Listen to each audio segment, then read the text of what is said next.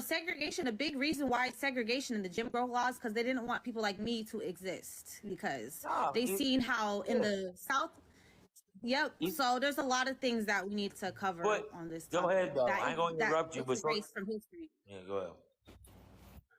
Sorry. Go ahead and say what you need to say. No, it's like you Go pass ahead. this up, but like just like for instance, like this is what people just don't understand, man, and you don't get it. Like it's like segregation, for instance, right? Like this thing, the same people, like this is what like, and I'm tired of hearing this shit from people, man. Like it's I lost, like people lost, people went in fucking shitting on me, the people that I looked up to, because I fell in love. Whoever I fell in love with was totally against it, right? But this thing, at the end of the day, I went in, and these motherfuckers lost relationships because, like, now they're like the people, like some of them, like my parents are going thanking God for my wife because she, like, not even queen, like I ain't gonna say that, but like, dude, she about her business, and like, dude, it's no different than, it's like, man, if you love me, you fucking love me, man. Like it's like, man, what, like, man? And I love to see that. I love that because sitting here. That's you're dating for the right reasons. You're not doing it for the wrong reasons. A lot of people go in interracial relationships. God made me that way. Amen. Amen. But people understand though. Like, do research. People just this is the problem with people, right? Black magic, Miss Magic. This thing. People cannot grow without taking responsibility for their fucking growth, and that doesn't have anything to do with like racism. It doesn't matter. Racism, like, dude, what are we talking about, bro? You racist? Like, dude, like, come on, man. Like, how you got so much? Here's my take on racism. So it's a choice. At the end of the day, it's a choice to be racist. But I don't believe in the victim mentality or nothing. This is just here so we could learn history, because it's very important that we know our history, because our history is erased. But yeah, nowadays the whole point of this little TED Talk I'm doing is that we understand our history, and that we could be grateful for the opportunities we have today that mixed race people did not have in the past, and so that we can make sure that we have a perspective on things. And yeah, when it comes to racism and stuff, it does affect our lives. It definitely does. But at the same time, I don't give a fuck if somebody don't like me. Like, that shit don't bother me whatsoever. No, Somebody like don't like me, but it don't bother me. But as a mixed race person, let me tell you, as a mixed race person, we can't escape racism, because look, we get it in both communities. So there's we can't escape racism. So that's why I'm about us building our own community, because it's like, no matter where we go, we're gonna deal with racism, and it sucks. But I don't get that, because my son don't experience it, my wife don't experience it, and I don't experience the shit. I experience it. I don't. Yeah. But that's the thing that's the thing about racism, though. A lot of people who don't experience it, they deny it, and they say that it doesn't exist. So it's like, that's why it's important for people to just speak on their experiences, and have spaces where they could validate their experiences, and that it's not going to be invalidated because somebody else doesn't experience the same thing they experience. So they're not going to really see it. They're not going to really see it. So that's why I created this space. Okay. Well, hold on. A lot of people. Let me get back to my TED Talk. I'm gonna drop you down so I get back to my TED Talk. But thank you for joining. I hope you learned something in this TED Talk, because a lot of people see. I'm just gonna explain why I did this. So thank you for joining, though. I appreciate your perspective. All right. So let's talk about it. So let's talk about the historic oppression of mixed race people, because it's not known about. And it's very, very important for us as mixed race people, to understand our history. Let's talk about the 300 years of anti-miscegenation laws. So in Virginia, they started the anti-miscegenation laws as the slave codes, because it was to oppress all people of color. It was to oppress Indians. It was to oppress Black people. It was to oppress mulatto people. It was to oppress all of us. Okay, so all people of color face oppression and historically in the United States, right? But everybody has a different story of how it played out between their communities. And there's a lot of parallels, of course, between like the mulatto community and the Black community, of course, because we were eventually put in the same category, right? But historically, like in the 1700s, they had their own identity. at that point, right? But they didn't want any rebellions, okay? Like the whole the white supremacists at that point, they didn't want us coming together because they were intermingling and they were intermingling and uniting. So they didn't want any, so they had to separate us. They put it in law. And if you were a white woman that had a mulatto child, she would be enslaved along with the children. So it's very important that we understand that the anti-miscegenation laws were to keep us separated so that we didn't unite and rebel against the powers that be. You know what I'm saying? So that's very important. So that's something that happened. It's something that happened to the Black community as well. You know, we talk about Tulsa, Oklahoma, about how they got their communities bombed when they were doing really well. That happened to the same thing to the mulatto communities. There was a lot of thriving mulatto communities that got destroyed. And that kind of lingers on today. There's a lot of fear mongering about our communities. There's a lot of fear mongering about our communities. That's why so many people don't want us to have a community, because they're scared that we're gonna, you know, rise above these people. Or like on both sides, on both sides, there's a fear of erasure, that if mixed race people exist, that's why they don't want us to have our own community. So there is a sense of oppression today, but I'm not gonna say that we are like more oppressed than another community. I'm not playing the oppression Olympics. Like, we don't do that. But at the same time, you know, we got to realize, you know, the historical factors of why things are the way things are today. Biracial people think racism from Black. I believe it is racism. To me, it is. I do. You know why? If you go by the definition of racism, right? The new definition when it comes to power, is systematic power. Black people have more power than mixed people. Because if we go into a Black community, we're gonna have to ask Black people for jobs. We're gonna have to ask Black people to for anything. There's Black communities. So I do believe you can be racist to a mixed person. I don't believe Black people can be racist to a white person, but they can be racist to a biracial person. That's my opinion on that. You can have a different opinion. You know, we're just here to talk. I'm just here to talk. Stop telling biracial kids they're Black. Tell them they're biracial. They're usually exactly. And that's due to the Racial Integrity Act, because there was a lot of white passing biracial people who were going into white society and elevating themselves. So they passed the Racial Integrity Act of 1923, so that it had to be that's when the one-drop rule came into play, when it came to making sure that white passing biracial and mixed people don't try to integrate into their society and get money and get land and get nothing for themselves. So that's why the one-drop rule was put in place. No logic here. It's logical. It's history. Human nature is not logical. Okay, I think it's really crazy and weird, a lot of the things that happen to us as a community. So what about soul food? Yep, a lot of soul food comes from biracial and mixed race people, because they were in the house, right? So that, like macaroni and cheese, that's from biracial people. So yep, that's very true. Oh my gosh. If you know who you are, why does I agree with you. No, I totally agree with you, Noah. I don't want acceptance. I don't really care about acceptance. I think that it should just be about self-acceptance. You know, but we have to just take into play like the historical factors of what happened to biracial people. Let's talk about the tragic mulatto trope that happened. So the tragic mulatto trope, that was like the trope that these tragic, horrible people are born into this society and they don't fit in nowhere into society, right? And that was a real thing. Like back in the day, like when it was super segregated, if there was because biracial people have been being born even when it was against the law. Like they've been here. We've been here for centuries. So it's nothing new. People think like, oh, biracial people are the future. But it's like, no, we're nothing new. We have a history that we need to understand, right? So the tragic mulatto trope was that it was hard for them to elevate in both societies, in the Black society and in the white society. So that's why they came together and created like their own communities and stuff. So this stuff's been going on for a long time, like the Blue Vein Society. And there's a lot of lies and myths around the Blue Vein Society, like I debunked that. I put that on my page about how it was a myth. It was a lie, really, that they had to have like white skin in order to get in and like to see their veins. Like that was a lie. It was just a community for mixed people because they dealt with the tragic mulatto trope, not fitting in anywhere. So they created their own communities, and people demonize that. Just like today, it gets demonized if we start our own communities today. Yeah, we are our own race. I agree. White people oppress people today. What's your point? Exactly. Exactly.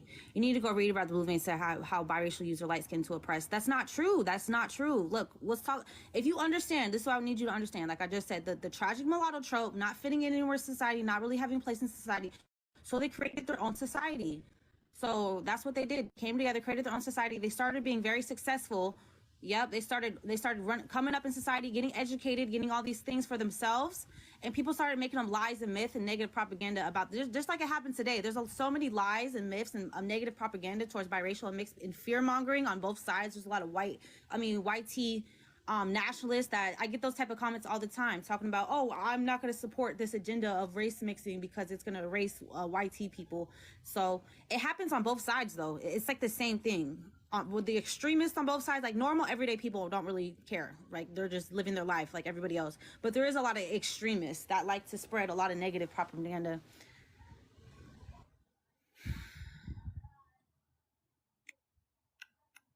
Yep. They were given Levitt when coloring the caste system fought for it. Some did not. Yep, that's true. Yep. All right. But I wanted to teach you guys about the mulatto axe murders too. Let me change this thing. Let me change this. I wanted to change this.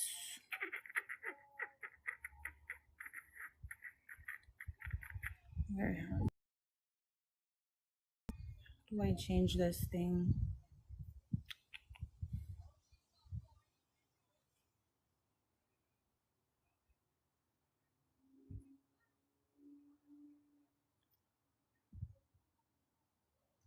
So the mulatto axe murders.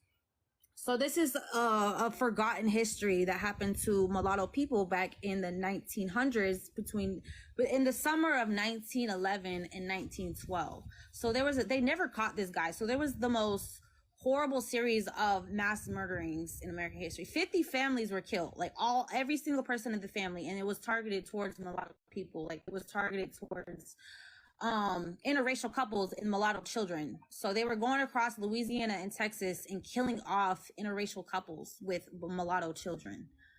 So, and it was 50 families that got killed. But they arrested somebody, but I don't think that it was a 17-year-old black woman that got arrested for it.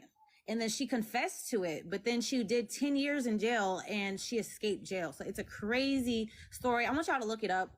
It's a crazy story, but it's part of like biracial history. It's part of our history right here. So it's so interesting to me that nobody really knows about it. You know, like the whole story of it is crazy. So I encourage you to look it up.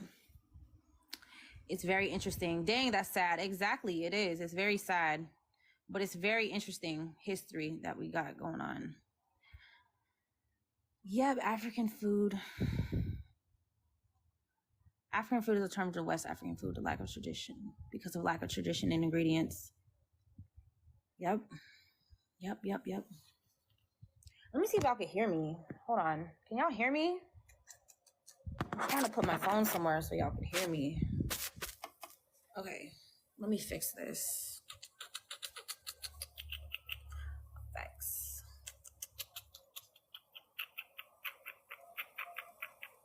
Okay. Yep. And it's crazy to me that people deny this. Like this is like something that's crazy or an insane concept that is just like how black people were oppressed in this country, and biracial and mixed people were oppressed too. And so were all people of color in this country at one point, because this is a white supremacist country. So why is that so crazy that, you know, biracial people face their own type of oppression that, you know, is unique to them? So why is that such a controversial thing to say? And why is that so bad that if we want to talk about it, like y'all trying to shut us up so we don't talk about these types of things? So I don't understand why y'all want to not want us to talk about these types of things, because, you know, I'm biracial, I'm mixed race, and I have a history too that is very important, that's been erased in this country. And then people want to act like it doesn't matter. We shouldn't talk about it, and it's not a big deal. But to me, it is. To me, it's very important. Okay, so that's what I think about that. Let me fix this real quick. Enhance effects. Yes. Yes. And so it continues to this day. All that being said, it continues to this day because look, I don't believe in a victim mindset or nothing. I'm very grateful, but I want us to be aware of our ancestors and what they had to go through back in the day. I want us to be very grateful for the opportunities we have today. Yes, there is still racism around. We should all, black, white, all of us should be working together to uplift our own communities and defend and protect our own communities, because racism is never going anywhere. Okay, like racism is going to be there. There's always going to be people who hate you for some other reason because they choose to do that, unfortunately, and that's just the reality of it. So it's like, but I do think that we should all be working together to uplift ourselves and working, because we got a lot of opportunities that they didn't have back in the day. So that's the whole point, that if you're mixed race today, just be really grateful for where we are today, because you got to look at the past and the historical things that mixed race people went through the past that we don't have to deal with today. So that's the whole point. Like, we've come a long ways.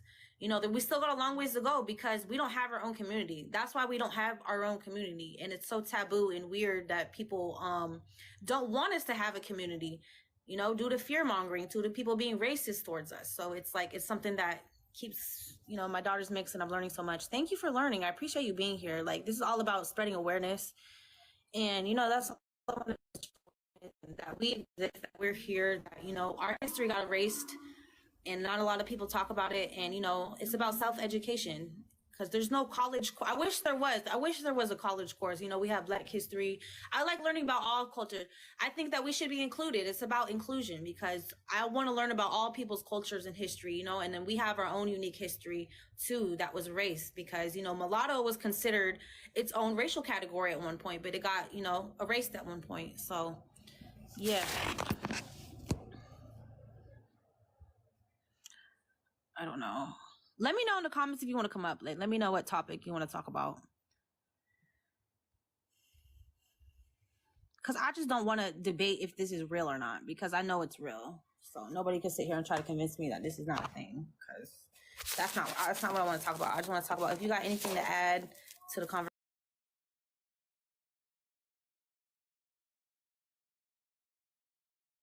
Twice, because all I see is a loading screen.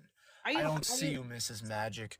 Show me you, and show me why the hell you think you're worthy enough to be on my stream, huh? You're not worthy to be on my stream. Do you sell lemonade? You stream, anyways. Anyways, I'm biracial. Oh, let's talk about that. Look, the first famous Black person in America in the 1700s was a biracial person.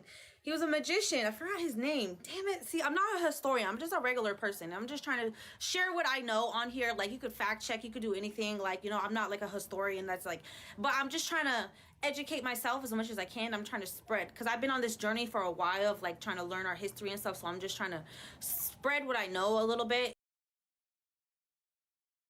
And then you could do your own research, and that's why I wanted to come on here to try to help build the community, so we could regather and reclaim our history together. Okay, yeah, he was a weirdo. Yeah, he was a weirdo.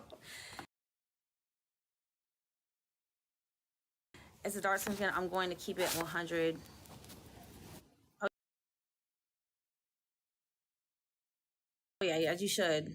It's definitely a thing, and it's truly disgusting. Absolutely. Absolutely. Absolutely. And like I said again, I'm not here to play the oppression Olympics. I understand and know on my Black culture and my Black history as well. And I'm very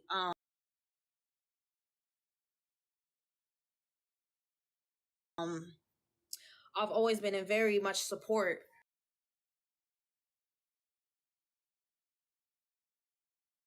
of the Black community, because I'm part of that community as well too.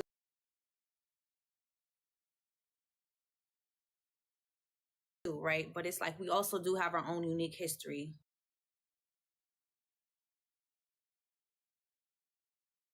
as well that we should be aware of. That I want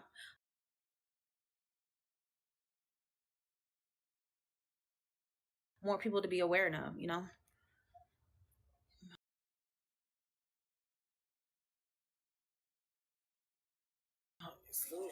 Is it lagging? I really like that point. Exactly. I'm going to pin that comment. Exactly. That's all that I want to do, is have us all come together in a spirit of understanding our own unique experiences. That's all that I want to do. So thank you for that comment so much. But like I was saying, so today, so I posted a video. There's a lot of content that I posted this about. So I posted a video of like Sage Steele, how like back in the day when Obama was president, she went on The View and then she got ripped apart for identifying as biracial. And that's something that still continues to this day, because it's like we live in a world where you can identify as anything. Like everybody's identity is respected besides the biracial identity, you know, and that's something that we're still struggling with today, is that we know we want our identity to be respected. I don't want to have to sit here and argue with people all day like about, oh, are you biracial? Are you black? Are you biracial or black? And keep going back and forth, back and forth, back and forth, back and forth. Because if I did choose because when I did identify as black, everybody was jumping down my throat talking about, you know, you're not, you're biracial, you're biracial, you're biracial. So it's like people want to keep us in a state of confusion, because honestly, I do feel like people want to control us, you know, and that's like that's the definition of oppression. Just like how people talk about biracial people were weaponized against this community or against this community, it's because they are being controlled, you know. So it's like, it's about knowing who the fuck we are, so we don't have to be controlled or be weaponized against any community, and we could just do our own thing and not always be used as a tool by this community or that community. And we could just really stand up for ourselves and do what's in best interest for ourselves, and not always having to submit to some other's will or submit to some other you know. Mulatto was never a race. It's identified as it is. There's a lot of mulatto history that I didn't know about, that's not really taught about in Black culture though. Like the mulatto axe murders and stuff like that. There's a lot of it that like the history, like the anti-miscegenation laws. I posted a video about that. If y'all want to check that out, it's very sad. It made me cry a little bit because it's just horrible. It's fucking horrible, but it's the reality. It's the fucking reality we live in. You know, I wish race didn't matter. I wish that was the thing, that we could all just like, you know, not care about racism and it would go away. I wish that was a thing, but we got to understand, like, racism exists and we got to navigate in the world. Like, this is us as biracial people realizing, look, we're going to deal with racism on both sides. And I do think it's racism. And how are we going to navigate that? And how are we going to come together? And I think the solution for us is to come together, build our own spaces, have our own community. And it's not about separating, like you said. Like, we're always going to be a part of each other. But at the same time, we do need our own voices and our own spaces so that we don't have to deal with disrespect. Because that's another aspect of it. It's normalized for people to disrespect biracial and mixed race people. Like, it's always jokes being made fun of and us being put down and us doing this. And it's okay and it's normalized and accepted. But at the same time, you know, that's part of what we got to go through, that we got to come together and figure out. Because that's why I think that a lot of people don't want us to unite, because it's okay. It's okay to like be racist towards us, you know. It's normalized, it's fine, it's accepted. But if we come together and unite and we don't stand for that no more, like, that's not going to be tolerated. There's going to be people held accountable. So as of right now, people are not really held accountable if they're racist towards us. You know, so that's the issue. That's why I want us to come together, because I don't want my children to deal with this. I don't want the next generation of mixed race people to deal with that, to deal with people thinking it's cool and okay to sit there and think they're whatever type of way. There's so many different things, think they're mutts or whatever the fuck, you know. So that's the problem. That's the issue. Hold on. So let me see. Here's the example how mixed race people history with people oppress them. Yep, I'm gonna look that up. See, I'm learning from you guys. Like, I wanted to come together and share what I know, and you guys share what you know, and I really appreciate it. But Blackness is a political position. It is definitely. The whole racial construct is fucked up. The whole racial hierarchy is fucked up, and I think that we should all be working together to change it and reclaim our identity and not letting somebody define I think all of us should be doing that, really, especially us as biracial people, because we got our identity erased from history. We get our identity erased from society. Like, we don't have an identity. So it's like, it's up to us to come together and reclaim our identity, reclaim our history, reclaim, you know, everything about us. So that's what I think about that. Let me see. Okay, I would still say biracial is not black. Yes, it is. Hey, y'all. Hello. Welcome to the live. Thank you for being here. See, that's something I reject. I reject that your race is based on skin color. Like, I reject that, you know, because just like there is black people who have the same skin color as me, but we're different. At the same time, we have different experiences. Like there's different communities that don't base their whole, that's an American concept. Like your race is based on your skin color. Like that's very American. And I don't agree with that. I think that, you know, if I'm a biracial person, the other person's biracial, even though if they're darker or lighter or whatever, we're still the same. Like we're still be in the same category. It's not, I don't like, I don't agree with that whatsoever. I think we should reject that categorization based off skin color. It should go off of ancestry. That's why, look, I'm the Euro-Afric. Like that's what I'm come from. Half of my ancestors come from Europe and half of my ancestors come from Africa. So that's what I am. Those are my ancestry. That's my genetics. And that's what I think we should base it off of, like off of ancestry and stuff. So that's what I think about that. You don't deal with the same things at all. Exactly. Your race is absolutely based off skin color. I don't agree with that. That's just an American. That's the American racial construct. Other cultures and communities, they go based off tribes, they go based off culture, they go based off of, but in America, we go based off skin color. And I think we should change that. I think that should be something that because why? Because if we're always thinking everything based off skin color, colorism is always going to flourish. So I'm against colorism. And that's why I think that we should not go based off of skin color or put a hierarchy of based off skin color. Like, I think that needs to go away. Kurt, we need to stop with the victim mentality. I agree with that. No, I agree with you. This isn't about victim mentality. This is just about learning history. But you know what? I should have changed it. It should have just been learning about mixed race history, period. Because there's a lot of positive aspects. There's always negative and positive aspects to history, right? So it's like, you know, we got to learn the negatives and we got to learn the positives. We got to balance it out, you know, and we got to be grateful for where we are today and the opportunities we have today that mixed race people didn't have in the past.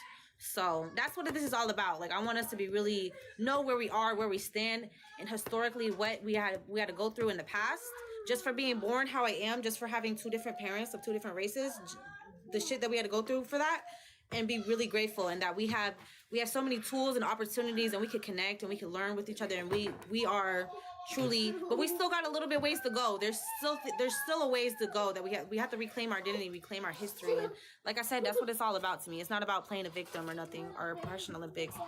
Mixed race is the cute. No, I don't agree with that. I don't think that's right to give mixed race children a job to end racism, because that's damn near impossible. Okay, because there's always gonna be people who choose to be racist, but I think that if you're mixed race, you're gonna be a lot less likely to be racist. There probably is racist mixed race people, but I do think you're gonna be a lot less likely to be racist.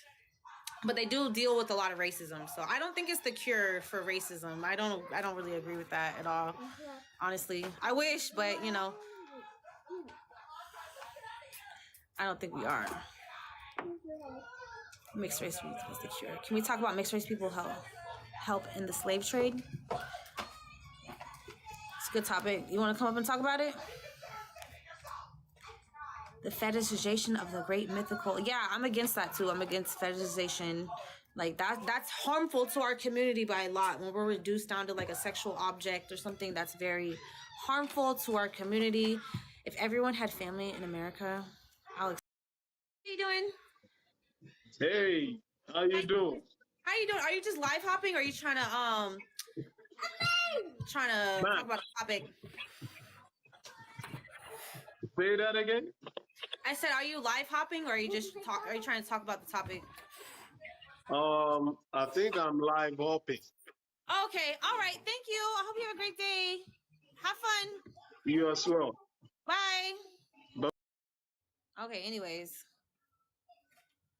How else would I have typed it? Everyone is mixed with something recent. Yeah, there is a lot of admixture, especially in America. Even though there were so many laws and laws against it, it still happened, which is crazy to me, because there's countries like Latin America, right? There was never any anti-miscegenation laws. They never had to deal with that. They even encouraged people, like in Peru, they had laws where you had to marry outside of your race. So it's just crazy, like the justification of American history and Latin, because they don't go based off race down there. They go based off of nationality more, because they're all so mixed up. So when makes sense to categorize themselves based off race, even though they have those racial categories and they respect mixed race identity more because much more of them are race. Versus here, we're the minority here, so it's not really respected. Like, we are a minority group that is very much highly disrespected in America because of the history of anti-miscegenation laws, and because of the two extremes. There's like a lot of black nationalism and white nationalism that are against us. They both agree that we shouldn't exist. So it's like, it's, yeah. Them curls are popping up. Thank you. I appreciate it. I really do. Yep. It's colonization. Yep. It's live. Live hopping is wild. I swear. I swear. Let's not. Yep. I'm going to talk about things that pertain to my community, just like everybody else. Everybody else on TikTok, they be advocating for their community. I be going through, let me see. I don't know. But everybody else on TikTok, I see they hold lives for things that pertain to their community. So it's like when we do the same thing, it's not socially acceptable. I feel like it's not socially acceptable to still be biracial or be mixed. Like, you have to pick a side. It's not a socially acceptable thing. So that's why I'm gonna keep talking about it until we can normalize it, you know? But people are like, I get comments like, oh, I'm not gonna support erasure because biracial people mean erasure for their race, even though biracial people and mixed race people have been existing forever throughout history, and like all these people are still around. So I think it's just a null and void point that people, no, I ain't picking no side. I'm picking my own side. The hate is literally for no reason. Exactly. Damn, good luck. It didn't happen with me though. Half white. Under the racial construct based in America. Exactly. White and black does not exist outside the exactly. It's the racial construct that we don't fit into. We're not included into that racial construct. We're not literally supposed to exist in this racial construct of black and white. Everything's like these little neat categories they try to put people into. We don't fit into it. Like, it doesn't work for us at all. It doesn't work.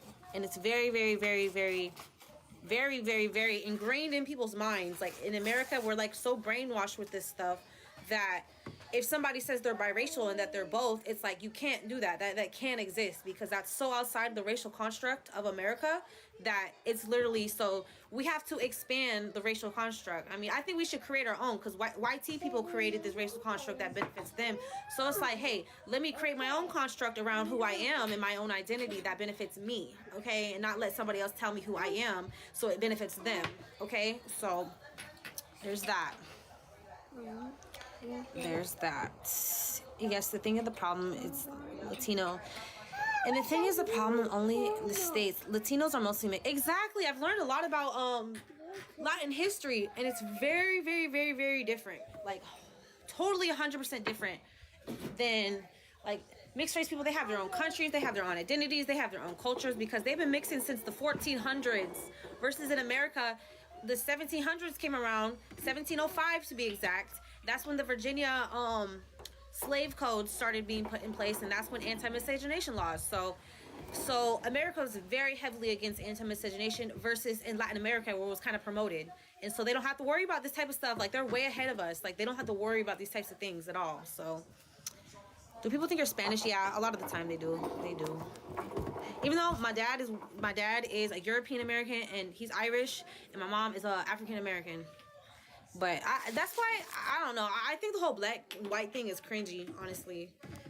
Because it's like I said, it's reduced down to skin color. I don't think we should categorize people based off skin color. Like, I don't agree with that. I think we should go based off ancestry. That gives us a sense of connection. That's why so many people in America have identity issues, because they're trying to create their whole identity on their skin color. And it doesn't work. Like, it doesn't work. Like, we should create our racial identity based off ancestry, so we can respect our ancestors and where they come from.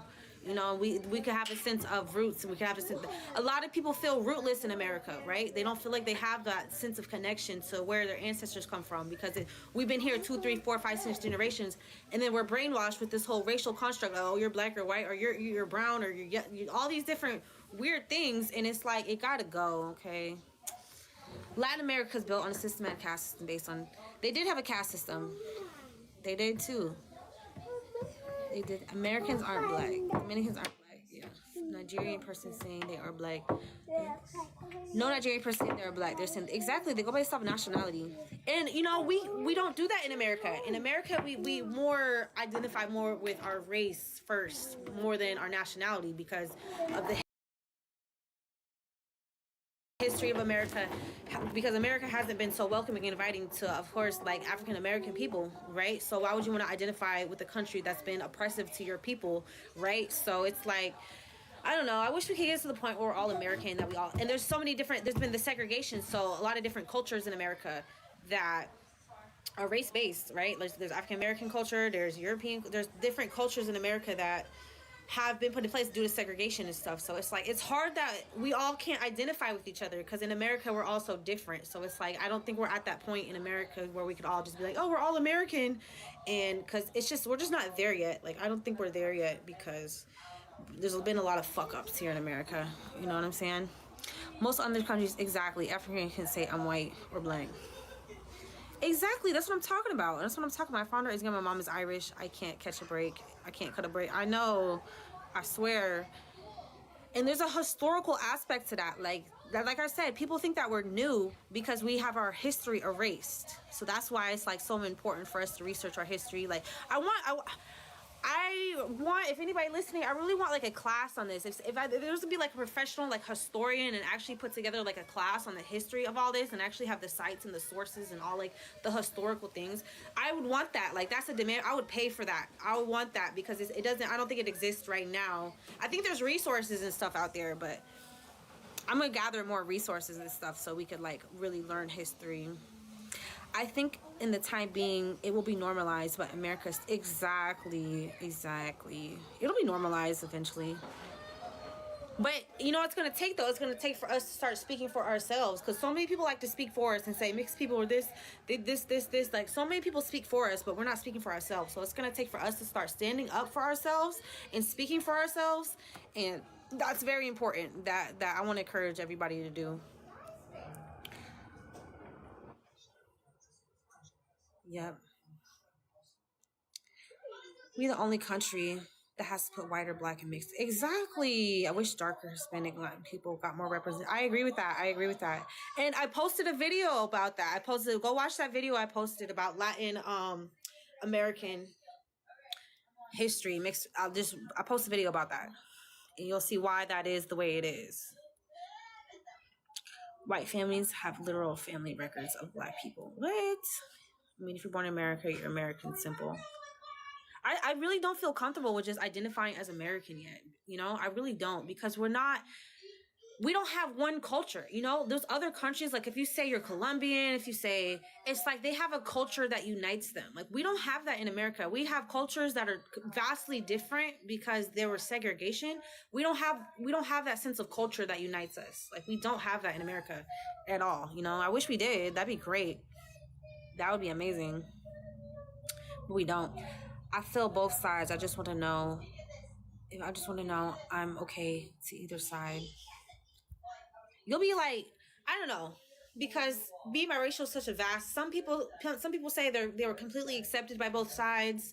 Some people say that they were rejected by both sides. Me personally, I feel like I'm halfway accepted in both. You know, because it's such a struggle being, you know, specifically half African American, half white, not white, but European American, because of the history. So there's a lot of animosity, there's a lot of tension there because of the history of oppression there. So it's so hard being both, because it's like I'm only accepted because I'm half black in this one, but the other part of me is not going to be accepted, and I'm only accepted because I don't really feel like, you know, they see me as black anyway, so I don't really, you know, a lot of them like black people though, like on the YT side. So me, I just feel halfway accepted by both, you know? I don't feel fully accepted. So it's like, that's why I want to create a community where I can feel fully accepted at, so I don't got to worry about that, you know? I ain't got to worry about all that. Let me see. When will mixed people been part of the American history, not oppressed, but led the way in American history? What? I don't know what you mean. When will mixed people been part of American history, not oppressed, but led the way? But led the way in African American history. Thank you for talking about this. There are more than us. Exactly. I appreciate you being here. I appreciate it.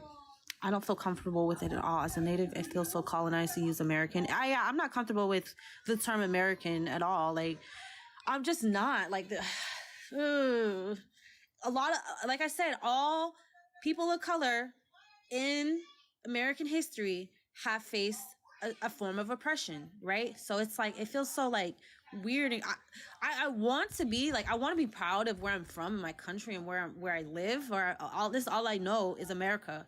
But it's so hard once you learn the history, and it's like, yeah, it feels colonized. It does feel like that. Like, and oh, that's why most of us kind of form our identity around the culture we're here in versus like the whole country. So there's that. I don't know what to do about that. I feel halfway accepted. Yes. I feel half accepted by Native American. Are you different tribes? Let me see. Are you I do enjoy being American. Most people want to be here. I do understand the discomfort though. Yeah, look, I've gone on my journey. I've tried to like really like, cause I used to hate it. I'm like, oh, fuck America. But it's like, I realized, man, I don't want to hate where I'm from. Like, I do want to like have a sense of pride in where I'm from, but I'm trying to get there. I don't know. I'm trying to find a sense of pride in my identity. You know, the American history is very brutal, right? So it's hard to feel proud of somewhere that you're not proud of the history of it. You know what I'm saying? Like, if it's like you a person, you made all these fucked up choices, how are you gonna be proud of yourself? Like, I don't know. There is positive. Like, I gotta look more of the positives, maybe. Maybe I gotta look more of the positives, you know? You read fast. Their issues, the labels, only issues for us. Yeah, mixed tribes. And that's crazy. That even happens. See, I didn't even realize that. Like, that happens in tribal communities as well, that you only feel halfway accepted, even though you guys are technically the same race. If you go by technically the same race, Native American, but that's a whole other level. That's interesting. But I think the cool thing about being biracial is that you could take the best of both cultures and kind of incorporate in them to your own. Like, you could pick and choose, kind of like, hey, I like this about this culture, but I don't like this. So you can kind of pick and choose and kind of create your own little way of life that's based off of, you know. So that's kind of my thing that I like to do. You know what I mean? You know what I mean? Yep, I understand. That's crazy, man. That's crazy.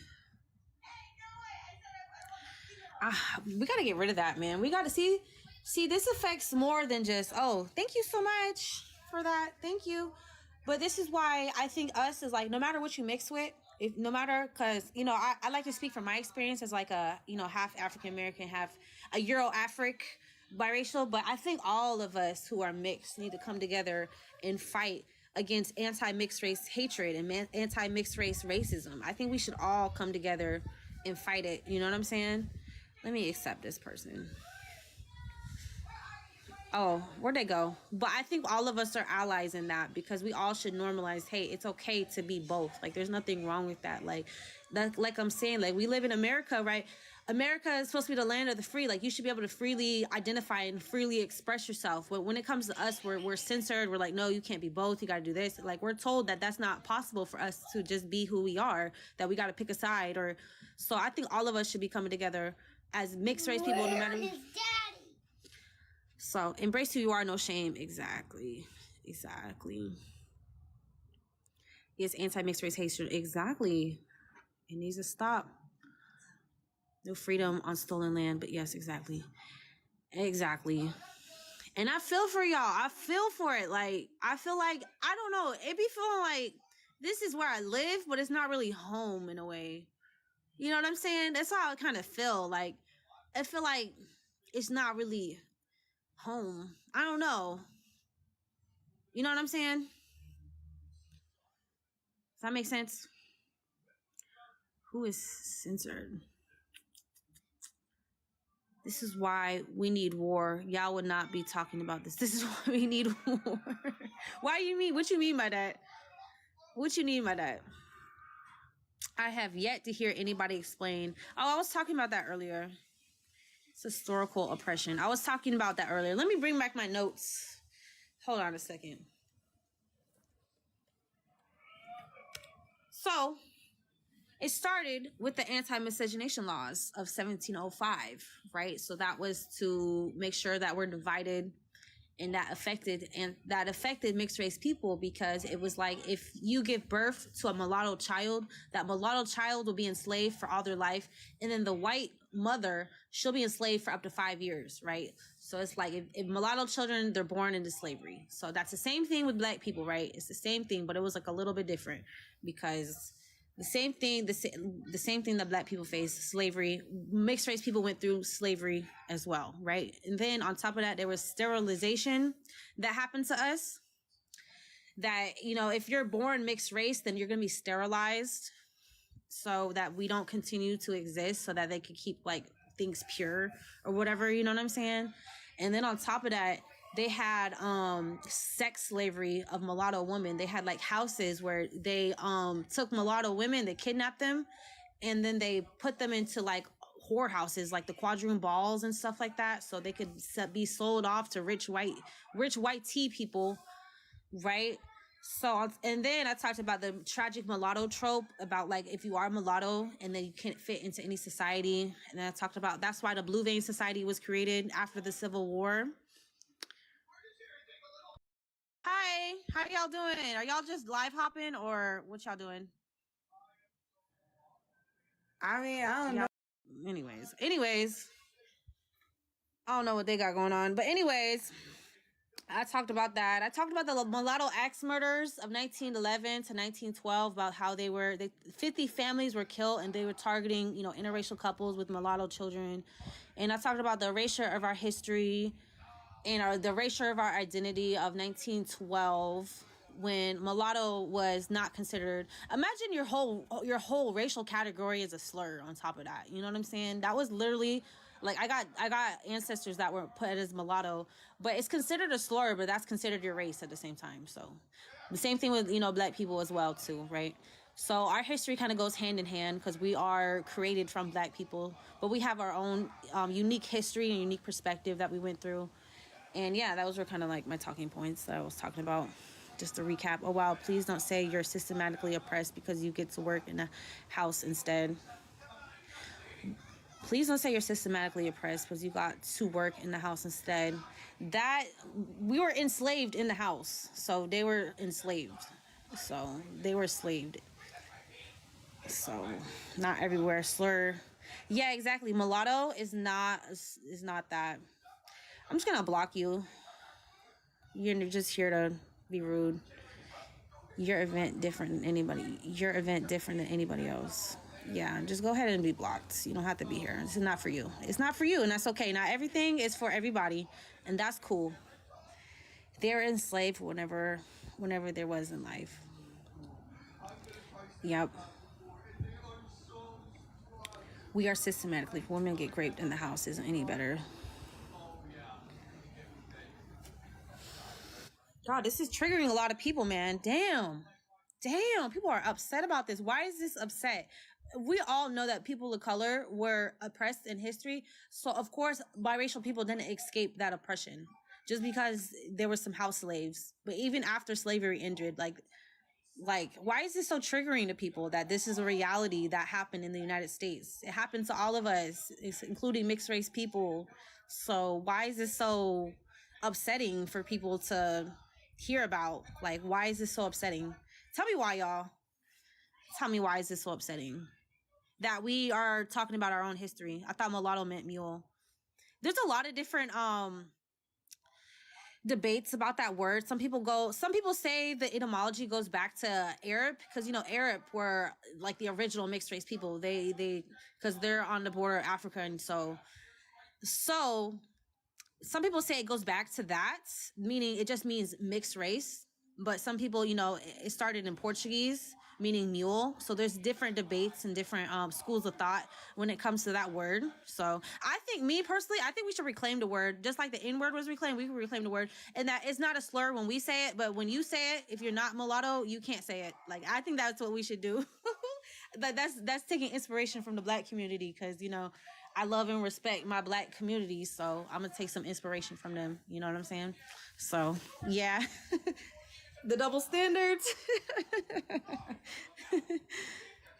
The double standards. It started in Africa, then enslaved Africans first, and that's true. It's true.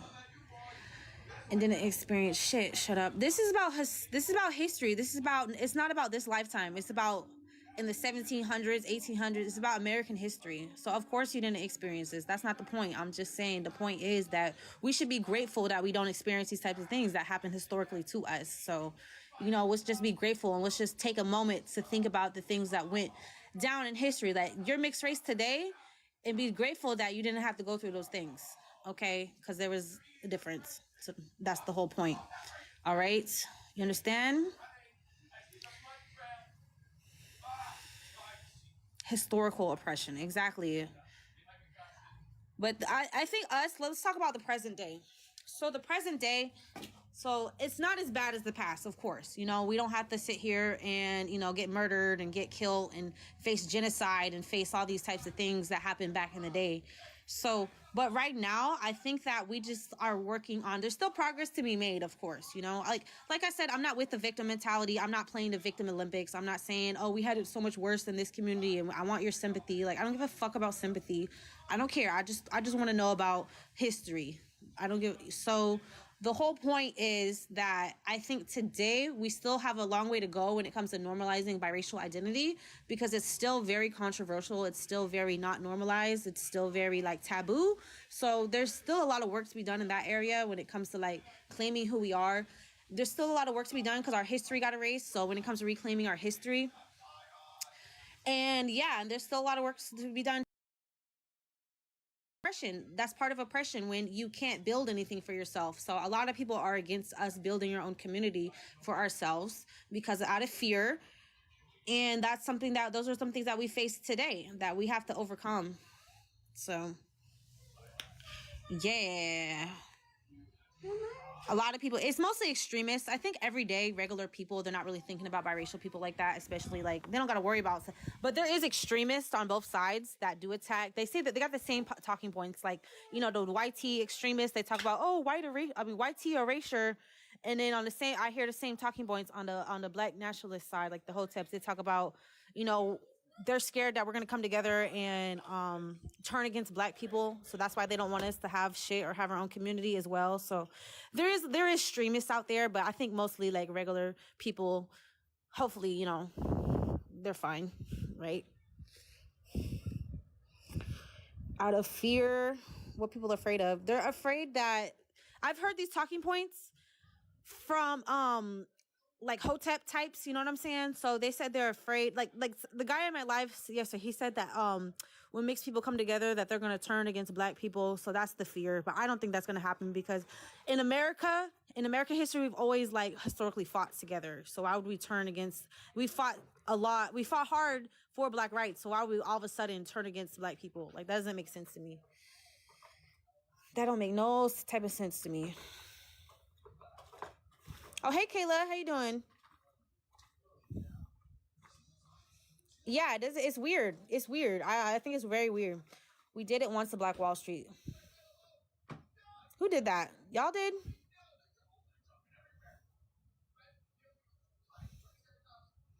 Literally zero oppression. You just want to be a victim. And I knew y'all were going to say that. You don't know history. Learn history. It's about history, honey. I knew y'all, the YT people, are going to come in here and say, oh, you're playing the victim and all that BS when we try to talk about the historical factors of what happened in history, in American history. So we just talking about history right now.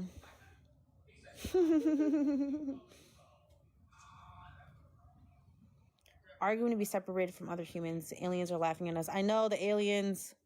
It's not about separation. It's just about people having a unique experience. What expression are you experiencing today? So, I don't think oppression is the right word for today. I'm not sure. I'm still debating in my mind. I'm still like, But this is what we face today. We face that our identity is not accepted. Like, you could be anything in America. You could be LGBTQ, you could be black, white, anything. Anybody could identify as anything. Like, that's the crazy part, that, you know, everybody's identity is respected, trans, this, that. But when it comes to, if you say you're biracial, all of a sudden it's like, no, you can't be that. Like, you can't identify as biracial at all. Like, it's weird. It's a weird thing. A lot of, it's something that, it's weird. So we get our identity, like, taken away from us and denied. So there's that. And then when it comes to us, like, building our own community, a lot of people there's a lot of pushback against it. You know, there's a lot of pushback against us trying to build our own community and having something for ourselves. You know what I'm saying? Because, so those are some things that we're facing today that, you know, I think we're strong and capable enough to overcome anything. So I think it's going to be okay. It'll be all right. I'm not sitting here. I don't want nobody's sympathy. Like I said, I'm just here to spread awareness and help, you know, connect with other. Have you been confused for other? Oh yeah, all the time. Look at me. Hold on. Let me turn on my mic real quick. Not my mic, but my light. Let me show y'all what I look like if you haven't seen me.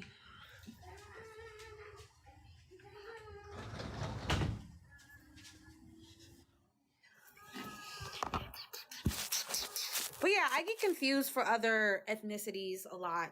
You know, I guess mostly Hispanic. You know, that happens a lot of the time. So yeah, that's what I look like though. Let me know if you can still hear me. Biracials aren't oppressed. That's why the black community pops up. Oh, let's talk about that's a good point. Look, the media representation, right? That's one thing, right? That the media representation of biracial people and how I'm against biracial people identifying as black, because that is black people erasing, like, that we're being the image, us biracial people being the image for black people. I'm against that, right? Because I want biracial people to represent biracial people, and then black people can represent black people, right? So I'm definitely against that. I think that is due to racism and being like the palatable black person. So it's like, I just want us to represent our own image, and that black people can represent their own image. But that, like, media representation, like, when it comes to real life, like, I mean, I don't know. I agree. You agree with that? Yeah. Zendaya is 1% out of millions. I request to join. Oh yeah, come up here. All right, come up here, Blue Jay. If I see you in the comments, then I will accept your request. So I know you're not just live hopping. I agree with some of the things, just not the title. All right, come up here. Come up here, Blue Jay. I'm gonna accept you. I'm gonna accept you. Yeah, go ahead and request to join again. We're strong together than separated. I'm multiracial. Look, here's what I think. I think that us as biracial people, you could only unite with your own community first, right? It's like, if our community is divided, how are we gonna unite with the other community? So it's like, first we gotta unite our own community, then we could unite with other communities, and then we could all work together. That's what they don't want. That's like that's what they don't want. They don't want us working together, you know, together. How you doing? Welcome. Hey, how you doing? How's it going? So you don't agree with the title? So, like, 'cause you was okay. I'm glad I got to listen a little bit, because I realized I started to agree with, like, some of your points, like, a lot, and I rarely hear other people say that point. But I just don't agree with, like, kind of painting, like, biracial people as, like, oppressed in some kind of way, when I feel like they're really, like, not. I feel like it's No, just kind of just. historically they were. Today, I wouldn't call it oppression. I don't know what I would call it, but I do think we do have some issues that we do face today. But I wouldn't call it oppression. I'm not sure. But historically, there was some historical oppression there. If that's what I was just talking about historically. But, you know, like, I think that, I don't know. What you think? Well, actually, before we get on to that part, because I'm gonna let you kind of tell me a little bit more about that, because I am interested to hear that. But so the part where you were saying, because this is the part that I agree with, the part where you were saying that biracial people shouldn't be categorized as black people, I 100% agree that a person who has a parent, as at least one parent that's not black at all, should not be categorized as black just because they have one parent that's part black. Like, that's actually part of slavery, like the slavery mindset, because there's the one drop rule. That's where that came from, slavery, because white people wanted to keep their race, quote unquote, pure. So for us to still hold on to that today is like we're still carrying slavery mentality.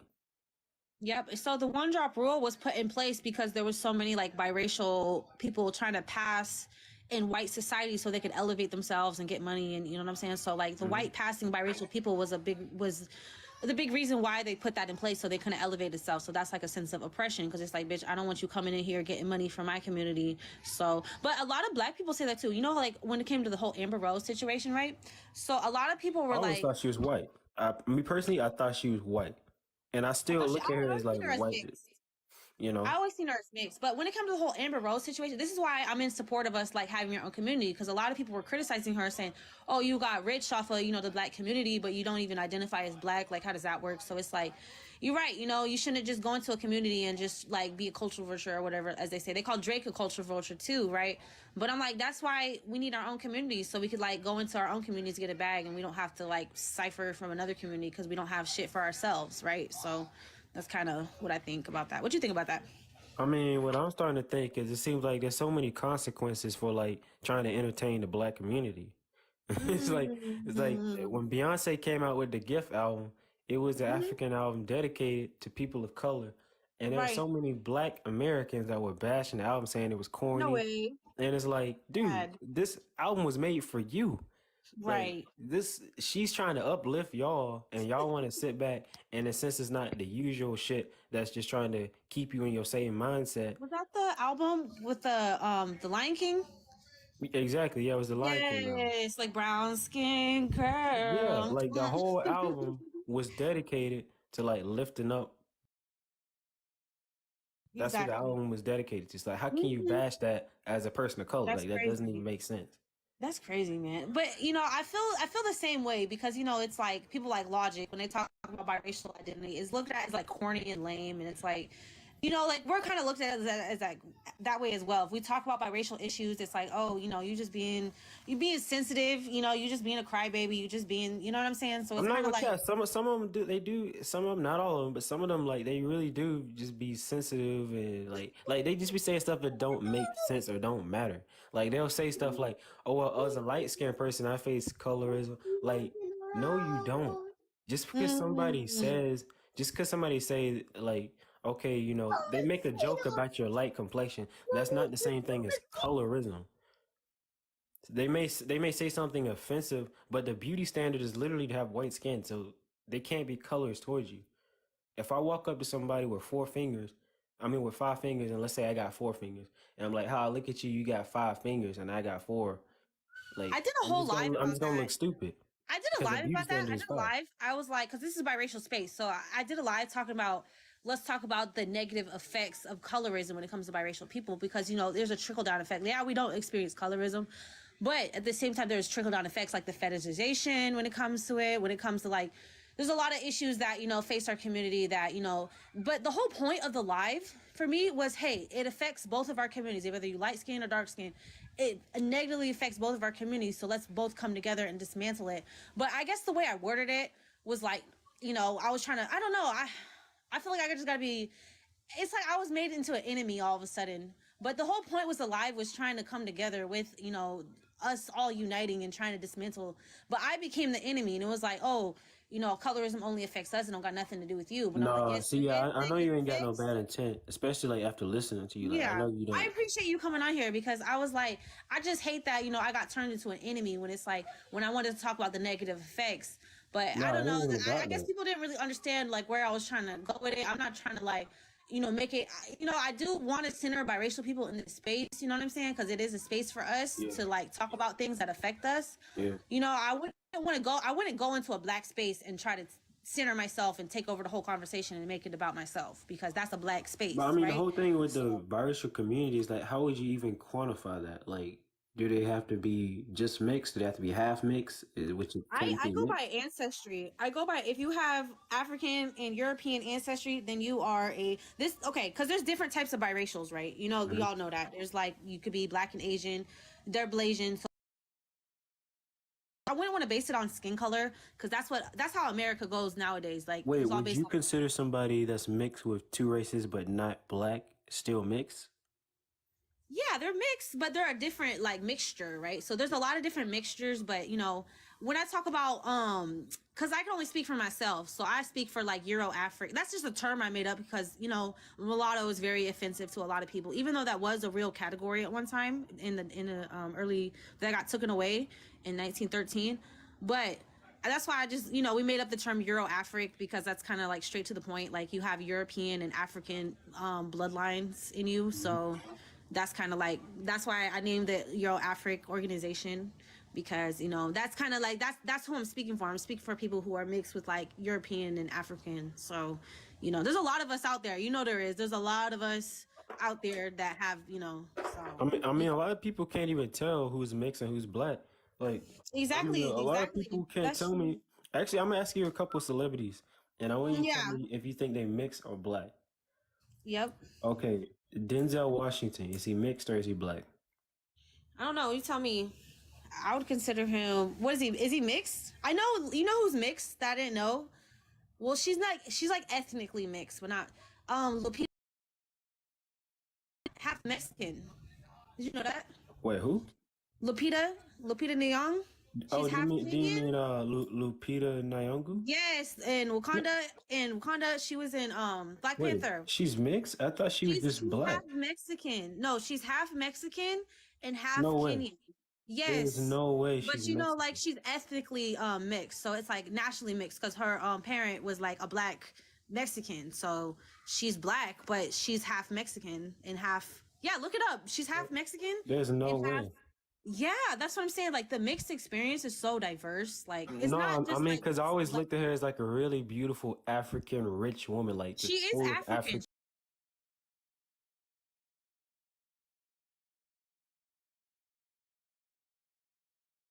She's half African, but she's half Mexican as well. I mean, but no, that kills it though, because it's like if she's only Why only is it half. kill it? She's still half African. She's still Kenyan. Because like I was like Look really it proud up. to see that, you know.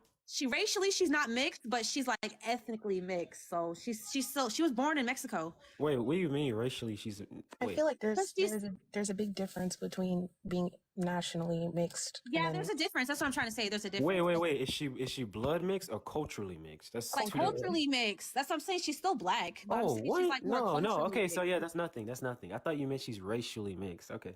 No, I mean she's culturally mixed. It's like she's half Mexican. Mexican is a nationality, it's not a race. Exactly is what I'm saying. But she was born in Mexico. So okay.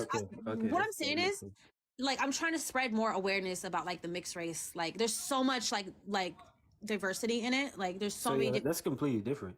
Yeah, that's different. That's a whole different thing, right? But what about Beyonce? Is she mixed or is she black? Beyonce, well, her mom is mixed, right? Her mom is Creole.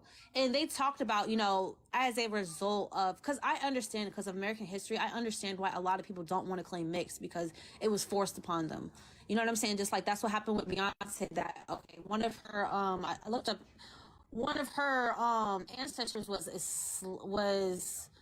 they married like the slave owner and had like 6 or 7 kids. So she does have mixture in her family. So she does have mixed. I consider her mixed, to be honest. Wait, what do you mean don't do Beyonce? Somebody said don't do Beyonce. How is discussing her race doing Beyonce? I do consider her mixed. Just like I consider Amber Rose mixed. Yeah, Beyonce is definitely mixed. She's heavily mixed. I consider her mixed, even though, you know, I understand. Okay, this is what I mean. Somebody said Beyonce is black AF. Come on. I consider her mixed. Be serious. Beyonce's mom is actually more European than her mom is black. But let's talk about who claim, like, people claim people are black based on desirability a lot of the time. Like Rihanna, like nobody's gonna ever not claim her as black because of the desirability politics when it comes to it. You know what I'm saying? And how you gonna call Beyonce? Yeah, how you gonna call Beyonce not mixed when literally her whole name is from the Creole culture? I was gonna ask, like, how do you feel about people identifying as only one race, and it's usually black if they're mixed with black? How do you feel about that? I understand it. I totally get it, because I was at that point too. You know, I used to only identify as black, but it was black people who said I'm not black, and I was like, okay, let me kind of reevaluate. You're right, because I was like, they're right. It hurt me because I identified as black my whole life, and then it really hurt me to my core. I was like, no, like I got my black card taken away, you know? So it was like, but I reevaluated. I was like, you know what? You're right. I am my own thing. So that's why I started kind of like identifying as biracial and finding like, you know, biracial spaces and, you know, so, and it's been really good for me. It's been really healthy for me because, you know, I found people that I relate to and it's been good. But going back to the question. Wait. Honestly, So what about that comment? Because the person who was saying Beyonce's black, they were saying because they themselves have a Creole mother and their dad is black, I guess. And they say that they're black as fuck. Like I'm looking at them and like I guess I can see maybe Creole, but like they are more black passing than Beyonce is. mm-hmm. Mm-hmm. But like, I mean, then again, look at Beyonce's sister. I mean, you can still tell Beyonce's sister is, you know, mixed with something, Yeah. but she People like, does look more black than but Beyonce. people who like Rihanna and Beyonce and Malcolm X, you know, it's like they definitely identify as black, right? And it's like, that's cool, man. That's fine. Like, who am I going to sit here? I don't believe in identity policing. Like, I'm not going to sit here and be like, oh, well, I don't know. I'm not going to argue with people about how they identify. You know what I'm saying? Like, I'm not going to do that. Like, however you choose to identify that you feel like best fits you, then go ahead. That's how I feel. But I feel like it best fits me to identify as biracial. So I just hate that it gets so much like pushback on it, even though a lot of people agree. Like Blue Jay, I'm grateful you're being here, being respectful. Like that's all I ask for anybody in these spaces is just being respectful of the biracial identity. And I'm grateful for that. Like I really appreciate that. So. Bro, Amani, what do you mean Beyonce doesn't look mixed? Does she look like she comes from the Sahara in Africa? Like she's clearly a mixed woman. Like look at her features. But yeah, let me welcome. I have to disagree with that statement right there because there are people that aren't mixed that look like Beyonce. No, I haven't seen one. A lot of, like, I haven't seen one fully African black woman that looks like mixed. Beyonce. So, you know, like Madagascar, that's a whole island of Blasians, basically. Like there's a whole. People have been race mixing forever. I don't think we really understand like a lot of like what mixed means or like the history of a lot of mixed people because there's a lot of mixed race tribes and stuff in Africa and all over the world, really. You know what I'm saying? So it's like there's because that's what people do. They come together, they mix race, they create whole cultures and. That's human. That's part of human history. But right, even Washington's mixed. Yeah, she's mixed. Kerry Washington. She's mixed with Indian. No, I thought you meant Carrie Hilson. I was thinking of somebody else. No, Washington. Well, let me welcome Blessed Abundance. How you doing, Blessed? I'm well. How are you? Thank you, everybody. I'm one of these people who if you saw me, okay, you could say that, you could say that I'm black. I've been in situations where when I moved to Florida, I've had Hispanic people come up to me and start speaking Spanish automatically because I look Hispanic. And I have a Creole mother. I have my mother's Octoroon, okay, which being Octoroon, she's what would be considered 3/4 white. Okay. Yep. And my dad is, he's Native American and black. He has, light eyes and light skin. So with me, both of my parents growing up, they identified as black, but they were clearly mixed, which made me even more mixed and even more racially diverse. So that kind of puts me in a situation where, I'm always straddling communities because there are even people that look at me and say, I look Middle Eastern. So it's like, it's all a matter of perception, actually. Exactly. It is a matter of perception. It is because like when people say, oh, you're always going to be seen as black, that means you're black. It's like, that's not true. We're seen so many different ways. And it's like, we can't base our identity based off perception. That's why personally me, I don't like to go off skin color because, mixed people are so diverse, you know what I'm saying? And skin color and ranges. So it's like, we can't just base that on skin color. Bro, but the whole industry mixed. The whole industry's mixed. Rihanna's mixed and Nicki Minaj mixed. They're mixed. Beyonce is mixed. Like, and if you don't know what they're mixed with, this is all online. Rihanna's dad is half Irish. Yeah, somebody said light skin doesn't automatically mean mixed. And I agree with that. That's why there is like light skinned black people that have fully black parents. But it's kind of construed too a lot. Like you said, you're we cut like the generations before us, there was the one drop rule strongly in place. So it's like if you're mixed, you identified as black. So there can be a lot of light skinned people who are like, oh, my parents are black, but their parents are actually mixed, but they identify as there. That it's Yeah, like, it's not you even know, just their skin complexion; it's their features too. Like nobody's And just I saying have, because they're okay, light skinned. because I have 3 daughters, right? mm-hmm. And because the man that I married is a dark skinned African American man, and I'm a light skinned, I identify as a black woman. Mm-hmm. When my daughters came, when they were born, all of them look different. I have one daughter that looks just like Mulan. Okay. So people are always See, asking her, who's your dad and who's your mom? And it got to the point where my daughters actually had to make a chart and say, this is my mom and this is my dad. And when they got together, they produced me because all 3 mm-hmm. of them look different, you know? Yes, that's my experience And as well. so, All okay, that's totally my experience as well. I totally relate to that, and because my husband, he's biracial, he's the same way. He got a black mom, white dad, just like me, right? And all of our kids look different. One of my sons, he's white presenting. One of them looked like a little Hispanic kid, and my daughter, she looked just like me. And they all look like I have different baby daddies or something, but I don't. And yeah, it's definitely something us mixed race people experience. Like our kids come out any kind of way. Like they're not like a set phenotype, So it's like we come out any kind of way. So it's kind of the beauty Bruh, of it. It's kind of bruh, interesting. right, Am I in the comments were saying black features are diverse, but like, come on, you can't tell me you can't tell the difference between a black American and a person from Africa. Like, right, when they come over here, they're African before they even open their mouth. Like, you can right. just tell looking at their features. Like, their features look like raw. Like, it They looks have, yeah. like the original features. Like, it don't look like it's mixed with nothing. I disagree. Not everybody in I mean, Africa most of the looks the time. same. Yeah, but like Are you Africa saying is a that? very huge continent. West Africans look completely different from East Africans. Are Yes, you South facts, saying facts. Africans that I'm and the they talking about, I'm same. talking present about West as? Africans. I'm talking about West Africans. Are Because you saying I that heard they East present Africans are as mixed. being Yeah, East stereotypical? Africans, a lot of them are like kind of mixed with like Middle Eastern and like The Arabs, Indian and stuff yeah, like that. yeah, Yeah, because like the Arabs Eritreans have and been. Ethiopians. Mm-hmm. Oh, sorry. Go ahead, blessed abundance. What? Okay, when you say that they present as being black right off the bat, are you saying that they present as what we perceive black, quote unquote, to be? The stereotypical phenotype for blackness? You know Are you what? saying that that's what they present?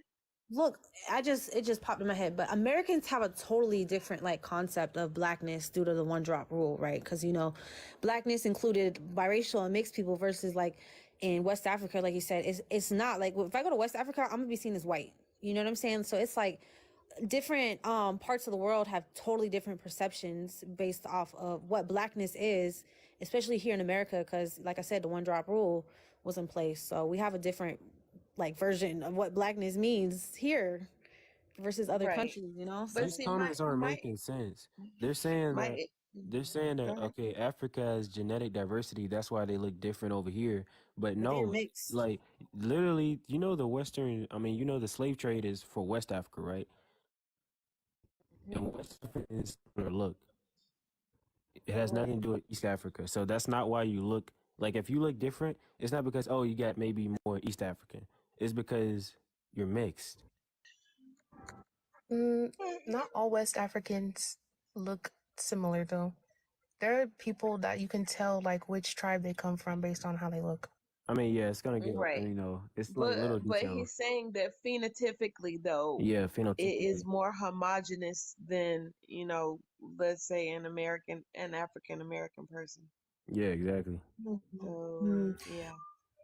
Yeah, because look, my whole point is, the whole racial construct of America is fucked up, right? Because we're going off of like the whole concept of like blackness and whiteness, where whiteness is on top and then everything else is at the bottom under. Like all that shit's fucked up for all of us, right? So It it's like, is. yeah. So the whole point is this is like, everybody, I just want all of us to reclaim like who we truly are, like, you know what I'm saying? And just really define who we are, not based off a YT supremacist view of race. You know what I'm saying? Right. So that's the whole point of this. So it's like, I know who I am.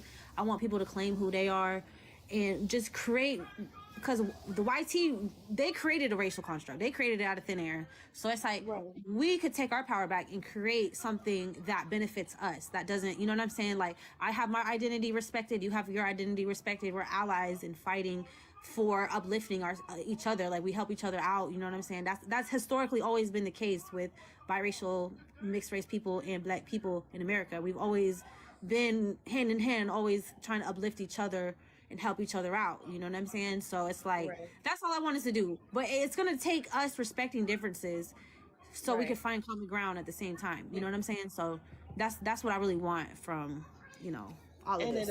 It affects me personally because I have grandchildren, and one of my grandchildren, they're from the same parents. Okay. One, they have a white father, and of course my daughter. Right. So, but they present differently because my grandson presents more, you know, he's darker skinned. He still presents as mixed, his hair, you know, his features, but he presents darker skinned than his sister because his sister presents Caucasoid, period. Yeah, my son is like that. He presents very white presenting, very white presenting. So I don't want that to cause a problem between those two siblings. Yeah, same. That's my kids. Like, my kids are like that too. So it's like, I just want them to be able to share an identity that's not based on skin color, and just know who they are, respect their ancestry, and make sure they're educated about like the past. You know what I'm saying? Making sure they know their history so they could, you know what needs to be done in the future. Like, we want our identity to be respected, right? Because it's like, it's always like, that's what somebody told me on one live. They're like, oh, your son's gonna be white, but then it's like because I don't agree with like the whole race is based off phenotype thing. It's like, so technically I got all three. If that's how we're gonna do it, all three of my kids are different races technically then, right? So they don't have phenotypes, but it's like, I can't go based off of that racial construct. I can't go based off that. I gotta go based off of my ancestry, because they all share the same ancestry at the same day. They just look different. I understand that. You know what I'm saying? So, because I'm looking in the comments and I'm seeing that I think it was Ara. She said having a light skinned mother was so traumatic as a dark skinned woman. And being raised in the family that I was raised in, I understand that because my family was very colorist. Okay. So I was light skinned, but my cousin was dark skinned. Okay. And my family was very colorist. And I can remember my grandmother saying to me, she kept saying, don't bring home anybody that's darker than you. And I was raised with that. That's crazy. And that's people why we need actually, to get rid of that. you know, don't bring home anybody that's darker than you. So when I grew up and I married my husband, who is a beautiful chocolate man, you know, then everybody was looking at me like, really? You know, and I'm like, you know, that's what I like, you know. Right. Whereas when my daughter, and it happened to my daughter because she married, you know, her fiance is white. So when she brought her fiance home, my chocolate ex-husband was looking at her like, really? You know, and I got blamed for it though, because it was like, you did this, you brought this into, you know, you made it so that they could feel that they should marry out of their race or whatever. But up until the time that my oldest daughter met her boyfriend, who happens to be African American, she was dating strictly Asian people. And my youngest daughter, she likes Hispanics. So it's like, everybody likes who they like, but it freaked me out because that raised eyebrow culture, like you brought this person home, is still pervasive, and I was like shocked, you know. Wow. That's deep, man. That's deep because like I said, you know, the whole race mixing is still a taboo because there's such a deep history of anti-miscegenation laws in America, right? So it's still very taboo because everybody want to preserve their own image and all this shit, right? So it's it's a thing that we got to deal with as mixed race people, Right. it's something hard. It's something hard to deal with and hard to navigate. And then there's the issue of like, because I've lived all over the United States, right? So let's just say because I live in the South now, okay? And I'm a light-skinned Black woman. I live in the South. So if I go outside and I meet somebody, the second thing they ask me after they ask me my name is, what do you mix with? Okay. Right. Now, if I go to California, which I lived in California, I never got asked that. It was never an issue. Nobody ever brought it up. It's probably because, the South, right? There was like a more history of segregation down there, so there's way less mixed race people due to that, right?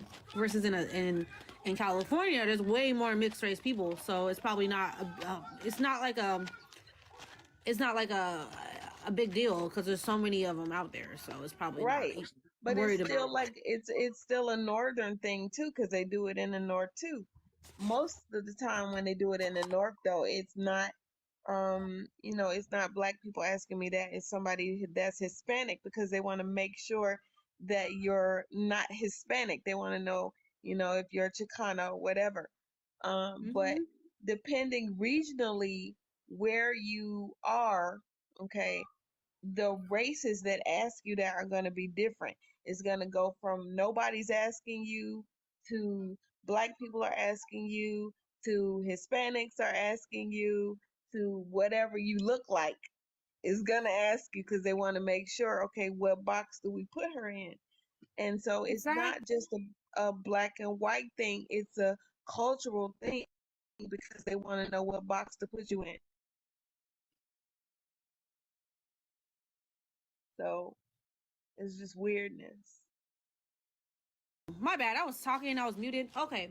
But like I was saying, we don't fit into like the whole racial construct of America, because it's like we don't have a box that we check, really. You know what I'm saying? It's not really recognized. Like in other countries you could check like your mix, and then you check like the Pacific mixes. Like in the UK they have that, but here it's like if you check like 2 or more, or like it's like you're automatically put as Black. So it's like or you get to be other.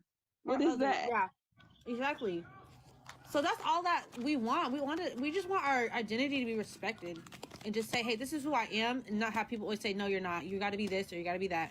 And it's like, that's what we're fighting against. So we just want to make sure that our identity is respected, and that's it. Like, that's all that I ask for, really. You know what I'm saying? That's not too much to ask for. That mixed race people's identity is respected, and that we don't have to always. It's exhausting.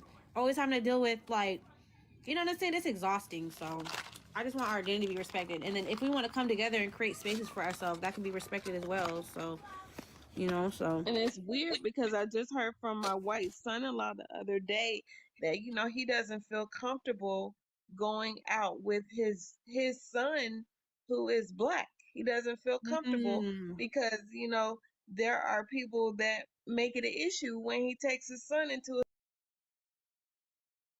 and so, and that's something that we don't talk about either, that it's not just us that it affects. It can affect, that white parent or that Black parent who is going out with their mixed race child who may be darker or lighter presenting, and the problems that they have to go through as a result. Exactly. Because my son is very white presenting, and I don't feel no type of way about it, you know what I'm saying? But I know people look at me funny, and they're like, and they're like, it's weird, like, people think it's weird that all my kids look different, you know what I'm saying? Because that's not normal for, like, most races. But, when it comes to us, our kids come out any kind of way, and it is what it is, you know what I'm saying? And it's, like, a beautiful thing, really, because it's, like, a genetic lottery, but it's not, like, normalized, you know what I'm saying? It's not, like, something that is, like, seen, because we're always, like, it's just not something that's visible to people, or people see it, so it's just kind of weird to people. But that's okay. We're gonna keep uplifting ourselves and uplifting our voices, and have some type of visibility, so it can be like, hey, this is what we experience as mixed race people. Our kids come out any kind of way, and we're still all part of the same thing, even though we all look different. Because I'm not going based off skin color. In a mixed race community, I don't want to have that whole racial hierarchy in here. You know what I'm saying? Right. Like, I don't want colorism. I don't want none of that. Like, I don't want it. Like, I reject all of those ideologies and things. Like, nah, nah. Because I I'm reject moving in with Marissa. She says she's Hawaiian and Mexican, and it's Mexican. normal where she Hey, is. I'm moving in with Marissa. hey, right? That's what's up. A lady assumed my mother was kidnapped. Oh my God, that's crazy. Yeah, I've had That's that too, where crazy. people have assumed that, my daughter or my son-in-law was kidnapping one of their kids, or that, one of them That's was so the nanny or crazy. whatever, you know. Yeah, because it's not normalized, like being mixed race and having mixed race families and so many. You know what I hate too? You know how like it's becoming more visible in media, right? But people are like, it's an agenda to erase us and all this bullshit. Like people think that it's an agenda if mixed race people are visible in media and stuff like that. Like it's crazy. Like I'm talking about like interracial couples, because there is a lot of visibility of like mixed race people, but they mostly identify as black, so they don't really identify as mixed. But that's a Right. topic. But I just hate that so many people are so mad that interracial couples getting like visibility or something is like a issue, and they're pushing an agenda, or you know what I'm saying. So, or when two, like we never hear about when two biracial people come together, like when you're mixed, you know what I'm saying. If somebody two mixed people come together and they create kids and they're all different, like that Yeah. was a shock to me because I did not know. I thought my kids were gonna come out looking exactly, but that was a shock to me when that happened. I was like, whoa. But then I talked to other mixed people and it's like, oh yeah, that's a normal thing, like that's how it is. And so I did not know that. Like it's not talked about, but it's an interesting thing. I just like looking at all the diversity and what can come of, anybody coupling in any way. Because like I Exactly. said, I have one daughter that she looks straight Blasian. If you look at her, she does not have a bridge on her nose. And she has, the almond shaped eyes, and she's beautiful. I have one daughter that is more Creole presenting. If you look at her, she looks straight Creole. I have Mm. one daughter she really looks, if you look at her, she looks Sudanese, Mm-hmm. you know? That's And the cool so thing. all of my children, they look different, but they're Mm-hmm. from the same parents. And it's Mm-hmm. like, it makes none of, nobody any less beautiful, but Right. and I had no idea when I created my children that they would come out looking like that. And none of them really look like me because they're all darker than me and Mm-hmm. they're amalgamations of features. So when we go out and they call me mom, and people are looking at me and they're looking at my kids going, "That's your Yeah. mother." It's like, did she adopt Yes. you? Are you genetically hers? I'm like, yeah. Yeah, I was there at all their births, Mm-hmm. That's but crazy. it's a thing that people want to make it an issue, particularly in the South. They want to make it an issue, and particularly with women, it's an Mm-hmm. issue more so than with men. I haven't seen it be that much of an issue with a man, but Right. with a woman, they want to just, ooh, she's this and that, her hair, because when I was growing up, there was this big thing about my hair, okay, because I had really, really long hair, and my mother was a hairdresser, and so I used to always have people come up to me because my hair was sandy, okay, so it would change colors, whatever, with the seasons and whatever. So people Mm-hmm. would feel, within their rights to come up to me and say, is that your hair? Can I touch it? Or they would literally touch my hair. And I'm like, Mm. mhm. And see, the thing is that this is weird because I just went through chemo, and chemo changes the texture of your hair. Now, I've always Right. had Okay. like the curly puff, right? I've always had a curly puff, a thick, Mm-hmm. curly lion's mane. But now, since I've been through chemo, my hair is straight, okay? So Mm. it makes me look even more culturally diverse and culturally ambiguous because now my hair is straight. So it's like I miss my curls, you know? and I don't have them anymore. So that's another thing that works kind of against me when I'm trying to assert my blackness or my, my my ethnicity, because I really can't, because how, where it Right. puts me at a disadvantage. Let me see if I could get this right. Hold on. Exactly, because, okay, somebody came on my stream one time and they were like, us in America, like mixed race people, when we start creating our racial identity, it's like a process that we go through, right?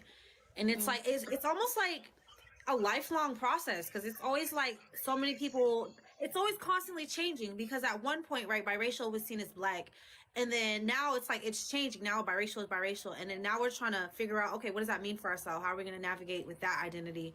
And then it's like, when our kids come out, like, how do we make sure we feel like, we're all like, my family's like, it's not like we're all different, we have different identities, because you want to like identify with your family, and that we have, you know what I'm saying? So it's like there's so many factors in there that we have to navigate, that is so like, because that's the factor that I have to navigate too. My kids don't look like me, they look all different in all sort of different ways, and it's like, you know what I'm saying? So it's like, but I don't want them to identify based on their skin color, you know what I'm saying? I really want them to just know their ancestry, like, hey, this is your ancestry, this is where you come from, this is your history, this is who you are, this is where, my family history. Like, I really want them to like have that knowledge, so they don't be confused. I want the whole like trope of confusion to go away, because I want us to really just know exactly who we are. And we get confused when we allow people dictate our identity, you know what I'm saying? So it's like, we gotta stop allowing people to like dictate our identity. So that's what I really want. Like, people trying to control our identity and dictate. It's like, oh no, you have to do this, you have to choose, you have to do this, because there's no options for you. So it's like, no, we're reclaiming our power and be like, no, this is who I am. I know exactly where my ancestors come from. I know my history. I know exactly who I am, and there's nothing confused about me, baby. Okay, like, that's what we do. That's what I'm teaching my kids that. Oh, here's my daughter. Come here, say hi. Here's my daughter. She look like me. Look, but my other ones don't. My other two sons. That's my daughter. Hey, okay. Gorgeous. And see, the thing about the colorism thing, because I've been a victim of colorism on both sides, where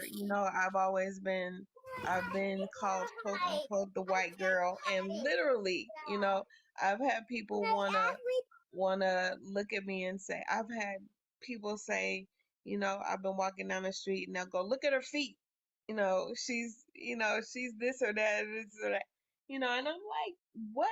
But on the other side of it, I don't claim to be better because I'm lighter. I understand that me being lighter is I understand where that originates from, and I accept that. It doesn't make me better because I'm lighter. And the assumption of that is something that, as a mixed race person, I have to deal with, that people have this perception that I may feel that I'm better because I'm lighter. But it's not true.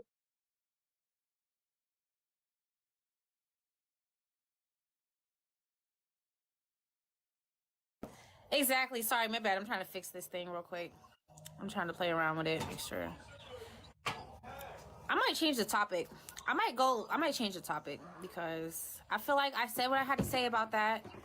And, now we're moving forward, and now we're trying to figure out like how we're going to navigate in present day.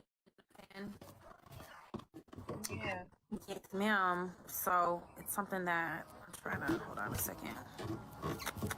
Because we have a whole tribe of people that are coming up behind us. Exactly. And we have to make safe spaces for them. Exactly. That's the whole point. That's what inspired me. My kids, I want to make sure they have spaces that they can, they could be in, that they could feel comfortable in their identity, that they're not gonna, we wouldn't, and we wouldn't have to do that if our identity was already respected. Like, if I could go in these different spaces and do this, and my identity is respected, I wouldn't feel the need for like a safe space, right?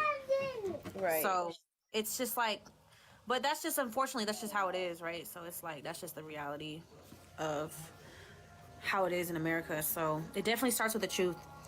Black if they have a white mother. And like the confusion, like let's talk about that. It's the confusion around, oh, you know, there's so many different standards that people want to place on biracial people to see if they're black or not. Like some people say, oh, you're the seed of your father, or you know, some people say, like, it's so much confusion that we have to reject. Like we have to be clear about who we are. Like like I don't want to pass this confusion on to our children. You know what I'm saying? Like, I don't either. I want them to know. I don't want them to have to go on this whole lifelong journey of like, who am I? Like, like I don't want them to have to go through that. Like, I just want them to know who they are from the get go, and then they don't have to worry about stuff like that. They just know who they are, and they be around people who like respect them, and that's it. That's all I want. Like, I want them to be respect who they are, know who they are, and choose to be around people who respect them, so they don't have to sit here and feel like I don't fit in on both sides. I don't fit in with nobody. And I also want them to connect with other biracial people and have have other biracial friends around and know that, you know, they're not alone. Like this is not that one thing like that you have to feel alone in. So yeah. Yeah, they need to have their own tribe too. Yeah, because exactly. That was the thing with me. I didn't growing up. I was the only child, so I didn't really have, you know, a tribe to say, you know, this is, you know, you can be part of this or part of that. And because I grew up in the South, because I grew up in Alabama, you know, and I grew up during the 80s and, you know, all of that, where things were really, really polarized. It was, okay, I'm not black enough to fit in with the black people, and more white people accepted me than black people in my own neighborhood. So, right. You know, what do you do in that case? You know, how can I be as black as you want me to be when you won't accept me, and I'm literally forced to be, you know, with other cultures because mine won't accept me. Exactly. So yeah, but somebody said the black community is biracial. What do you think about that? I don't know if I agree with that. I think there's admixture in the black community, but I don't think everyone's biracial. Like that's a different thing. But there's definitely admixture there. Of course there is. But yeah. But you know, I don't think you're gonna identify with somebody like that. If you have a great grandparent that was white, I don't think you're gonna identify like as biracial, or I just don't think because everybody it has to be a little bit closer to you. Yeah, I think because most humans have admixture, you know what I'm saying? So it's like, you know, most people, but still like people identify with like the dominant, you know, thing that they are. So there's that. But yeah, this is I love having these conversations so much, you know? I love it. Like I really, because it's like there's not too many spaces to talk about these types of things, you know what I'm saying? Right. So it's just such a relief. And like I've been doing this for a minute, you know, for like a year, for like trying to have these type of conversations and stuff. But it's such a like a niche thing and a small thing. So that's the TikTok. So many people are open to it. I'm so grateful. I'm being like received really well on TikTok. Even though there's a lot of people who, you know, don't. It's not for them. Not everything's for everybody, and that's okay. But this is for biracial people, where we could navigate these types of things. So we could, you know, and it just makes me happy. It makes me really happy to like do this, you know. Right. You know what I'm saying? So what do you identify? Identify as a Euro. I mean, what do you think about that term? I don't know, because that's like a term specific to like, you know, if you're black and white, but white tea, or you know what I'm saying? So I don't know. There's so many different what do you feel about that though? Like, you know how like terms for themselves, you know what I'm saying? So they could know exactly like their ancestry. Like, how do you feel about that? It's kind of like, you know, the whole I kind of equate it to, you know, the LGBTQ community and how they have like all the designations now. And it's like I'm this, and this, you know, it's like a buffet. You can just pick and say I'm this, and this. So so I kind of equated to that, where you get to just say, you know, I'm this, and this. And there is a truth to it. You are this, and this. And I think that, you know, for the longest time, Europeans could say, you know, I'm Irish, I'm Danish, I'm, you know, whatever. And nobody looked at them funny, you know, when they start naming their ancestral heritage. But when we do it, it's like, you're what? Say what now? You know, so I think we should be able to, you know, do the same thing.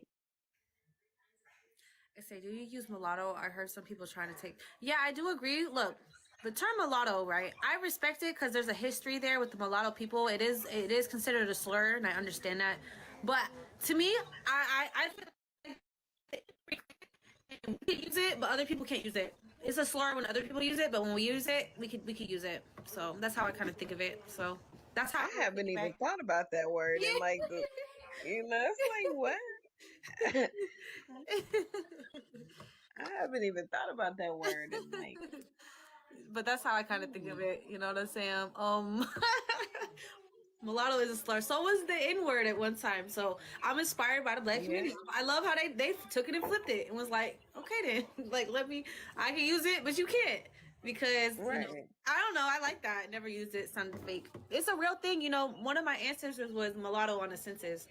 So it's a real It was a category at one time. It was literally a race. It's the actual term, that they got rid of. You know what I'm saying? So it was actually and they got rid of it in like 1912 or 1911, like early 1900s. Right. But before that, yeah, some of my ancestors were considered a mulatto. And I was just in a room where we were discussing, race relations or whatever. Mm-hmm. And I felt so bad for this poor lady, okay, because she was up on the panel and she was trying to make a point. And she said the word colored in that panel, and the people just went out the box. And I was like, wait a minute. She's trying to make a point. She's not being, she's not trying to be insensitive. I mean, mixed race children, but and it's like, wait a minute, don't get down on her because of her verbiage, right? Colored, that's I was talking to a South African one time because they were like, in America how that's viewed as like a derogatory term, but in South Africa it's actually viewed as like a term of endearment. Yeah. So it's like different cultures have viewed things totally differently. So just like the word mulatto, in Latin American culture, everything's freaking derogatory in America. Everything gets turned into something freaking negative, doesn't it? It's the same thing as saying people of color. The only thing is that you have that of in there. It's the same thing. So it's like, okay, calm down. It's sad because people don't want to be reminded of history, so it's like they think of color, they think of like the 1960s and shit. So it's like, I don't know. I just feel like we are everybody's so sensitive. Terms. Yeah, and we're always changing terms. Went from like Negro to Black to African American to this to it's like, you know what I'm saying? So we're always changing terms. So it's like when I'm trying to come up with a term for myself, it's like there's so much pushback on it. There's like, oh well, it's weird. So it's like it's just always changing. Like shit's always changing. Woman of color sounds like unity. Oh, okay. Somebody just give me a note. Just write stuff down and let me know what I can say and what I can't. I'm just to that point. Yep. Please don't sleep on the fact that you're part of the Black community. We have period. I agree. All these different colors and 72 genders, and and it's weird because on that aspect, it's weird because when I went to college and studied psychology as a prerequisite to becoming a sex therapist. So, even the terminology and the way that they teach it now has changed because of the diversification. So and that's accepted now as being point of fact. So when it comes to the race thing, can that also be accepted as point of fact without people looking at you crazy? Exactly, because it is a fact. Because you can't change your race, so it's like you are who you are. But people are always trying to tell us who we are. But at the same time, people are like, you can't change your race. Gender and race are different, and it's like. But I can change my gender and identify as a tomato, and that is not only it drives me crazy but it's everybody's like, yeah, it drives me crazy that everybody's identity is respected, but our identity, when we try to identify exactly as what we are, it's not respected at all. And it drives me crazy. It's like I can be accepted if I identified faster as a duck, okay, than I can if I identify faster as something other than what is considered accepted racially. Mm-hmm. So Exactly. They'd be like, So oh, it's like she's a duck, let her quack, whatever. Yep. So it's like we still got a ways to go when it comes to that. But I think we got to keep, letting our voices be known. We're not going to get nowhere by being quiet about anything. So it's like we just got to keep like trying to spread awareness and be like, hey, this is who I am. I know who I am. I'm not confused. I'm not this. And no, you don't have any power to dictate my identity. You don't have any power to tell me how I should identify whatsoever. Like, no, like I have power over who I am. And I know who I am. So part of it makes me want to opt out and just identify as a duck. I think it'll be easier.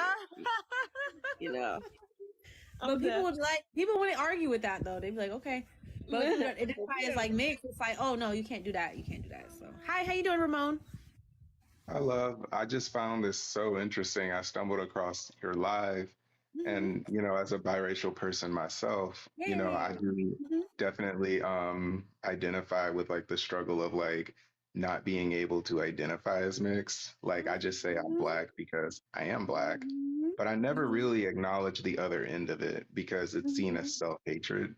But at the same time, I've come to this point where it's like, well, why do I want to divide? It's like why make a biracial community? Like what? Like I don't understand the purpose, and it could be because I'm too deep into the whole, but it does help to have discussions like these, So my reason, because I used to identify as Black as well too, right? So I was like, oh, okay, I'm Black. I like growing up, we're taught that, right? And then, I would go in Black spaces and it was like, I was not seen as Black because I was taught, oh, you're going to be seen as Black. So that's why you identify as. So it confused me when it was like, oh, these spaces, you're not seen as Black. So I was like, oh, that was totally like mind blowing to me. So I was like, what? And then I'm seen as biracial, right? So I was like, oh, I'm perceived to be biracial by the Black community a lot of the time.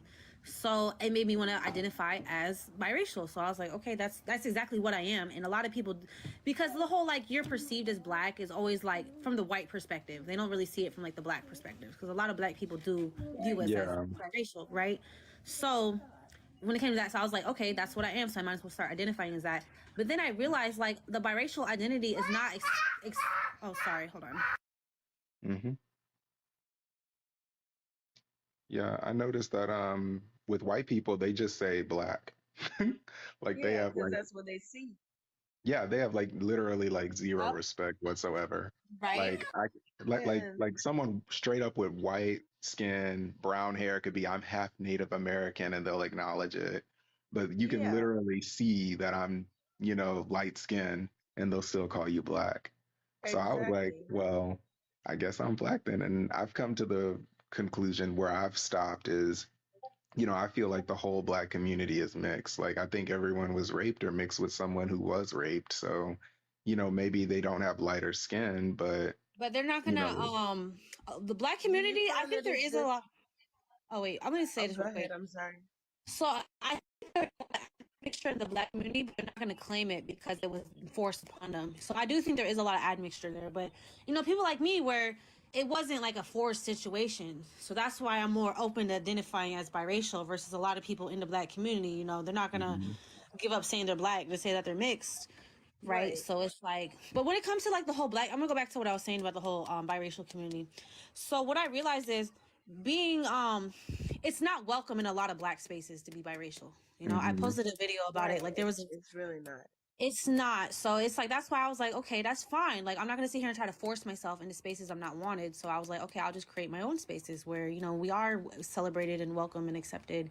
And I'm not going to sit here and try to change people's minds, be like, oh, no, I am Black. Because it's like, it gets exhausting trying to argue with that with a bunch of different people. Because if you try to convince this one person, there's going to be 1,000 other people who think the same way. So it's like, I don't know. I just got exhausted trying to always and then there's this underlying thing in the Black community where if you're light, you have to maintain it. It's like, don't get any darker than XYZ, Yeah, I hate and it's that. like this unspoken rule where, if you're light, you have to maintain that lightness or do something to make the lightness even lighter.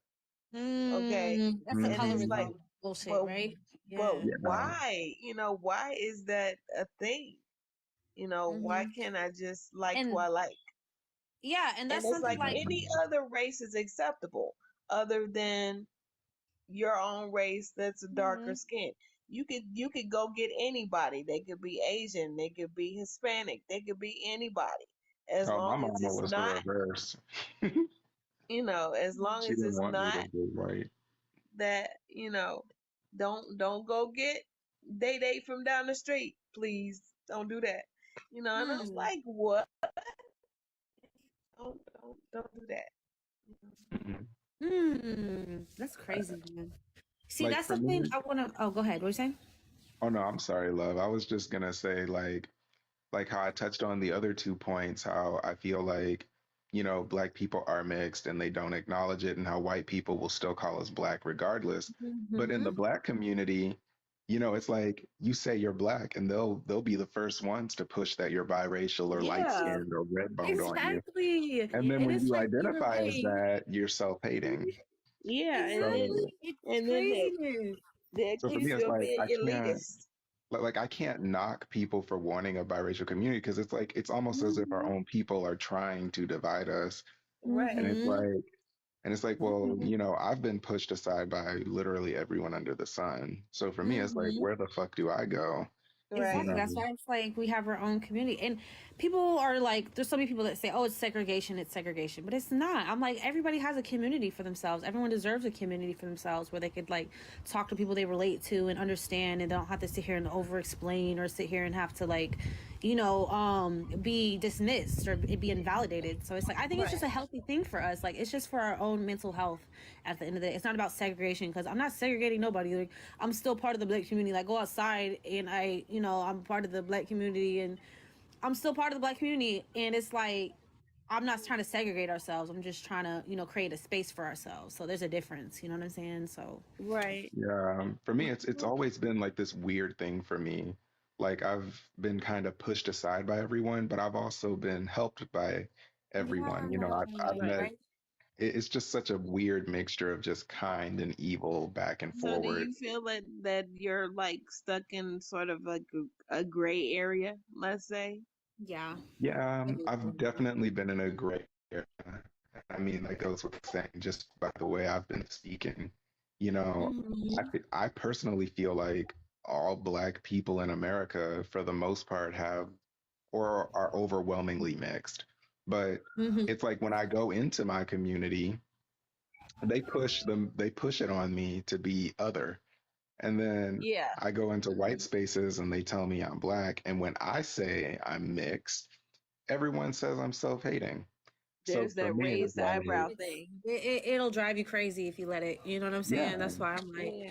I ain't gonna let it drive me crazy. I'm just gonna do what I feel like is in my best interest, and that's not gonna harm nobody. Us having a community is not gonna hurt anybody, right? It's not us identifying as biracial. It's not gonna hurt nobody. Like, that's not hurting anybody at the end of the day, Right.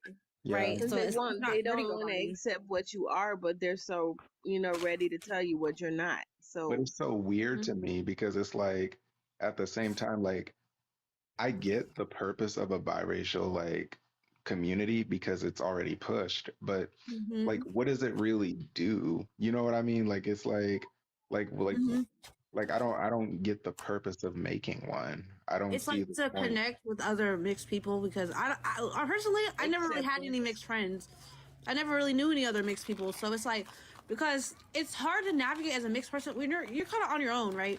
So it's like, Right. other communities, they get together, they can kind of like show each other how to navigate. Because, like in the black community, like black parents, they give their children like the talk about how to deal with this as a black person. It's like, we don't really get that, we don't really get that. Well, So we don't really get that yeah, kind of like, because our parents, especially if you got monoracial parents, they're not going to understand a biracial experience. So how are they going to help prepare you for that experience? You know what I'm saying? So that's why it's like, and you know what else? A lot of people, okay, I hear this from black women a lot. They're like, they don't want to have to deal with biracial kids, like blackness and stuff. It's like a lot of like parents of like biracial kids, they try to throw their like biracial kids on black women, and it's like they already got enough to deal with. So I was like, that's why we need a community, so these kids that are up and coming, they could have a space where they could talk about their issues and stuff that pertain to being biracial, so they don't have to, because a fully black person's not gonna be able to understand or relate. Like, we can't go in black spaces and be like, oh, let me talk about my experiences, because it's like they may not be able to relate. Of course, we got experience we relate to, but some things that we don't relate to. That's why we need our own little community and space to like. It's for mental health reasons, like I said. It's really for mental health. Because I'm uplift and like, support each other. So that's why I'm Gen Z, right? So we didn't get anything at all. You didn't get anything. Exactly. I'm a millennial. Nothing. So we didn't get shit. It's just like you just go out in the yard and you just deal with whatever you deal with. If people want to call you names and call you white girl and say they want to beat you and do all this, you just go out there and deal with it and then you go home. But it was like when you get it from inside your house and then you get it from outside your house too, what do? Because I'm getting it from inside my house because I got people telling me, it's, you're this and don't mix with anybody darker than you because you want to maintain your this, and then you go outside and people are telling you what you're not. And then you go to predominantly white schools. So you have, that culture shock to deal with. It's like, okay, well, where do I go? And even in my family, I was always known as the unbaked biscuit. My daughters call me an unbaked mom. You're an unbaked biscuit. You need some sun. This, that. So I'm sorry. She said, I have a question. Did your parents tell y'all that black girls would y'all? No, my mom was the opposite. My mom, I remember when I was like 5 years old and they were making fun of me and my mom was like, oh, they just jealous. But it was like my mom black. So it was little white girls so it was the absolutely opposite. But she only said that like one time. It wasn't like something that she like. But it was like I used to get it on the daily. I couldn't go outside, and it's So, like y'all come from a different space from me. Both of my parents are biracial. So I didn't have a white one or a black one. Yeah, like both of my parents are biracial. So they're both my mom is extremely pro-black. So my mom didn't want me to go with anyone white because they stabbed her in the back. So I think with me it was just because I was raised in the South, so there was a lot of the Southern too. Southerns. I'm from Texas. You okay? Yeah, I'm from Houston. Right. That's cool. So that's my family dynamic. Like me and my husband are both biracial, raising little kids that all look different. You know what I'm saying? So it's like I feel like I'm pro biracial though. I feel like I'm pro biracial, but I don't feel like that's against anybody else. You know what I'm saying? Like I feel like I'm pro biracial, and in a way that I just want to uplift our community and help try to solve our issues and help try to work through things and because I feel like we're kind of a neglected community a little bit. You know what I'm saying? Because it's like we're kind of like a invisible community that nobody really like talks about or really like when it comes to our issues. We have a really high rate of suicide and stuff like that. That's why I'm really passionate about our mental health, because we have a very high rate of suicide, and I understand why, because it feels lonely and shit when nobody could when you can't talk to nobody that you could relate to. It's like, damn. So biracial-ish, even though What makes it so odd is what makes it so odd is trying to figure out how to go about it. You guys have some kind of idea of why it should be and how it goes, but whenever I meet biracial people, they're never really oh, I'm firm biracial. They either really want to be white or they really want to be black. That's the problem. That's what I'm talking about. It's not say that you're biracial. It's not socially accepted. It's not socially accepted to be biracial. That's why we're always pressured to pick a side. You know what I'm saying? So it's that's the issue. That's what I'm trying to change. That it's socially acceptable and normalized to just say that you're mixed and you're biracial and that we exist, and it's okay for us to exist. There's a social backlash if you say you're biracial. Like you said, oh, you must hate yourself. You know what I'm saying? So it's I'm trying to get rid of that. That's a myth. That's a lie. That's not true. I love myself. And I find it funny that we're not allowed to identify as biracial, but it's acceptable for people to come up to you and say, "What do you mix with? Why? Why am I not allowed to judge us based on identify as doing that? But you're allowed to come and ask me what am I mixed with, and I have to give you my percentages. It's like what? What? So and it's because people are trying to categorize you. So Percentages. that's the thing No about one's being really mixed. It's no like one's really like given me that kind of issue. Usually if a black person sees me, they assume that I'm a snob or they assume that I'm mean or looking down on them. And I don't know what kind of experience they had, but I don't know how to feel about it, because there are people who do, treat people Yup. poorly. So I don't know. And And then on the other end, if you say that you don't fit in as a biracial person, no one takes it seriously because, it's darkness like, is oh, typically the thing boo-hoo. that's shamed. It's like, boo-hoo, poor you. Nobody give a damn. And I'm like, you're right. Nobody give a damn. That's why we got to create our own spaces so we can care about our own issues, because nobody's going to care about issues that don't affect them, right? So, yeah, I get it. Like, I agree with y'all. Like, no, you don't have to care. I'm not begging nobody to care. I'm just begging for, Yeah. I'm not begging, but I because just want us to care about ourselves and try to figure out our own fucking issues and our own it's problems. assumed that if That's what I you're want. biracial, you have pretty privilege. So, Well, not all you know, biracial people are pretty. Not all but people that, but we know that, but it's that's why I said it's assumed that, Yeah. if you're biracial, you have pretty privilege. So, But yeah. And I mean, I guess that does kind of um, come with like a Yeah, stereotype because I somebody mean, not said, all biracial people are really pretty or all that yeah, good looking, but somebody said some black people view mixed as better, so they attack you. That's what somebody said. I always assume my racial presenting person is black. So let me just read in the comments. Colorism, yeah, colorism. I hate colorism.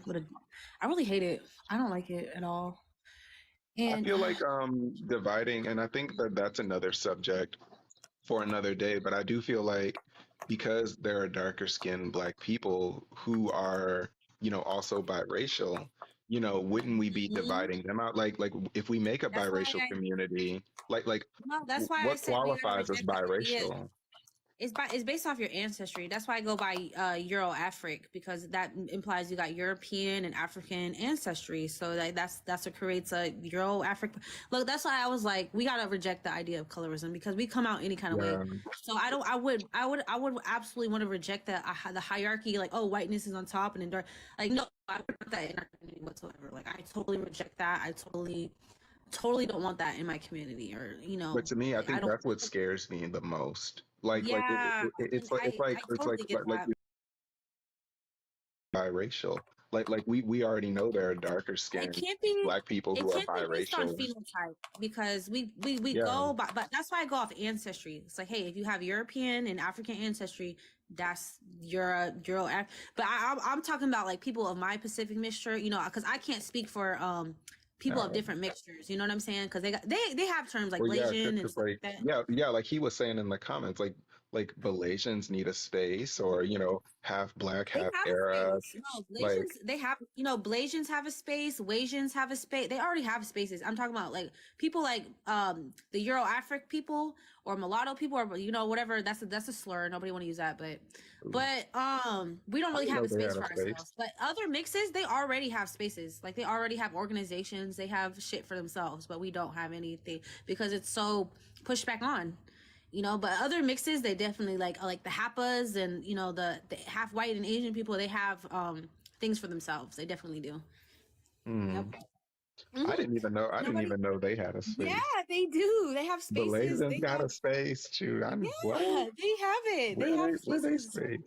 Because they go through, like, I think that's a universal biracial experience. It's like, oh, you don't fit in on both sides, so that's why they end up creating their own spaces. Like, I think that's you know what I'm saying? So I don't know. I think that I didn't know that either until, but yeah, they got things going on for themselves. So, and no, it's not like a taboo thing. It's like, oh, it makes sense because they're mixed, so they could have a community. But when it comes to us, like, who are half black, half white, it's like, oh, you can't do that. No, you can't do that. Like, that's impossible. Like, I don't know. It's such a weird dynamic and a weird position that we're in. You know what I'm saying? It's very, very different from a lot of mixes. It's different from other mixes because nobody cares if a Blasian identifies as Blasian. It's like, oh, cool. I don't think people So be like, no, you're not Blasian. You're not. Like, I'm nobody gonna be like, introduce a new point uh-huh. where if you take colorism and like what I mean, like that aspect out of like a biracial community, then for me, it just kind of seems like you end up with just the plain old black community all over again. Like, like that's the part that's confusing for me. You said what? Wait, say it Like again. it, I was reading comments. like if you take the racial community, then it just kind of ends up looking like the black community to me. So Like it just looks like the plain old black community. It's like the Creoles. It's like the are you Creoles. saying that I am Creole. I am They Creole. got their own me community Yeah. though. It's like it's like a subgroup of the black community, right? So it's like they have their own culture in their own space and their own community, but they're still like a subgroup of like the black community because they come from, even though they, you know what I'm saying? So that's what I kind of think of it as. But are you saying that we're running the risk then, under that supposition, of reinstituting the paper bag society then? You know, that was a myth. Like I posted a video about that. So I posted an article from the 1800s about like the Blue Vein Society. That was a myth. It actually was a thing in the South. It actually was a thing. My grandmother was a part of it. Yes, it was a thing. Because they actually had cotillions and everything. So yes, it was. It's in the a thing. article I read, they said that that was a lie and that it was. It was definitely a thing because they had cotillions and everything. It was a thing. So let's just not do that again. We know our history, right? So if that was a thing back then, let's not repeat the same thing we did in history, basically, right? Maybe that might be a part of it. Since I guess I don't identify as like Creole, like I don't wave a Creole flag or anything, but Right. like I guess in the comments they were saying that Creole people identify as just black, and that is kind of what I do, and that is kind of what my mom does. So I guess that's probably why I just identify as black. But Yeah. like Creoles, we tend to believe that everyone's mixed. Okay. Which is true. But I was curious because I was like, well, a biracial community doesn't sound terrible, but like, what does it do? You know? Yeah. It's supposed to be to this is my main thing that I want to do too. You know, I found a biracial space for the first time when I was like, I'm 29 now, so I was like 28, so last year, right? And I felt so insecure in my identity as a biracial person until I found biracial spaces. So it's about like making sure we support each other, that we're supporting each other, encouraging each other, and uplifting each other, because I don't expect anybody else. Like if I go to a black space, like I don't expect them to encourage me, be like, oh, you know, biracial is great, and you know, uplift me because I'm biracial. Like I don't expect that from like a black space. You know, I expect that. That's why I created my own spaces, because it's like we can really uplift each other and encourage each other and educate each other based on, you know, so I could feel comfortable in my identity as who I am. You know what I'm saying? So, you know, that's But all I'm gonna do. I feel That's like not black all of who I spaces am, though. should encourage. Like I feel like black spaces should be embracing everything. Like I think to me, it's like they're mixed too, so they should like all colors and all shades of themselves.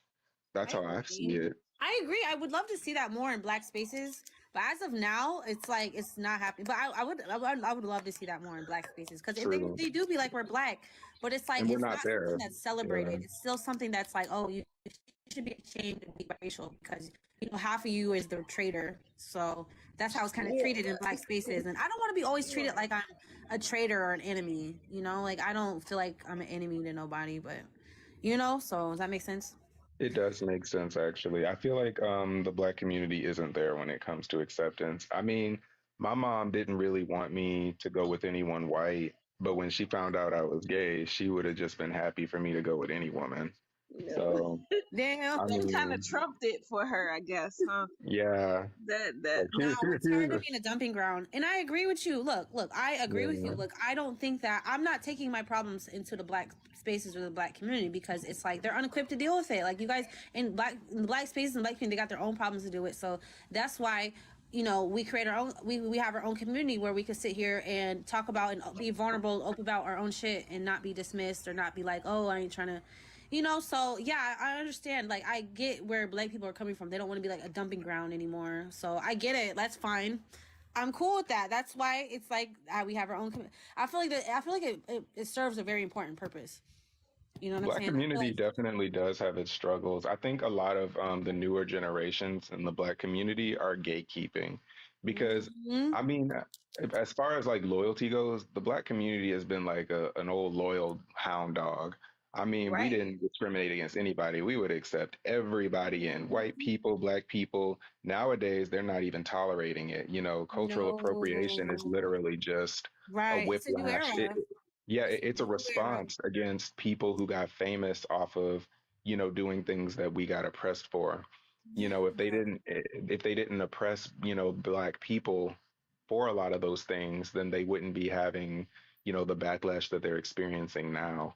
You Right. know, Exactly. a lot of it is just rage, really. A lot of it started, a lot of the whole you're not accurate biracial started because of, in media, how they put the biracial image above black image, right? Right. So that's how a lot of that started too, because, and I get it. And I'm like, you know what? You're right. Like, I think that would solve a lot of problems if we just identified as biracial. So, but I don't want my image being put above black people's image. You know what I'm saying? In media, like I want it to be equal. Like I don't want, I want them to be accurately have accurate representation as Right. well. So there wouldn't be these types of issues where it's like, oh, you know what I'm saying? Yeah. So, And the so comments are that's, all on the same page. White people did kind of start the divide there because oh it's yeah, like for sure, it's like 100%. if black women got famous for their differences, they were allowed to work their Yes. jobs, allowed to be, Mhm. in the public and not told that they were tacky or gross or unprofessional, then we Right. wouldn't be in this heat right We now. wouldn't be in here right But now. In yeah, but they were colorism, yeah, discriminating, and then white girls exactly. wore it, and all of a sudden it's just I think that stylish and appropriate. Like no one's gonna be okay with that. So I don't exactly, blame anyone for exactly.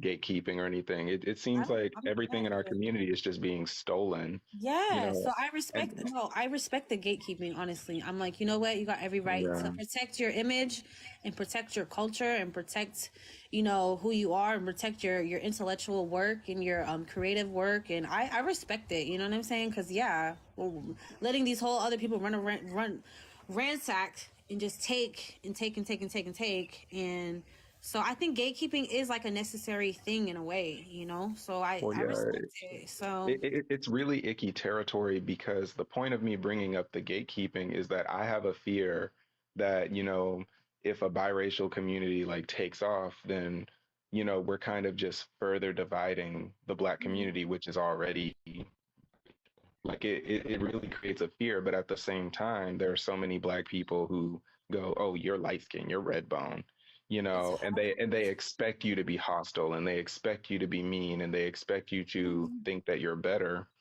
You know what I mean? Or have this nasty air about you. So it's like, I don't know. Mhm. But you can't judge everybody. There are also Black people in my own community. I'll put it this way, the people in my own community have treated me better than anybody.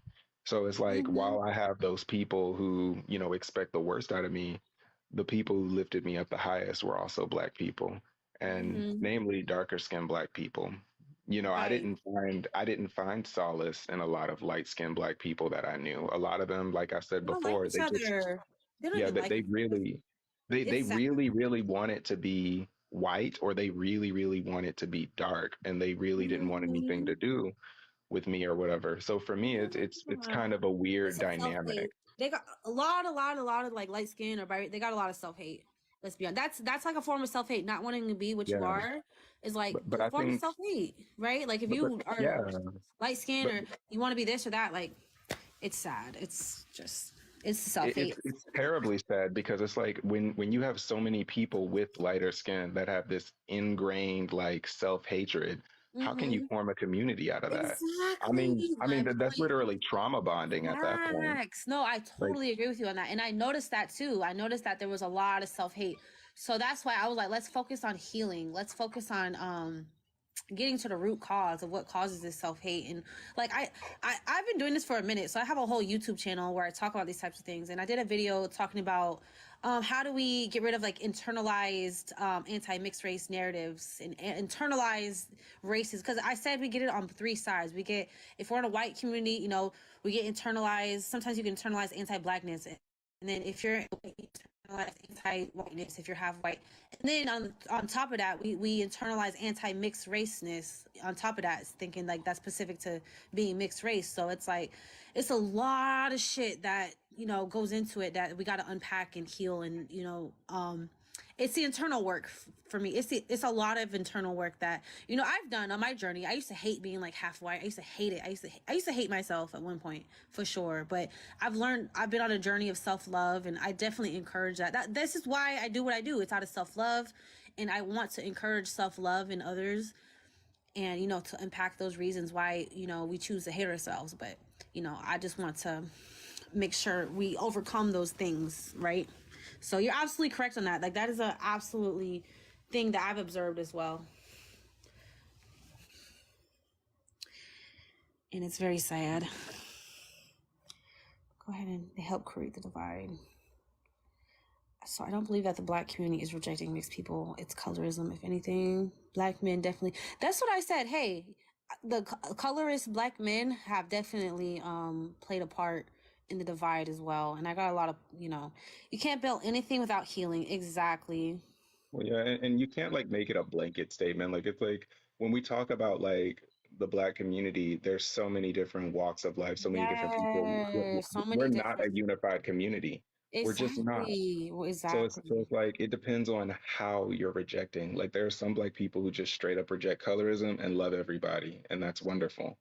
But there are Right. also some Black people on the lighter skin side. We already know about them, so let's talk about the darker Mm-hmm. skin side of it. What they Mm-hmm. do is they basically expect the worst out of you. They expect you to be a snob. They Mm-hmm. expect you to be a bitchy person. They And it's expect you to sad. be privileged and have your nose stuck up. And before they even get to know you, they treat you accordingly, as if you're already this person. And it's like literally, like people will literally come at me, and I mean, if I don't literally coddle the shit out of them, they'll literally just think I'm after them. So it's like, and it's just It's so constant. sad. You know, there's some, no, it's not even some, you know, the people who have impacted my life the greatest were darker skinned Black people, you know, like in my community. So, I mean, it's like, you know, family, friends, you know, I probably, and I won't even say probably, I've been down the self hating path. I've been down the self hating path where I really wanted to be white, you know, whiteness so much that I really want it to be Black and nothing else. And then eventually I'm in the gray zone now where Yes. I'm just trying to just be me. You know, Right. it's always like you're too much of this, too much of that, not enough of this. Like when can I just be a person? Exactly. Like Exactly. when can I just be?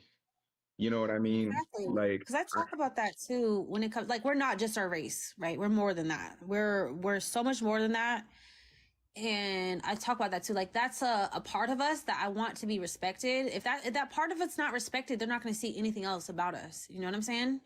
yep. So it's like, I just want that part of myself to be respected. And so you could see that I'm more than that.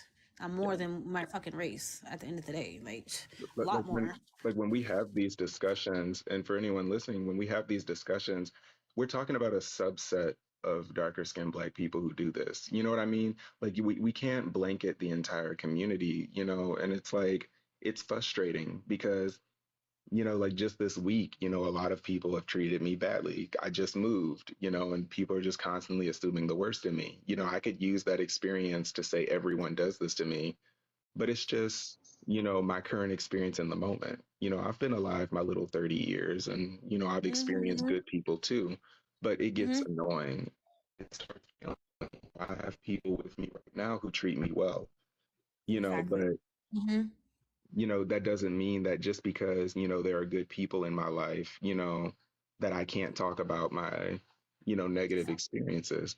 You know, it's just like in the Absolutely. civil rights where they were saying, like, oh, well, just be happy you're not in Africa. Like, baby, like, just Mm-hmm. because, you know, I'm not as bad as it is over there doesn't mean I can't want better for myself here. Exactly. You summed it up. Like, you are so articulated, and I just really appreciate you coming on here. Like, I love your perspective so much. So I'm gonna introduce. Hi HR, and hi April. How y'all doing tonight? Good, thank What's you. going on? What's going on? What y'all wanna add to the conversation? I just want to. Um, Go ahead. I was gonna say, so like how your text is on the screen? Like, is it saying oppression of mixed race people? Yes. Okay. Historical oppression of mixed race people. Historical oppression of mixed race people. So is everybody in this panel biracial or what? Pretty much. Yeah. I am. Yeah. Okay, for sure. I am. I love that. So yeah, I don't know. This is such a weird topic because on one hand, I feel like if I'm saying that I'm oppressed, or I feel like because I'm biracial and the weird things that I've went through in my life, are anything compared to other people's lives, then it's like I feel dumb even. I know, I totally understand what you're saying. That's why I said the historical oppression, because I was talking about the historical aspects of it today. So that's what I was look, my whole point of this live was to just bring aspects we could see, like if we were mixed in different time periods, and we would have had it so much worse than we have it today. Right. So it's like we got to be grateful. Like we got to understand what our ancestors went through that were biracial, that were mixed, like back in the day, versus like, you know, we still have like things that we deal with today that is like a ramification of the things that they went through, but it's not as bad. Like we still, but like I said that all people of color in America have faced some type of oppression, but we have our own unique history and story that, you know, pertains to us. So that's why I wanted to really focus on like the historical aspect, but you know, I talked about a lot of different things. Like I talked about a lot of different, but and I will say that I don't like to say I'm oppressed either. Oh, go ahead. I'm Indian, so yeah. don't confuse me of Indian as in over the other country. I call myself Indian, and people get offended to that. I'm Indian. That's I call myself Indian. That's up to you. And people get so mad that I call myself that. But I'm sorry, I do. That's up to you. Yeah, that's how you want to identify. But yeah, exactly. Like the Native American, the Indian, or like the population, like she said, that was definitely a history of oppression that's different than the Black communities, right? So it's like that's what I just wanted to know, our history. You know what I'm saying? I just wanted to, because it's a race. Like our history is a race. We don't really know our history. We don't really know what really went on with like the anti-miscegenation laws and like the sterilization and like all of the shit that we went through, and like the whole tragic mulatto trope, and like there's so much like history there that, you know, it has been wiped out in a race because we're not supposed to exist in the first place. You know what I'm saying? So yeah, we're definitely a product of, you know, something that, you know, of two races that aren't supposed to be together. But this is my thing, right? So I said Indian. I just said Indian. Sorry, I'm reading the comments. I'm so sorry. Yeah, like Queen Liz. Why she? I don't know. See, that's why I don't go based off phenotype, because you can have like a more, but you can still be mixed. You know what I'm saying? So that's why I don't go based off phenotype. This is my thing, right? So we could talk about a bunch of things. We could talk about colorism. We could talk about a bunch of things. White passing. I wanted to finish your point about like it feels like weird, just like, because I understand what you're saying. I don't like to call myself oppressed either, but I knew that like some of my ancestors were, but I know we have issues that we're dealing with that are this is my plight. This is my plight with mixed people, including myself, is, you know, I've never called myself a white man. I've never said I was like, I've never done this, right? So my thing with this is that when sometimes I get weirded out because it's like it's such a unique thing to feel kind of like the rooms that we navigate, but also it's like when you talk to someone about it, it's like I don't know how much they actually care about mixed people plight. You know what I'm saying? They don't care. Exactly. They really don't care. They don't care. That's why I created these spaces, because it's like I know nobody's gonna care about my issues, but I have to talk to somebody about this shit for my own mental health. So it's like nobody's gonna give a fuck. But even the whole like therapists, even the whole like mental health industry, they don't give a fuck either. They're not really checking for biracial people, even though we have a high rate of suicide. But yeah, I agree with you. They do not give a fuck.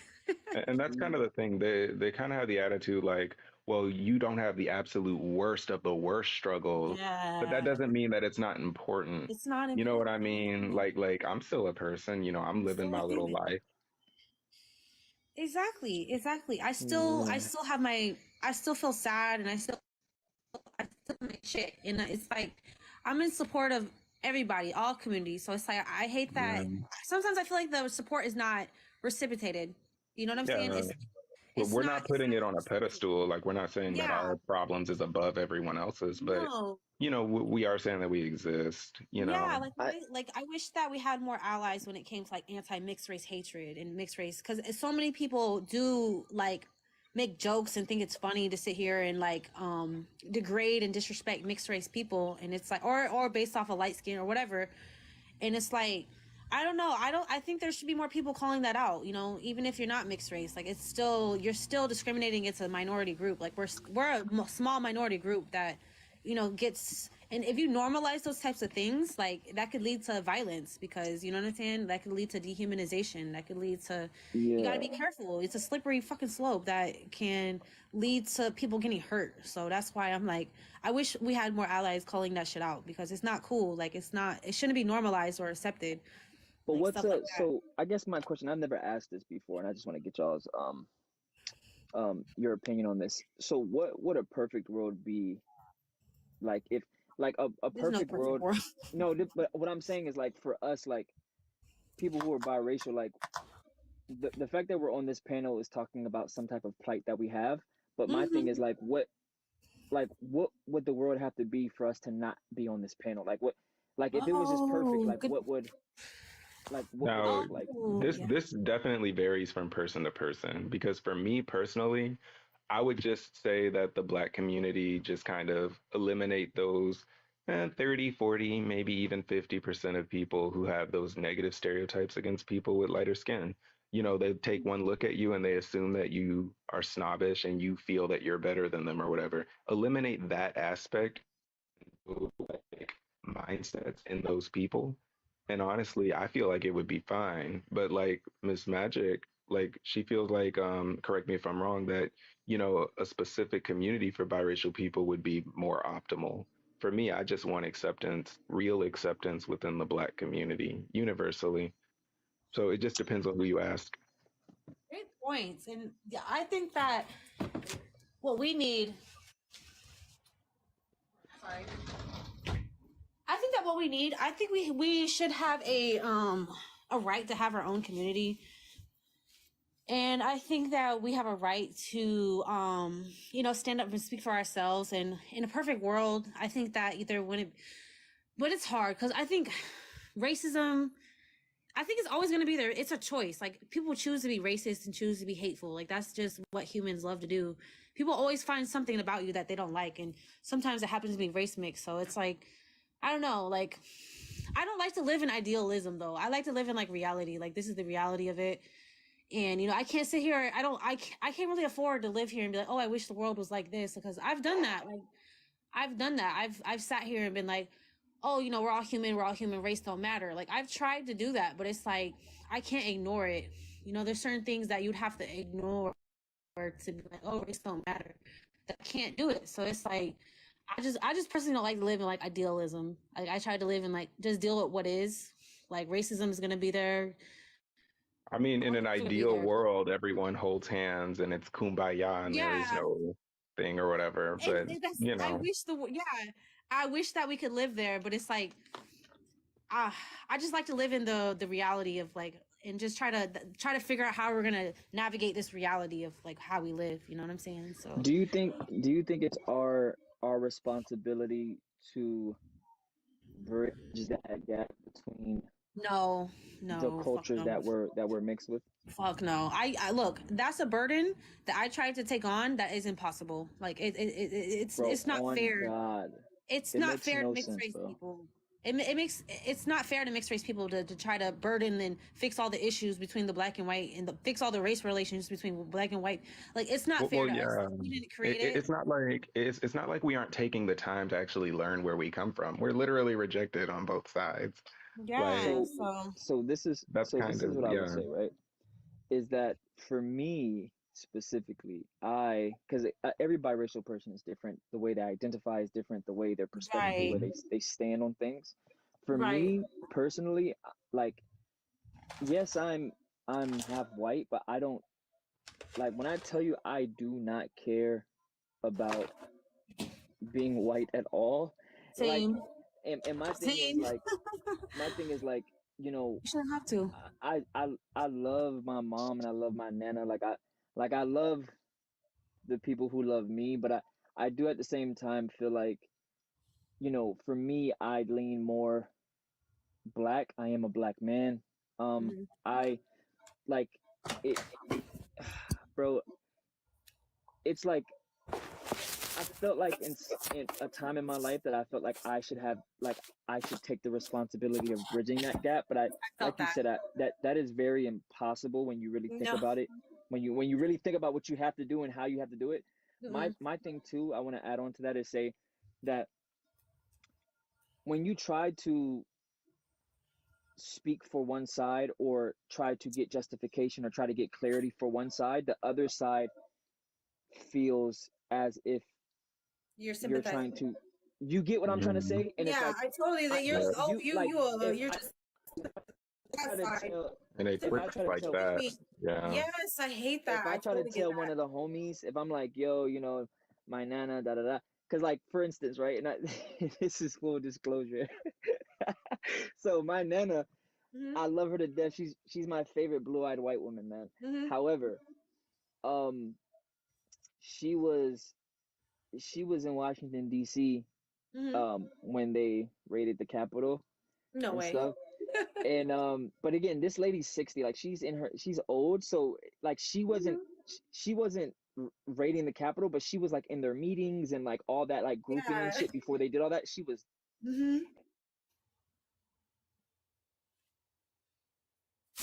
Hold on, you muted yourself. I can't hear you.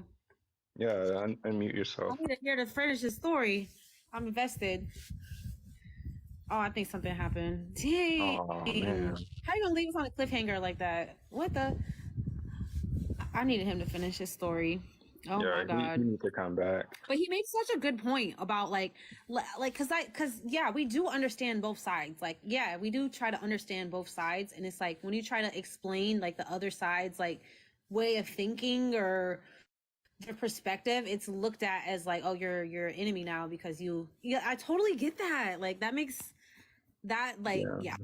It's perceived that way. Like, the second you say something that's like out of line, you may as well just put on an All Lives Matter t-shirt, and take to the streets. Like, it just seems like. Let me try to fix this. Oh, sorry. Mm-hmm. Oh, I think he left. Oh, man, I want to talk so bad. I know. Follow me on YouTube. I'll be talking on YouTube. So, because you don't have to have, anybody could talk on YouTube. You don't have to have 1,000 followers on there. So, follow me on YouTube. We could talk on there if you want to talk about these types of things. Okay. But, oh my gosh, you made a good point though. Like, that's why I said, like, when it come back to like the whole burden of like trying to bridge the gap, you're like, it's like you don't give a child a job. Like, you don't, like, children are not supposed to have jobs. Like, like, they're born into the world with this task at hand to like fix racism and fix like this. It's too much. It's too much to take on. It's too much. Like, it's stressful. It's like, no, we can't do that. Like, that's why I'm like, no. Yeah. No. It's like, and we can't. Like, it's one thing if we just like completely were ignorant to the culture. Like, we've been immersed in the culture and they both reject it. So it's kind of like, it's like we're not lost. Like, we tried fitting in on both sides. Most of us have. It typically doesn't end well. But exactly. I would say that I found joy in if you choose to put on those rose-tinted glasses, you can find happiness wherever you go. But for me, it's like, what's the point in the rose-tinted glasses? It's like a job I had.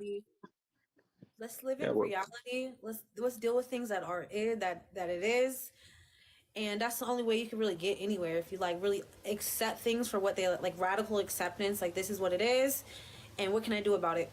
You know what I'm saying? So that's kind of how You know what I'm saying? So I think that there's no such thing as a perfect world, but I do think there's such thing as a better world. Like we can get better. You know what I'm Yeah. saying? We have gotten better. We can continue to keep getting better. It's not going to be perfect. There's going to be issues and shit that you got to deal with along the way, but I still think that, you know, we can get better. Like I'm like an optimist. I'm an optimist, I guess, you know. Yeah, I'm optimistic since I thought my grandmother was a self-hating white woman. I thought that's what I thought she was. Because I asked her, I was like, "Grandmother, are you white?" And she was like, "No, no, I'm black." I was like, "Nah, she's self-hating."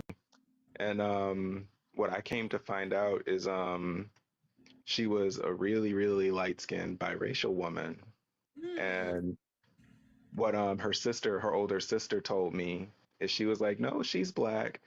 And she said that back then, colorism as we know it today works differently than colorism back then. Like, It's you know, changing. it's constantly changing. Like back then, her exact words were white people knew who the real white people were. And it didn't matter how light your skin was, white is white and you are definitely not that.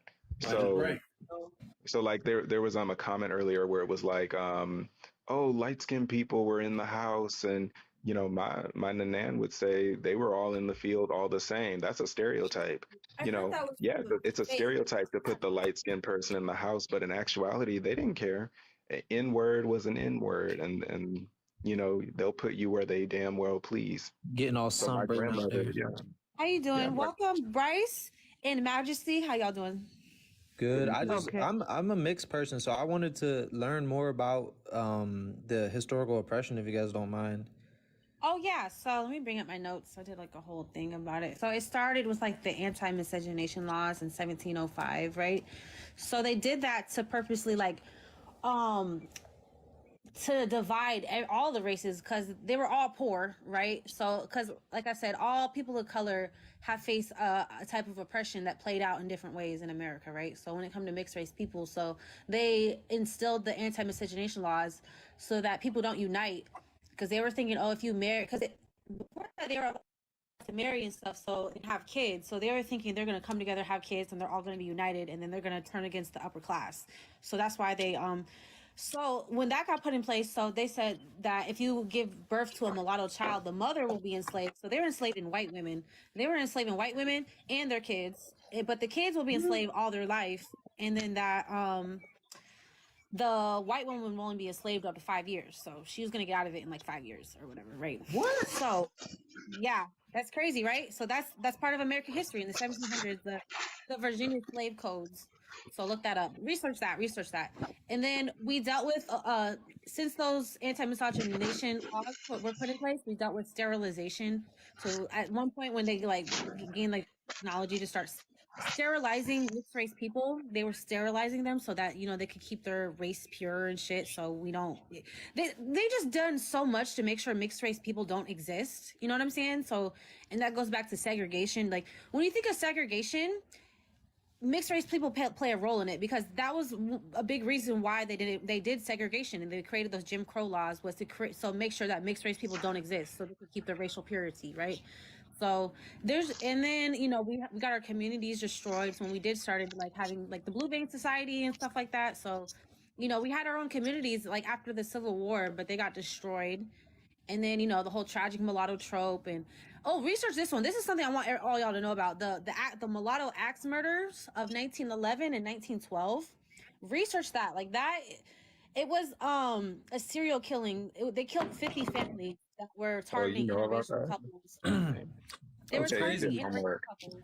Yeah, us as mixed people have had it harder than dark-skinned people. No, that's a lie. I want to say that. I think that's a lie. That's a damn lie. Because don't look. If no, I don't want to turn this into like who had it worse. Like, it's not about. It's about just we have different perspective and different stories on things. You know what I'm saying? So it's not about who has it worse, but we have been allies with each other. Like the mixed race, the mulatto community, and the black community, like historically, have always been like allies with each other, fighting together, because a lot of things that black people face, we faced as well. So, but yeah, this is what I'm saying here. let me finish it real fast. Hold on. Oh, I So thought you the axe stopped. I'm murders. sorry. Okay, look up the mulatto axe murders of 1911 and 1912. That was like a genocide, basically. That happened in Louisiana and Texas. So look, and then we got our history erased. So nobody knows about none of this history because it's all been erased. And then that's my whole spiel on that. So yeah, Okay. go ahead. Yeah. Oh, I just want to say, because we have to go through the same things as regular Black people, plus we getting murdered by axes. It's true. We do have a plus. Not like we got it harder. But it's not about who has it harder. It's I don't want to play the oppression Olympics, but we do have because it's not a contest in that sense. Because we do have added. We do go all through the same thing that Black people, but we do have an added component to that being mixed race, because they don't want mixed race people to exist. You know what I'm saying? They don't want us to exist at all. They've done everything to like try to make sure to prevent us from existing. So that's wait, hold up. Mulatto's a bad word. It's a slur. Yeah, it's a slur. My science teacher used to. We're taking it back, but that's a slur. My science teacher used to call me that. It's got the word mutt in it. It's considered a slur. Like I kind of treat it like the N-word. Like, it's a slur when other people say it, but if you're a mulatto person, like you could say it. But historically, it was a category at one point. It was on the census before it got taken away due to the one-drop rule in 1912. That's crazy. 1930. My white science teacher used to say Mr. Mulatto to me. No fucking way. Yeah, because he come from a different time. So for him, it's like just natural, roll off the tongue. I asked one white guy, why does he want to say the N-word so badly? He said it roll off his tongue. Oh, hell no. I can't. They'd be like, nigga this. So I rolled my elbow into his throat. Borrow a pencil. Oh, fuck no. Oh, hell no. Yeah. I did go to an all-white school. It wasn't all white, but it was like more white people than normal. Dope. So did I. I went to Mr. Mulatto. I went to all white school. What about the word? What about the word Hispanic? It came up. Yeah, it came about like in the 60s or more heavily in the 60s. But don't it mean like not Spanish? I heard that a lot of people. Heard that a lot of people. There's been. I'm not sure. I can't speak for like the Latin community or nothing. But I heard a lot of them are rejecting that too. That's like a colonization term, like Latino. Like they want to. I've heard a lot of people say that they want to go by indigenous instead of like Latino because that's like a colonization term. So I don't know what y'all think about that. I don't know. I wish I had some better than wetbacks and border jumper. The blacks. I mean, their culture is still kind of racist though. Like they literally have a term called improving the race. Term for indigenous for those who mixed race, because they feel that the pure people were the first ones.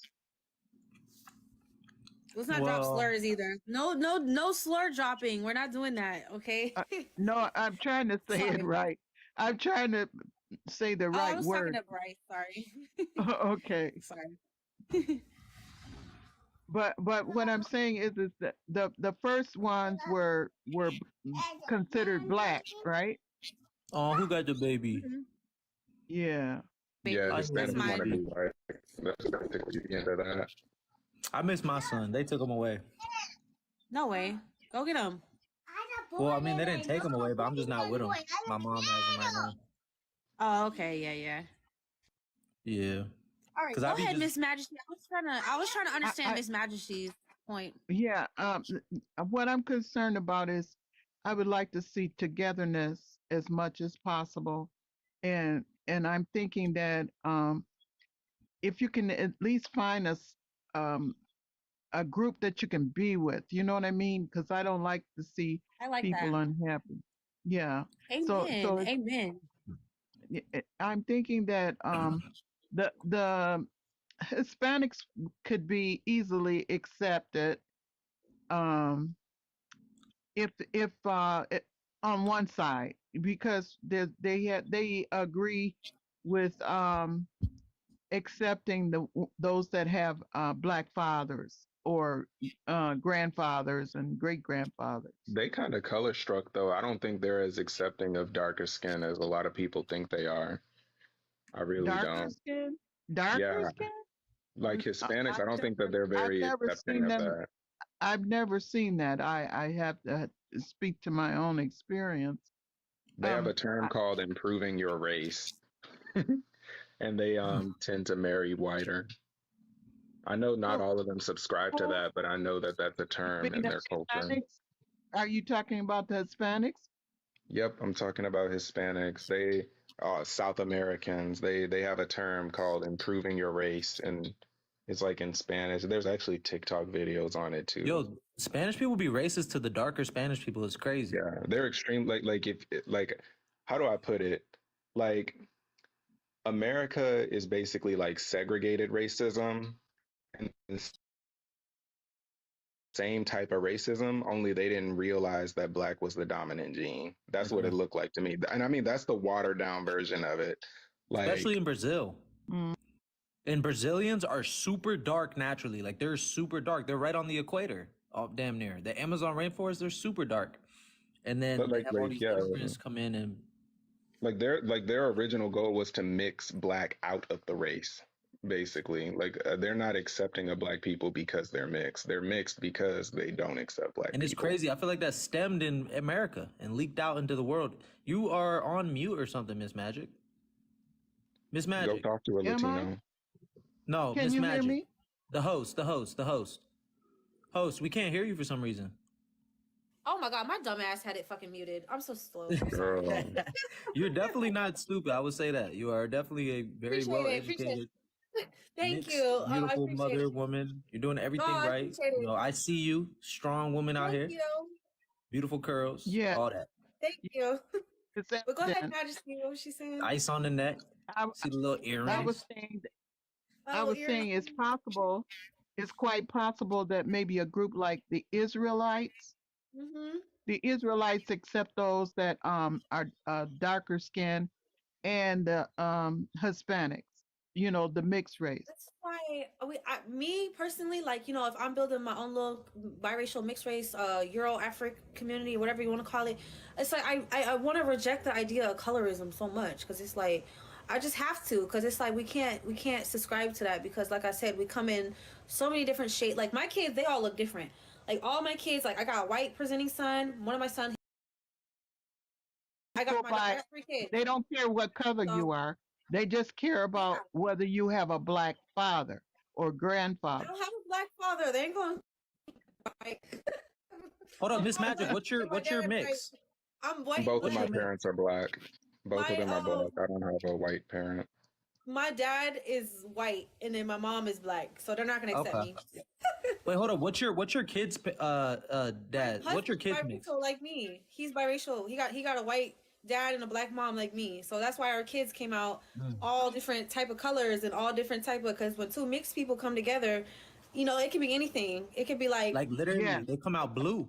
They come out like, my son has green eyes. My son has green eyes and like pale white. And then my other son, he got like dark eyes, and he looked like a little Hispanic kid to me. He got little loose curls and shit. And then my daughter, she looks like, goes to show. You just never know. Like that's why I'm like, if we have our own community, and they might all get different experiences out of that. It's so sad.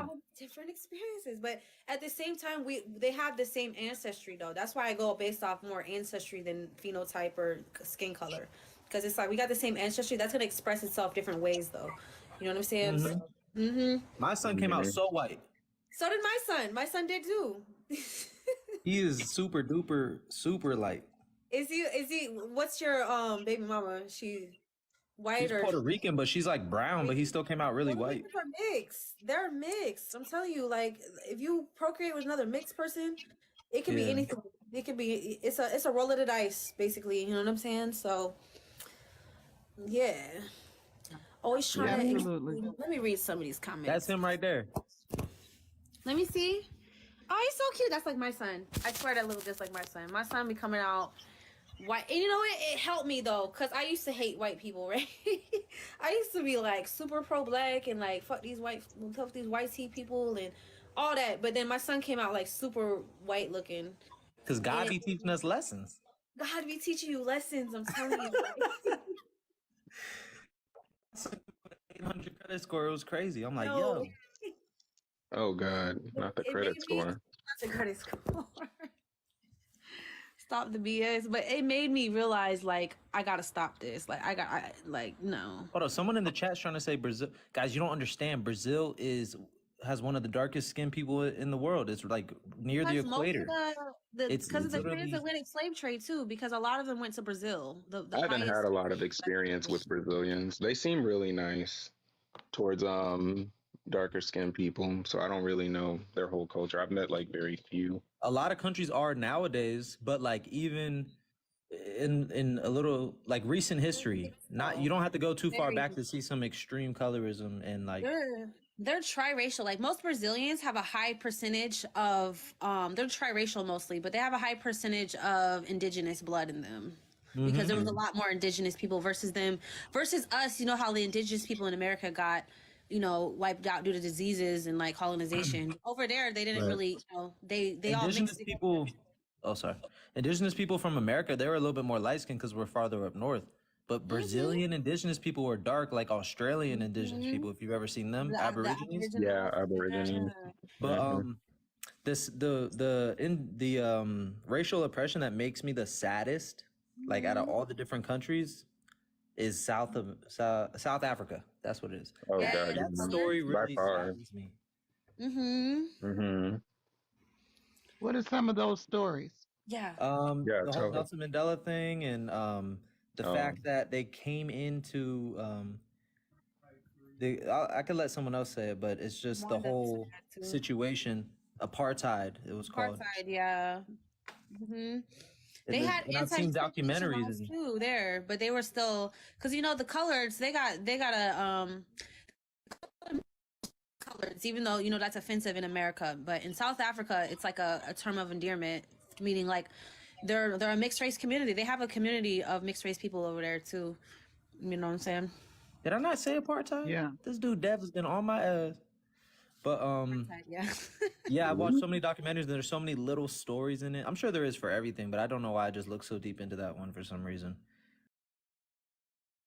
That is just crazy. Yeah, South Africa had it hard. What slur did we say? No, I'm talking about coloreds because that's what they call themselves. That's what the South African people. I talked to a South African person. He said that they call themselves coloreds. It's like a term of endearment in South Africa, but to here in America, it's a slur. But I'm talking about over there in just like the term mulatto. That's not a slur in like Latin countries, but here in America, everything's a slur here versus it's acceptable in other countries. So I don't know. Everything got turned into something negative here, unfortunately. I mean, if someone called me a mulatto out of the blue, they might get bust in the throat. That's all I might say on that. But can you come bust them for me too? Because I'm scared. It comes from the Americans knowing a lot of certain aspects of history that maybe others don't, and then vice versa. Yeah, don't call me mulatto. Yep. But I mean, I'm not offended by the term, but it depends on who's using it. If a other like mixed person's using it, I'm not offended. But if somebody came at me all crazy with it, yeah, that's another thing. I would not be cool with that. What's a good word for white people? I wouldn't like it just if it were out of the blue. But if another biracial or a black person said it, I would be like, well, that's weird. But I feel weird about the N-word too. To be fair, I don't like to say the N-word. I feel weird about that term too a little bit. But yeah. Check out Rwanda and the Huts were told they were different by the Tutsi and by white scientists. No way, and that's why that's why they had the genocide because they were told. Oh my God, that's so sad. That's crazy. And what's up, Robert? Thank you for being here. What's the What's like is there any white people in the chat? What's a word that makes you guys get mad? Because there's really nothing. We need to make one. Kicked out, man. TikTok police is gonna come for me, man. Take down my need to make a word. Let's not make offensive police words. are gonna come for me, man. No, let's not do that. Yeah, let's not. Make one. They don't have a word. He said make one. They said they had the word cracker. Yeah, but they don't really care about that. That's not really that offensive. They don't have any terms, no bro. They be eating up all the terms. People make up mayonnaise, and they be eating it and not be carrying at all. They just be carrying on. That's like someone calling me caramel. Like that don't. Karen, Karen. That's just a flex. No, like that's like someone calling me caramel. Like that don't hit. You know what I mean? Like I get it, it's weird, but it's Karen. like it don't hit. Like calling me caramel or whatever, like that's some candy. You know what I mean? Yeah. Like you gotta bring the fire. Okay. I gotta do I better like than that. that. I like Yeah. caramel. Yes. It gives me Really? butterflies. There isn't a slur for them. Oh, they hate when they call them colonizers. They hate that. They hate It's that. what Demi said. They Yeah. You don't cannot really though. form They'd an be like, oppressive well, word to thank you. oppress oppressors. You cannot form an oppressive word to oppress the oppressors. True. Yeah, it's what she said. Yeah. Good point. Good point. Because they eat it. They're like, they eat it. They're like, I don't give a damn. You know, I got all this power and money, and I got all this shit. Actually, they call them pink skins. Someone mentioned Israel earlier. I think they've actually been pretty nice towards Black people as long as you're within their community. I think so. But they don't seem to have a color issue. Exactly. Exactly. Because honestly, the whole colorism thing, you know, my story, right? Let me blah, blah, blah, blah. So my story, when it comes to colorism, so you know, I got a white dad and black mom. So my mom is dark skinned, and I got a full black sister. So I wasn't taught colorism. Like it was like my mom treated us both the same. So I was not like ever. I didn't have that experience of like I'm put on a pedestal because of my skin color or whatever. Like I didn't have that experience whatsoever. Like me and my sister were treated exactly the same. So I was raised in the white community, right? And so you know, there's no colorism here. Like what do they get? They fight over like fucking hair color, like oh you're a ginger or some bullshit like that. Like it's not really like They did though. serious. Hitler. It's not that serious though. It's like oh you'll get made fun of if you got red hair and say you got no soul, or but it's not that serious. It's like oh, okay whatever. Or if you're blonde versus brunette, like that. It's not that serious. Versus okay when I moved to the South, I moved to Atlanta, Georgia when I was 16. And that's when, you know, I started not experiencing colorism, but like understanding the concept of colorism. And it was a culture shock to me. I was like, wow, this is a thing. Like I did not realize that was a thing within the Black community until like I moved there, and it was like, wow, like, and then, you know, I always felt like I had to like, because I hated people thinking I think I'm better, because I was not raised like that. I was not taught colorism at all. I think it's something you teach kids. Really something you keep, like put this kid on a pedestal versus this one because of their skin color, that's going to teach them colorism. That's going to think, oh, they think, you know what I'm saying? So I always felt like I had to like super humble myself to make sure like nobody thinking I'm better than them. You know what I'm saying? So I was like, I don't want people thinking that, because that's not the truth. So I just felt like I had to like diminish myself to make sure like, oh, you know, I'm thinking better because of colorism. So that's why I made fucking other live. I talked about the negative effects of colorism when it comes to biracial people, because it's a real thing. Of course, it affects disproportionately people, but it does negatively affect biracial and mixed people too, because it you know what I'm saying, in a bad way. But I'm not saying it colorism only affects them, but it has negative effects on us too. So that's why I made that live, and a lot of people are mad about it, but I was just trying to, you know. But anyways, like I'm saying, the whole colorism thing, I think is taught. It's like a taught thing. So that's what I think about that. Yeah. So what y'all think about that? Like the whole. And I just like the curls just be getting different. I think that's really what it comes down to. Did I hear that correct? Oh, there's nothing. There's nothing I like more than. Never mind. No, I don't. No, my mind was playing tricks on me. I thought I heard something different. No, so I'm from Southwest Ramon, Houston. what are you mixed with? Oh, what am I mixed with? So I'm a Creole. I'm half black, half Canadian French. Basically, my family from Lake Charles, and they got raped or something like that. So, I as we don't really identify as biracial, even though we are. Was your father black? No. Was your father Well, black? actually, yeah, both of my parents are black.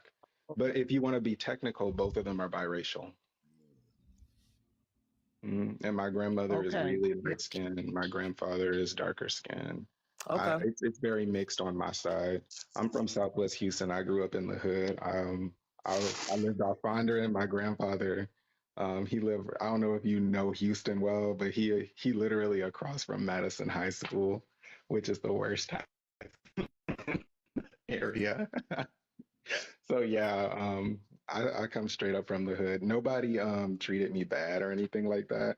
What happened was there was a select amount of people who would like assume that I was like an asshole. And one day I asked a girl, it was like maybe fifth grade. I was like, and a lot of people were treating me weird. So I asked her, just one girl, because I thought that she was cool. I was like, why do you think I'm a like why are you mean to me? Like why do you think I'm mean? Like why do you have these like interpretations of me? And she was like, oh, because light skinned people are this, this, and this. And she told me that like one light skinned girl cut her hair and like hit her and like she has a lighter skin sister. Like she gave me a whole traumatic story. And so I was like, oh, and so you think that I'm gonna be like one of Yeah. those people? And I was like, oh, so we have to Oh acknowledge that man. ugly things happen. You know what I mean? Facts. Like, Yeah. so Yeah. I get it, but for me, it's like I ain't do any of that shit to nobody. So why are you Right. like, you know what I mean? Like, I'm not your emotional punching bag at the end of the Also, day, we but gotta I keep acknowledge that. it. But yeah, so yeah, but I mean, like, no one was like, I don't think my community was like evil to me, but there's a lot of people in the community who just expect the worst out of me, and it's like eventually you get tired of it. I recently just moved. Um, so I moved to rural Florida, which is very Would you be rural. considered Hispanic? No, I would not be considered Hispanic. And I think the Hispanics here will testify to that because they hate me. Sí. Ahora sí le amas. I don't get that one. I don't. I just. To me, you would fit right with them. So how Oh, come they act like it's a that? different No, culture. no, no, no. Cultural Well, for differences. starters, I Eres un don't speak gringo. Spanish. Madre, For Yeah, starters, I people don't don't speak speak pero Spanish. Spanish. hacia They el they mofongo. maybe they like me until they realize I don't speak Spanish. Maybe Yeah, that's language it. barriers. But And oh wait, hold on. also, HR back. yeah. HR, you gotta finish your story. You said your grandma went to the what'd Oh, she do? She finish. went to the Trump rally? Not the Trump rally, but the what is it? The What is it? What Capitol did she raid. do? The Capitol riot. So Yeah, I need finish. to know I need you to finish the Yeah, my story. I bad. was so My interested. girl called me, so that's why I had to get off the phone, or the panel. But so yeah, so long story short, yes, she was in the meetings and like she was, you know, she was in the planning of it in the beginning, and then when they actually went to the Capitol, I mean, she's 60, so she kind of knew that wasn't going to end well, so she stayed in the RV and stuff like that. But I remember my mom telling me, she was like, "Yeah, your nana was she was at in Washington D.C. when they raided the Capitol." And I couldn't fucking believe it because I was like, "Why, bro? Like what?" But to her, Trump is like the second coming of Christ. So like, it's like she Praise feels him. like she feels like Trump is like the end all be all, like he is the savior of our country. You Oh feel me? my Damn. God. Yeah, That's it's hilarious. gnarly. It's very gnarly, Damn. and it's crazy because she has black grandchildren, and it's just like, what are you doing? I don't understand. I'm confused. Oh. But yeah, but I still love that. I still love that white lady. But yeah, there's certain things that you know I like. There's certain conversations I really can't have with her because it will just go down a rabbit hole that I don't know if I even want to go down with her, honestly. So yeah. Yeah, it's not worth it. It never is really when you're That is talking just to this hilarious. Yeah, I promise you. Damn. But what were we saying? No, okay, HR. I love the point you were saying though about like I love the point you were making before you had to leave about like if we because we try to understand both sides, and if we try to explain that other side to Yeah. they look at, so it's like, how are we going to fix racial issues and problems if we can't even like talk about the other perspectives to one group or one community? Like, how the Correct. fuck is that? Because the other side will think that you're sympathizing with them, and I like, man, like that is just a tough situation that I had to navigate like with my family. But I mean, it's like I've been in a bunch of panels about mixed or biracial people. I've been in a bunch of Pan-African panels. I've been in a bunch of like, America's Not Racist panels. And my thing is like, what I'm getting, like the consensus that I'm getting is like that as biracial people, we really don't have to um, expose ourselves to family members or friends or people that we don't like. We know that there's no love there, right? Like Right. if, like, for example, in one panel I was telling them about my nana and my mom and stuff like that, and my mom is like, you know, she's the exact opposite of my nana, right? However, it's like they were like, well, if your mom knew like how your nana was, then why did she even expose you to your nana? And that was such a good question, because I'm like, damn, like, I know my nana loves me, but at the same time, it's like, yeah, like if there's things that she's not aligned with, right?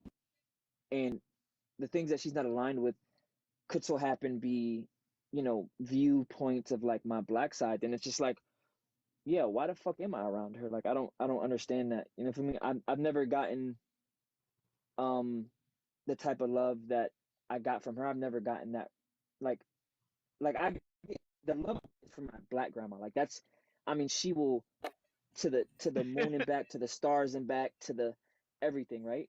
But with my white nana, it's like, Yes. or my white grandma, it's like it's very, she does love me, like, but it's like it's almost like it feels distant. Like, it doesn't feel as connected as it is with like my black grandma. If that makes sense. So yeah.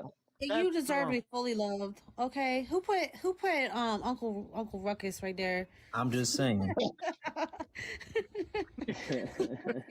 I heard the music and everything. Bro, he's like my favorite character. It's He's conditional. like Yeah, you deserve to be unconditionally loved, and like, yeah. But it's good to know the reality of your life. You know, don't shy away from knowing who you are. Your combo of all of that. You know. That's what sucks about growing up, man. Yeah, and she can't help how she was raised any more than anyone else. You know what I'm saying? Like, bro, that happened to me too with my white side, man. They love you when you're a cute little nigga. Try? Like, does she even try though? That's the thing. Yo, say that. You said niglet. I said they love you when you're a cute little niglet, and then you grow up. Exactly. You grow up to a black man, and they don't like that. No, I relate to that because I totally relate to that. I remember I went to like a white family reunion. I went with my family. I felt so weird. It was like a distance thing. But growing up, I was like a little kid. I was a cute little, you're a cute little kid. Oh, but when you grow up and it's like you're your own person, it's like, yeah, it is like a little fetish, like weird thing that we go through. Sucks. Like, Yeah, that's true. We're little trophies. We're little trophies. You try to connect with your full black side, and then then you don't really quite sit right there. Like, oh, you know, you don't, bro. They don't treat a brother for real. I mean, they do, but then they don't. Like, it's like Majesty. So I think that with some time, you know, with society fixing it and making it comfortable for blacks and not be racist against them, I think it'll make it more comfortable for everyone. I agree with that. Exactly. So if black and white people, if there was no racism, there was no race issues, we wouldn't have any issues because it wouldn't be like, oh, I gotta reject you because you're my enemy. Like if they stop like this whole race war and everything, like the oppression, like white people gotta stop. They gotta stop like the oppression, and they gotta stop like the discrimination. They gotta stop like, but are they gonna stop? Like, when it comes to like looks and stuff like that, but I agree with you. Yeah. Like looks, attraction, and all that stuff. I said it. When we accept all black people, then biracial people will come up as a result. Yeah. I think that the solution to that is definitely just black acceptance in general. I would love that. So how are we gonna get black people to accept us more? But I don't really look. I stopped begging for acceptance at the same time though, because I was like, you know what, I accept myself. If somebody don't, it's an individual thing. Like you said, Majesty, it's like you gotta find spaces that, you know, respect you. And like I don't tolerate disrespect. If somebody disrespect me, I ain't gonna beg to be there. I am not gonna sit there. Right. Yeah. You're not gonna be able to get them to accept you. Go where you can be appreciated for who you are. Exactly. Yep. We gotta form a mixed community. Not toleration. That's what I'm doing. That's why I do think we need a community, and I really feel like I wish we can be. Okay, this is what I asked from the black community. I just don't want it to be normalized where we could sit here and degrade or disrespect people because they're mixed race. Like that happens a lot in the black community, and I just hope that could stop. That's because of their insecurity. Black spaces. That's because of their insecurities, and because they want to take it all back to black, but they have to be patient. They can't Right. Yeah, just make you be different than who you are. Then they have to wait for the next generation to be fixed. Yes. These black people that don't accept me. It's not that you're not accepted. I was given the dynamic of a family. Say you go to your black side family reunion and you the light skinned one, and it's just you not treated as I had like that experience as well. I went to my black family reunion and it was kind of weird, especially because I got a white passing son. It was like weird. It was like you disrespected. It's not that. It's that you're treated as different, and then you go to your white side, you're treated as different. It's not that you're disrespected. It's not that you're not loved. It's that you're different. You don't get the full experience. America's weird about differences. Like I don't understand. America, we're supposed to be a melting pot. We're supposed to we got all these different types of people and cultures and races, and it's like, why don't we respect it? Why, like you know how like white people they want to be like, oh, I'm colorblind. They don't want to see differences, but it's like they're gonna be there whether you see them or not.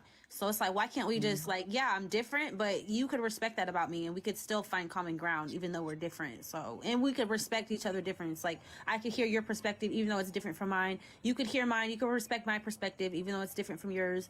And I'm just big on respecting differences. You know what I'm saying? Like I'm big on. I don't like the colorblind argument because it's like if you really colorblind, then I wouldn't be in this predicament in the first place. I know, for real. You're not as colorblind as you think you are.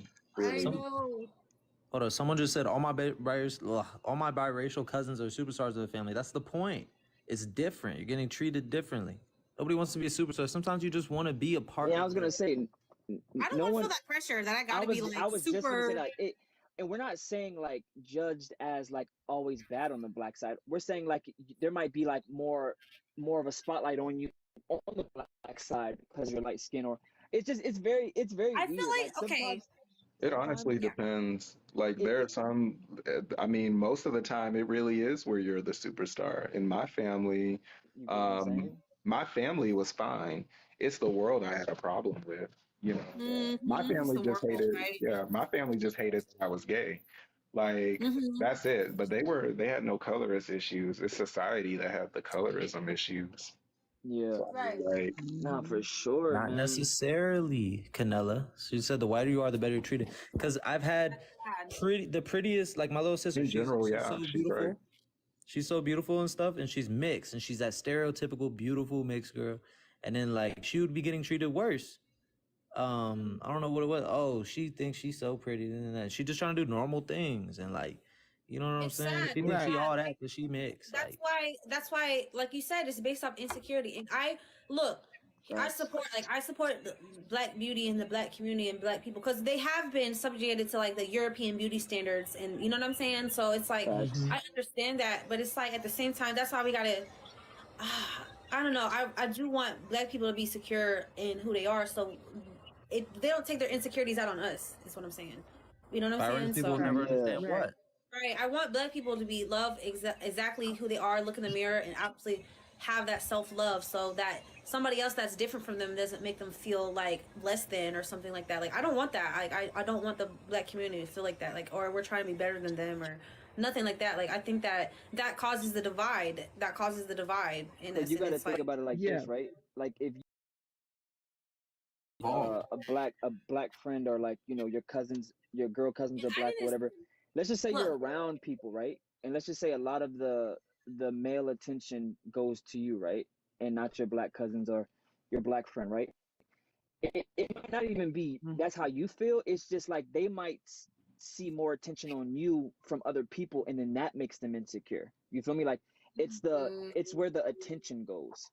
And my thing is like I feel like living in this world is like, or America specifically, a lot of this stuff is the anchor, or like people gravitate more to like whiteness or light skinnedness, or you know what I'm saying? I don't know. It's just I think that's temporary. If government kind of like starts to blend and have more of a balance. Right now, it's they're the ones in control primarily, But if it came to the point where there was more balance in the government, then things might change.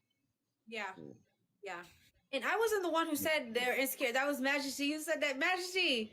They're mad that I said that there's insecurity there. They're mad. People don't like that I said that. But I was just going based off what you said, Majesty, honestly. So I was just. That's true. Well, if it's But not That's exactly insecure, how my What do you mom think talks, and about that's disgusting. To be honest, she it's the thinks you're better. insecurity that of a lot of them.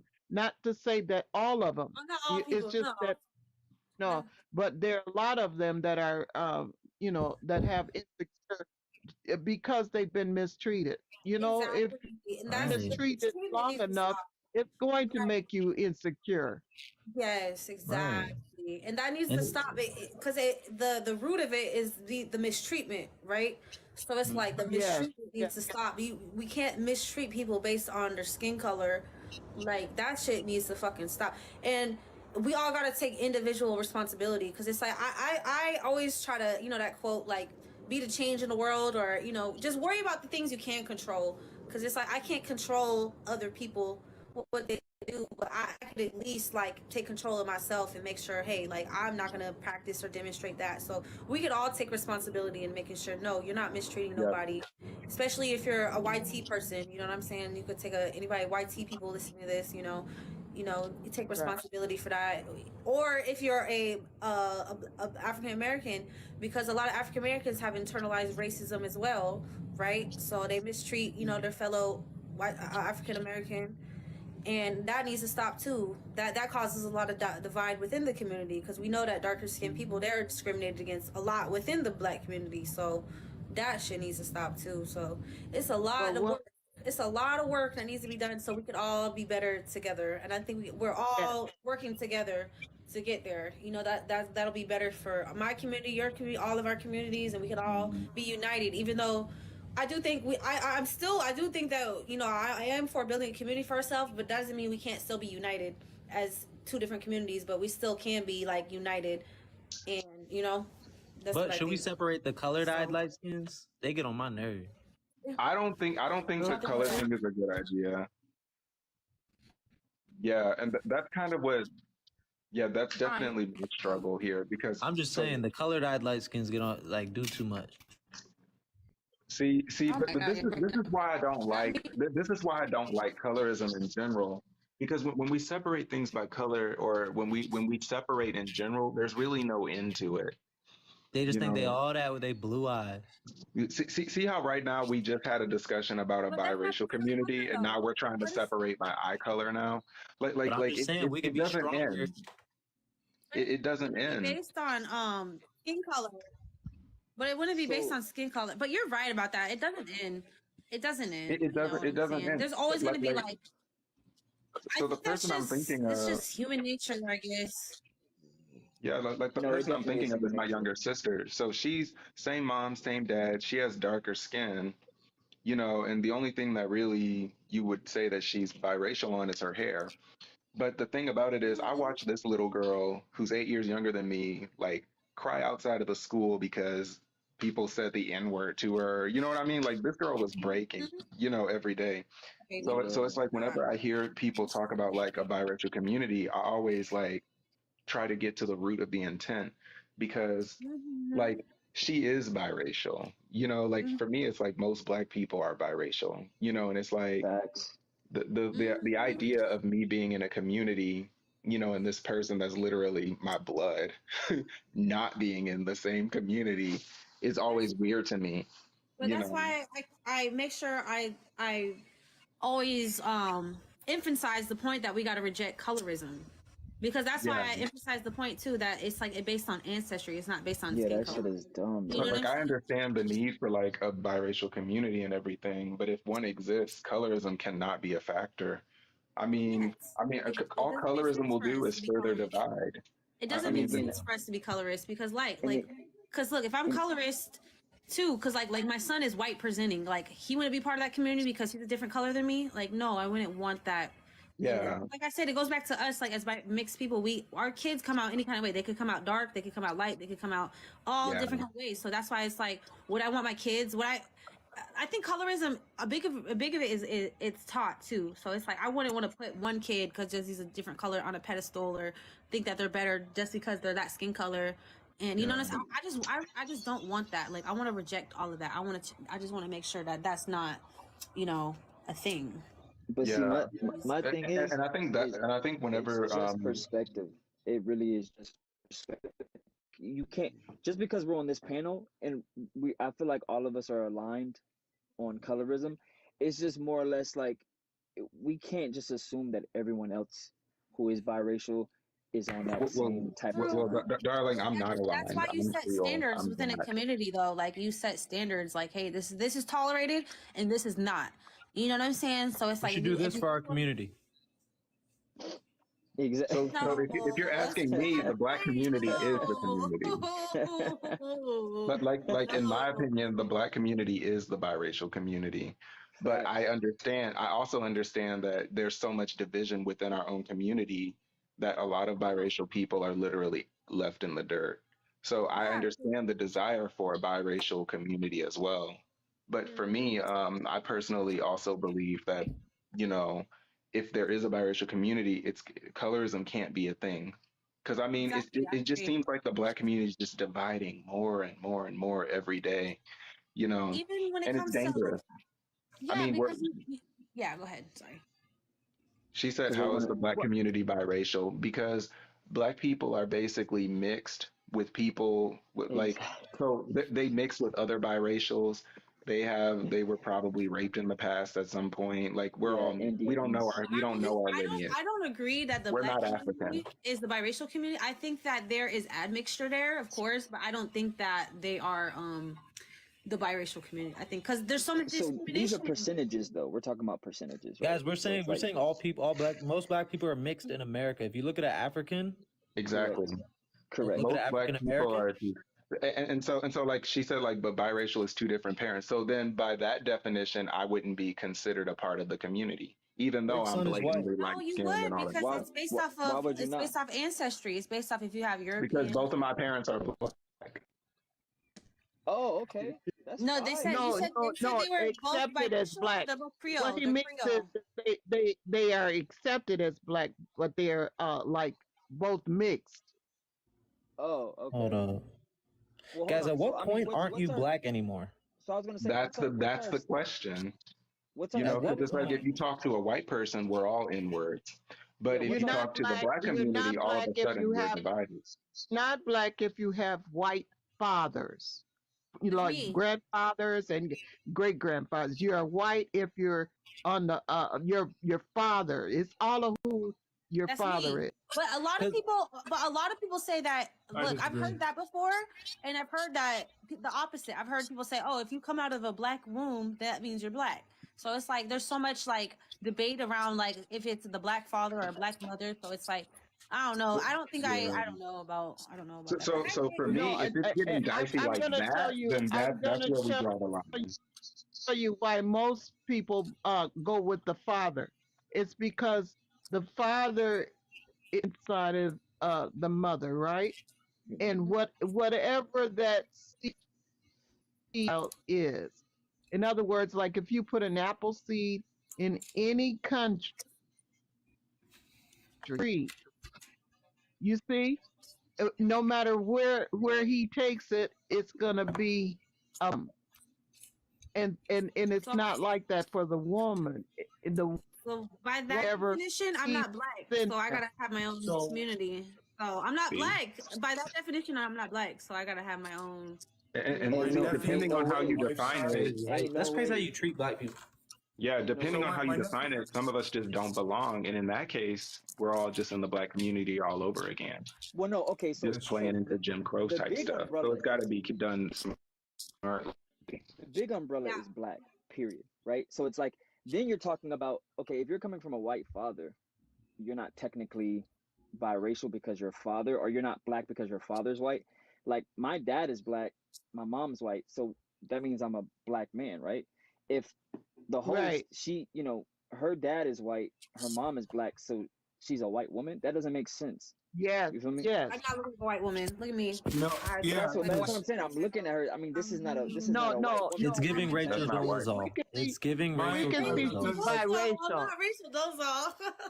We can see so, like, she's biracial. my nephew We on can- my wife's side is his dad. My brother-in-law has a black wife, and his son is. My brother-in-law is very white. His son is darker than anybody on this panel. Nobody's calling him white. You know, that's just. Yeah. So, I mean, it's one of those things like we can't. There's nobody in the world that's going to call him white because his dad is white. Because my nephew Sam is. He's black. You know, he's mixed, but he's not presenting as white at all. And Okay, but doesn't that add to the bigger question here? Like within a white community, no matter what white community you go to, they all gonna call us black. Yeah. I mean, they all gonna call you black. Like, it's only a hot debate with us. That's why I take back my identity. I don't go based off of what white people say or what anybody. I'm just like, hey, I acknowledge that I have African and European bloodlines. That I feel like here's how I feel myself. Okay, I feel I'm like honey mustard. Okay, so it's like you take honey's one thing. You take mustard, mustard's one thing. You mix it and you create a whole new thing. You create honey mustard. So that's how I look at myself. You know, so that's how I like I'm like a new thing now. And heavy on the honey. Heavy on the honey. A little more mustard. A little bit more mustard. But it's a good combo. That's what matters. It's a good combo. Everybody loves honey mustard. But okay, I'm gonna bring somebody up. Is Blessed? Are you still here? I don't know if Blessed still here. Blessed ain't talking 3 hours. Okay, I'm a drop her so I can Yo, Nick. Yeah. He might have went to sleep. You're a monster. Sleep. All right, good night, Bless. Thank you for coming up here. I'll talk to you again. But somebody was trying to come up. Yo, Nick. Yo. You're a monster, yo. Hi, Nick. A little bit. I've talked to you before. Didn't you come on a panel before? Yeah, I've been on the panel before. That's a beast. It's a lot of work that needs to be done. Right now. I haven't dyed my face. How you doing, Evelyn? And Evelyn here too. Hi, Evelyn. Hey. How's it going? Hello. Good. How you doing? Oh, you good? Okay, but like I was saying, because I do think there is a need for a biracial community, but like you said, you do have to be smart about it so we don't keep doing the same shit. Like the colorism issue, the division. We don't want more division, but like there is a way that we got to go about it smart. So we could get our needs. It's about getting our needs met as biracial people. It's not more about dividing or separating from the Black community. To me, it's more about getting our needs met and making sure that this group of people is taken care of, that they have their needs met, versus them just trying to separate. Like that's not the goal there. You know what I'm saying? So right, we just want a home. We just want a community, a real community where we're not like a freaking something to be like all that. Like, you know what I'm saying? Like there's a very obvious need. There's a big need and there's a big obvious problem. But I'm saying like in the Black community, it's like we Black, but you mix, but like you still Black with us, but you mix type stuff. Like, you know what I'm saying? Yeah, it's still like you like, yeah. It's not like something you just ignore. Because it's a very thin line towards racism. That's why it's got to be done so smartly. Because it's like, on one hand, there is, like, she mentioned the suicide rates. She mentioned that there's like a lot of confusion. There's a lot of self-hatred. There's a lot of struggle on the biracial side of things, you know, and then there's also people within the Black community who push us into that corner instead of embracing us as one of them. So that's kind of one issue. But the thing is, if you make a biracial community recklessly, you could very easily tap dance into, you know, Jim Crow's hands. Right. I agree with you. Look, somebody said, also, we're talking about catch me dancing. So how do you guys get along with your family members, like your white side of your family versus the other side of your family? Like, is it equal, or you guys get treated differently? It's almost the same thing. It's like they love you, but you're never like both the same. My entire family. A little bit of, a little bit you of. definitely get a little weird energy from both, but for the most part with me, like my Black side has fully embraced me. Even though there's things that like do feel weird, but that to me, I'd rather be with them than my white side any day, for sure. Right. But it's like, it sucks that things have to feel weird. Like, you know what I'm saying? Yeah, facts. Right, because I'm So opposite. Like my black embrace. side of my family is like the weird energy. Yeah. Oh, really? Oh yeah. Yes. Hold on, let me look at your Is that profile. Hold on, let me look yeah, at your profile. I don't get the weird energy from my white side of the family because I get love from all sides of the family. The only thing that really stands out is say like 3 years ago during all the Black Lives Matter protest, the family on my white side needed a lot of explaining. You know, there's a lot of conversations that had to be had because they just didn't understand where I was coming from, my brothers, my sister were coming from, and all this. So, yeah, that's the only energy I got from my family. But I mean, I get love from all sides. So the question I want to know, how do y'all feel? Do y'all feel like y'all get along with other biracial people? Because I feel like I haven't had many exposure with other biracial people like that. So yeah, I was just gonna say. So how do y'all feel about that? Like, do y'all feel accepted by other Who wants to biracial go people? first? Who wants to go first on this? I'll go first. Yes, we do. Look at us right now. We all just came together out of nowhere. We all looking for a real home. Yeah. So look, I typically don't. Okay, hold on. And it's because at like 3 in the morning. Ramon, let me. I just want to say this like real quick. So, like bro said, like we're in the panel, like we're all just vibing. I love it. There is a specific biracial people or person, however you want to say it, that they're so lost in identity politics, they don't know who they are. So when they speak, it absolutely sounds like self-hatred. And that is the shit I cannot tolerate, bro. Well, because it is. Yeah. I mean, if And they're also looking some of like them a have duck. been taught that because I know one of my cousins and even one of my nieces at one point that have white moms, their moms were telling them that they were white. But you know, they have a black dad, or my brother's mixed, so it was like mixed and then a white mom, and so they are more white passing. So they were literally teaching their kids that they're white, and so we have to educate as well. We have to educate because at the end of the day, they're mixed, they're biracial. You know what I'm saying? So it's like that's the point of this is that I really want our identity to be respected because I feel like it's still a taboo to say, hey, I am both, I am this. And it's like, it's not a respected thing. So that's why I'm working hard to make sure that we can normalize our identity, that we don't have to like pick a side or do anything like that. We could just be ourselves. You know what I'm saying? Also, I do have a question. Am I Hispanic? Like they always say, are you Puerto Rican, are you this, are you that? And I look I'm black. Right. Yeah, I identify as black. Yeah, so my thing is like, I'm glad that a lot of us like fully like accept the blackness that we do have. I think my thing is this is like what she said about moms telling their kids that they're white. I don't know. I mean, to us it sounds malicious, but to them it might just be them trying to identify more with their kids. You feel me? Like I don't really know where that's coming from, but yeah. Yeah, I think it happens on both sides because a lot of us are raised like, oh, you're only black. You only can identify with the black side, and that's like black parent trying to make sure they identify with their kids too. So I guess it does happen on like both sides. So it's like, it's like I don't know. Like I said, being biracial is not really taught to us. It's either like you have to be this or that based on how you present more. I guess you know what I'm saying. So it's like, it's interesting. Keep in mind, Black culture is Black American culture is still very new in retrospect, because this country's only a few hundred years old, and we're only allowed a culture of our own for the past like couple hundred. Right. So we're still figuring it out. Yo, did you guys grow up and like every time someone asks you your race, you'd be like, I'm mixed, and you'd be like, with what? And you'd be like, half black, half white. They'd be like, oh, you're black. Like that. I was taught to just say I was black.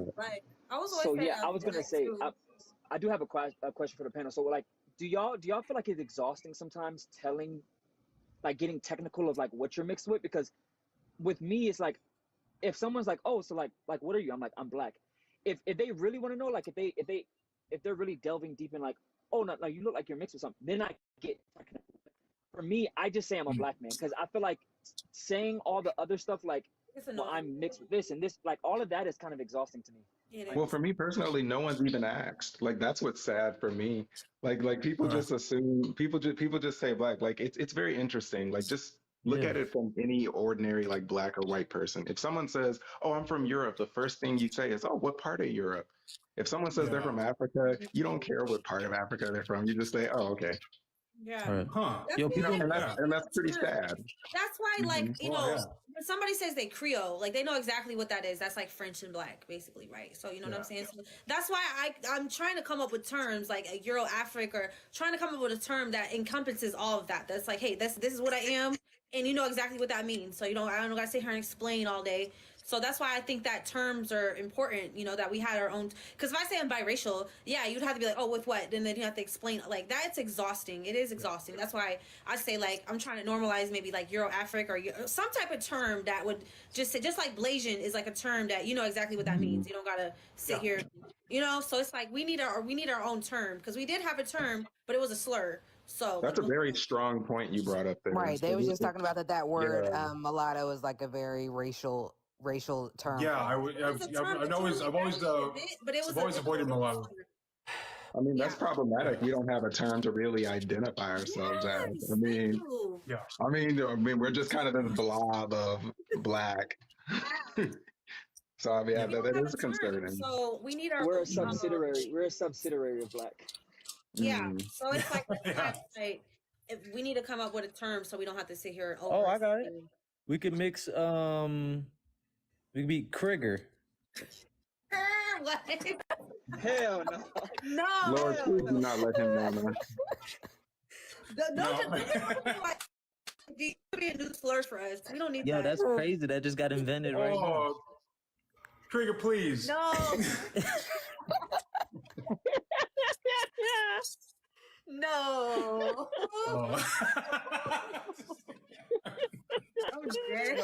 I'm dying. But in all seriousness, there was when I said we're doomed. When I was in all seriousness, when I said about when we were younger, people asked what we're mixed with, and we would tell them, and then they would say, "Oh, you're just black." When we would tell them we're mixed, and people in the chat were when I said that, people in the chat My were husband saying says like, Krigger please is hilarious.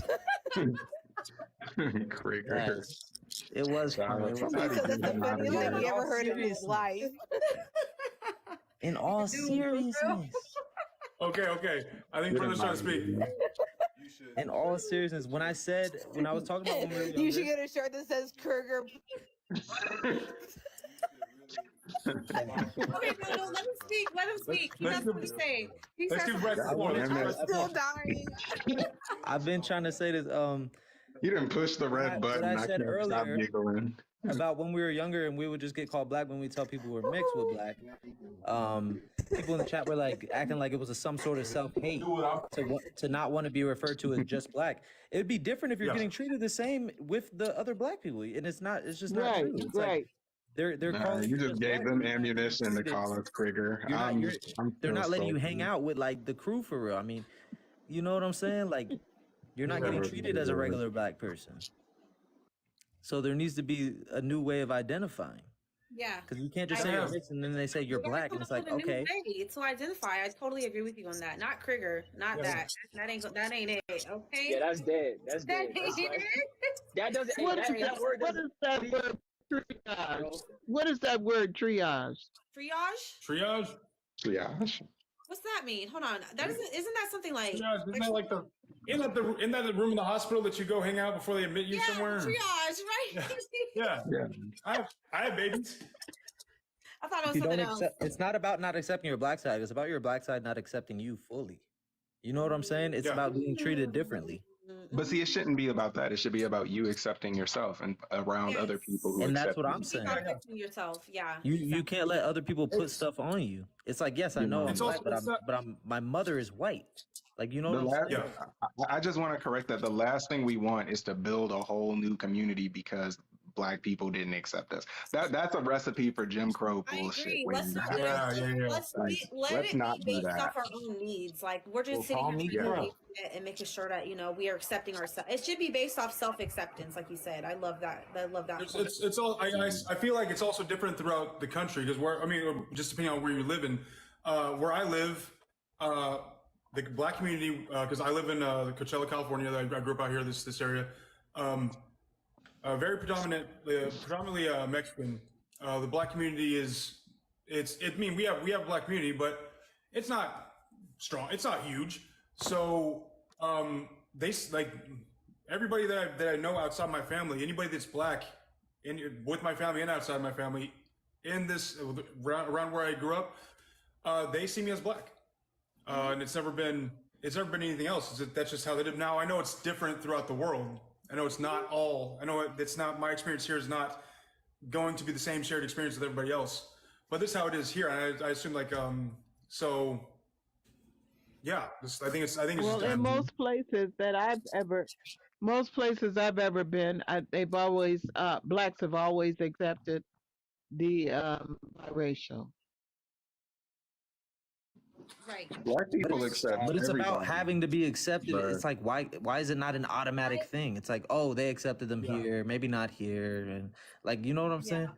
It's always a feeling of being different. It's like it's all in how much the blacks are receiving in that I don't know area. why Ramon doesn't want his own community, bro. We got Chris Brown as the leader. Not Chris Brown. Hell no. Chris Brown, man. He's the last person, bro. He's been doing You can't name us and you can't be on the panel. Well, You're we not need on the someone panel. to go up against Michael B. Jordan. Michael B. Jordan's killing. We can have J. Cole as a leader. I like J. Cole. Is J. Cole mixed? J. Yeah, he's mixing our white mama. He got a whole white mama. Okay, I didn't know. You have J. Cole as J. Cole's the leader, bro. J. Cole. Right, we got Mariah Carey, we got Halle Berry. Come on, let's go. Here we go. Mariah Carey? Bro. Okay, yeah, I guess Mariah Carey. Yeah. Mariah Carey's tipping the line of white. Yeah, Chris Brown can moonwalk his ass off the panel. That's what he can do. J. Cole girl. No, I don't want Drake. He do too much. He's problematic. We don't. No. Drake is king light skin. I don't know. He's kind of bad representation a little bit. Oh yeah, they said Barack Obama in the chat. Barack Obama. Oh, Barack Obama. How do we? Barack Obama, Kamala Harris. Y'all tripping? It has to be Logic, not Logic. Logic. No, bro. Logic's with Chris Brown to me, bro. Logic's 1/16 black. Zendaya. Oh yeah, shout out to We're doing the we're doing the racial, on that Dave Chappelle show. They okay, you're on the team. You can take. We might have a play. Y'all can have Drake. Hey, y'all can have Drake, but we're gonna take J. Cole. It's a biracial draft, yeah. Is Beyonce mixed? Beyonce, her mom is mixed. So she's 3/4. Yeah. Nah, if we take Beyonce, that's just gonna be next level. Rihanna's dad is. Malcolm X is also a quarter white, but I don't think he claims it. Yeah. Everybody's mixed. Beyonce is black. Beyonce is black. She Creole. We got Beyonce. I know Beyonce black. Just like Rihanna. Rihanna has admixture because her parent is biracial. Yeah. Her parents. Okay, we got them coming off the bench. Technically, Beyonce mixed because she Creole. Creoles don't identify as mixed. So, because I've talked to some Creoles, and some of them do identify. So it's probably like a depending thing situation. So some of them do identify. Yeah. It's just like us. Like some of us do identify as mixed, and some of us don't. So it's like I don't want to blink it. I have 4 siblings, and 2 of us. Well, I will never deny that I'm part white. My mom's my fan. I love my mom very much. She's a big part of my life. I identify as black. I'm close to my black side of my family, but I have siblings that identify as biracial. Yeah. If they tell you to check a box, they'll say no. I'm 2 things. Right. So, yeah. So and that's beautiful. That's perfect. I don't think that needs to cause a divide within our community. You know what I'm saying? Right. Yeah. Just to me, it's about intention, man. It's about why you what's your reasoning for it? You feel me? Dang. What's your reasoning? Yo, someone said the entertainment system favors biracial people. It's actually not true. The biggest people are full black. In the black community, the full black ones are the biggest. Michael B. Jordan, Jamie Foxx, before he turned white. Who's like the biggest people are like full black. Trust me. No, they Whitney do. There Houston. is like a in the entertainment industry, These definitely. examples are looking pretty colorist. I'm not gonna lie. Black women, they do. I mean, Michael Like Jackson. mixed people do. We talked about Beyonce, Rihanna. Michael like, Jackson's come the on, greatest man. ever, and he's full. He's Well, full because black. they said mostly they make them change their hair. Janet Like they won't let them Jackson. keep their curly hair. They They make won't. them Yeah, straighten it. exactly. Everyone. But I'm just saying the biggest people, like the biggest people in every category are full black. The best comedian, the best singer, the best actor, the I best. don't know. They tend to Euro. Drake got it. Eurocentric. Yeah, I was gonna say He looked they at like definitely he like corny and lame. That's how they that's how people definitely view Drake. lean towards Eurocentric for sure. Actually, I can have a good point. Men, not women. Men, not the women. Yeah, that's a good point. That's actually 100%. Yeah. Yeah, What do you guys the talk about colorism full does black but light disproportionately skin? affect black women more. Yeah, for sure. All the Hold on, dark hold on. ones. Hold on, say that one more time. Exactly. What'd you say? She says the same 5 mixed girls. It really is. Kevin Hart is Exactly. not That's what I'm mixed. fighting against, though. I think that Okay, I'm biracial mixed. women shouldn't represent black women. I don't think so, because a lot of black women have spoke out about it, because it's like they don't really identify with biracial women. So I'm like, Hold okay, up. they deserve representation with people they do identify with. So Dark skinned woman in entertainment. Okay, I will admit they have been doing the dark skinned woman. It's not a lot, but yeah. I like what they're she there. says. She says same 5 biracial women, and then it's Chloe. I like Doechii. They have been doing the dark skinned woman dirty lately, but the dark skinned men have been doing better. You got to give and take, y'all. You asking for a lot. Shout out to dark women. Shout out to black women. Is your shout out- mom white? No, my Listen. mom's black. My mom black. You know what? That is pretty crazy, actually, because dark skinned women were actually doing very well up until The recently. 90s. It was the 90s, bro. The 90s. They had a lot of Well, it was always such a divide. What do you mean like they were once doing well? Those women weren't acknowledged until much later. Hey man, them women still doing well. Okay, they're still Right, but doing I'm saying like they're not coming out as frequent. Like they're all light skinned. Nicki Minaj, Cardi B, it's all like mixed people. But like before it was Lauren Hill, Carrie Hilson, the Mary J. Blige. They had Brandy. Brandy was my favorite. I love Brandy. Brandy. Nicki Minaj is black, but Missy Elliott, yo, Missy Elliott is a goat. Missy Elliott. If it's worth it. Did we work it? My thing now. She was a goat. I love Missy Elliott. For real. I miss it too. It was lit.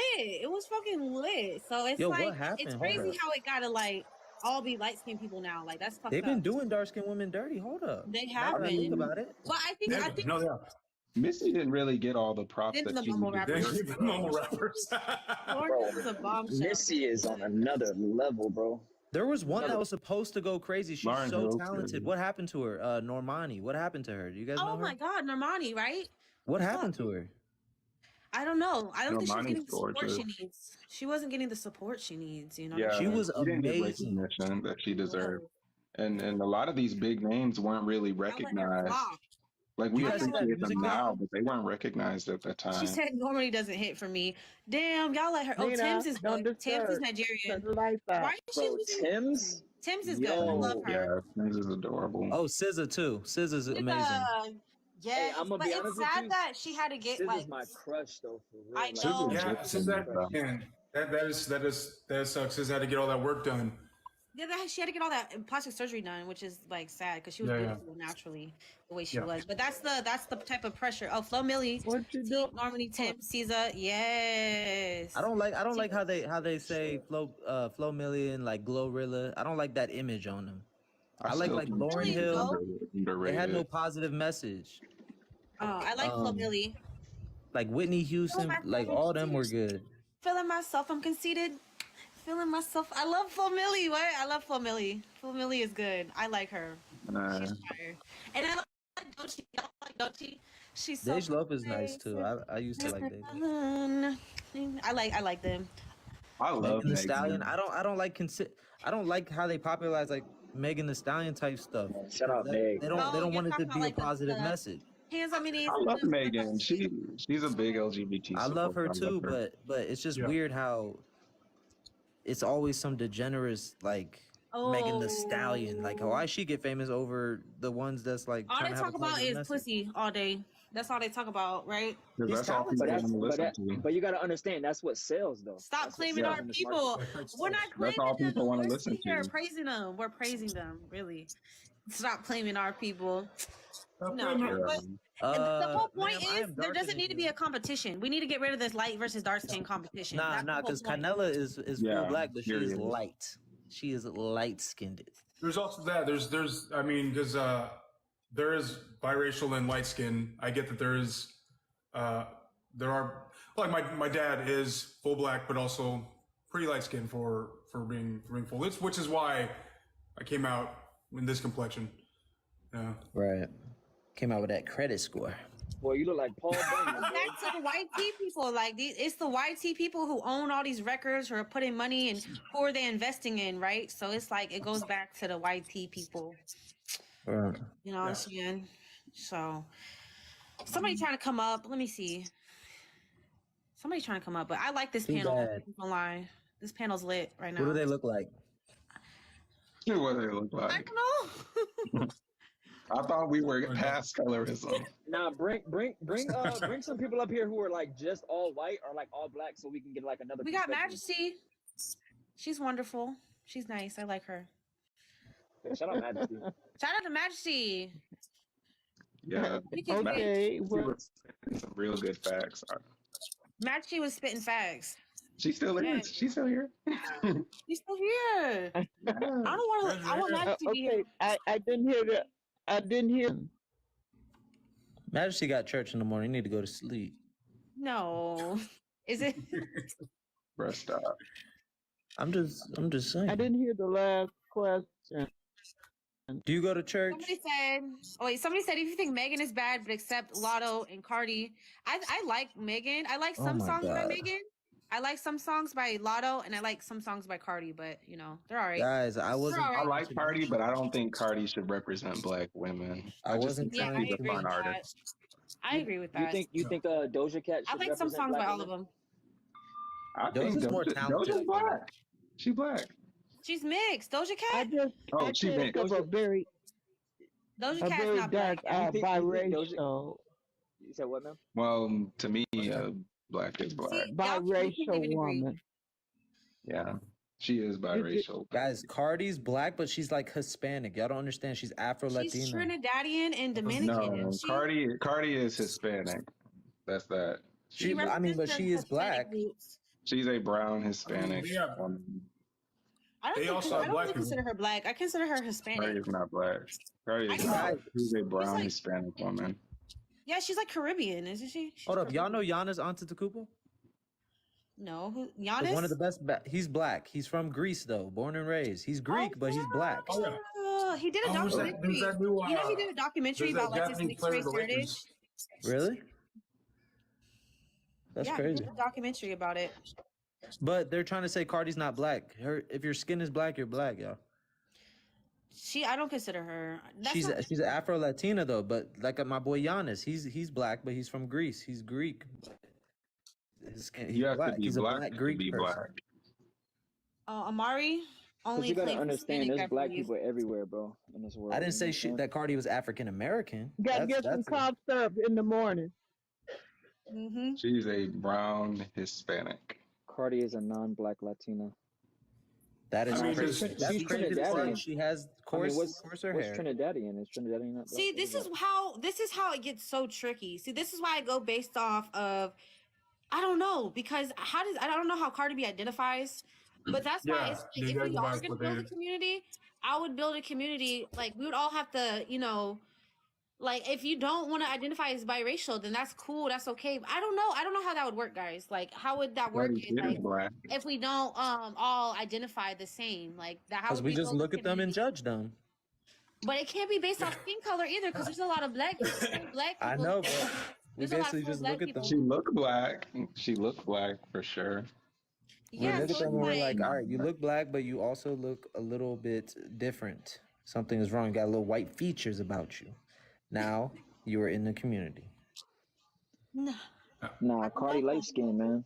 Some people, I wouldn't want to force people to be a part of a biracial or mixed race community that they didn't want to be in. You know what is good hair? Hey, so I just read this comment. It said, "Is Drake's son black?"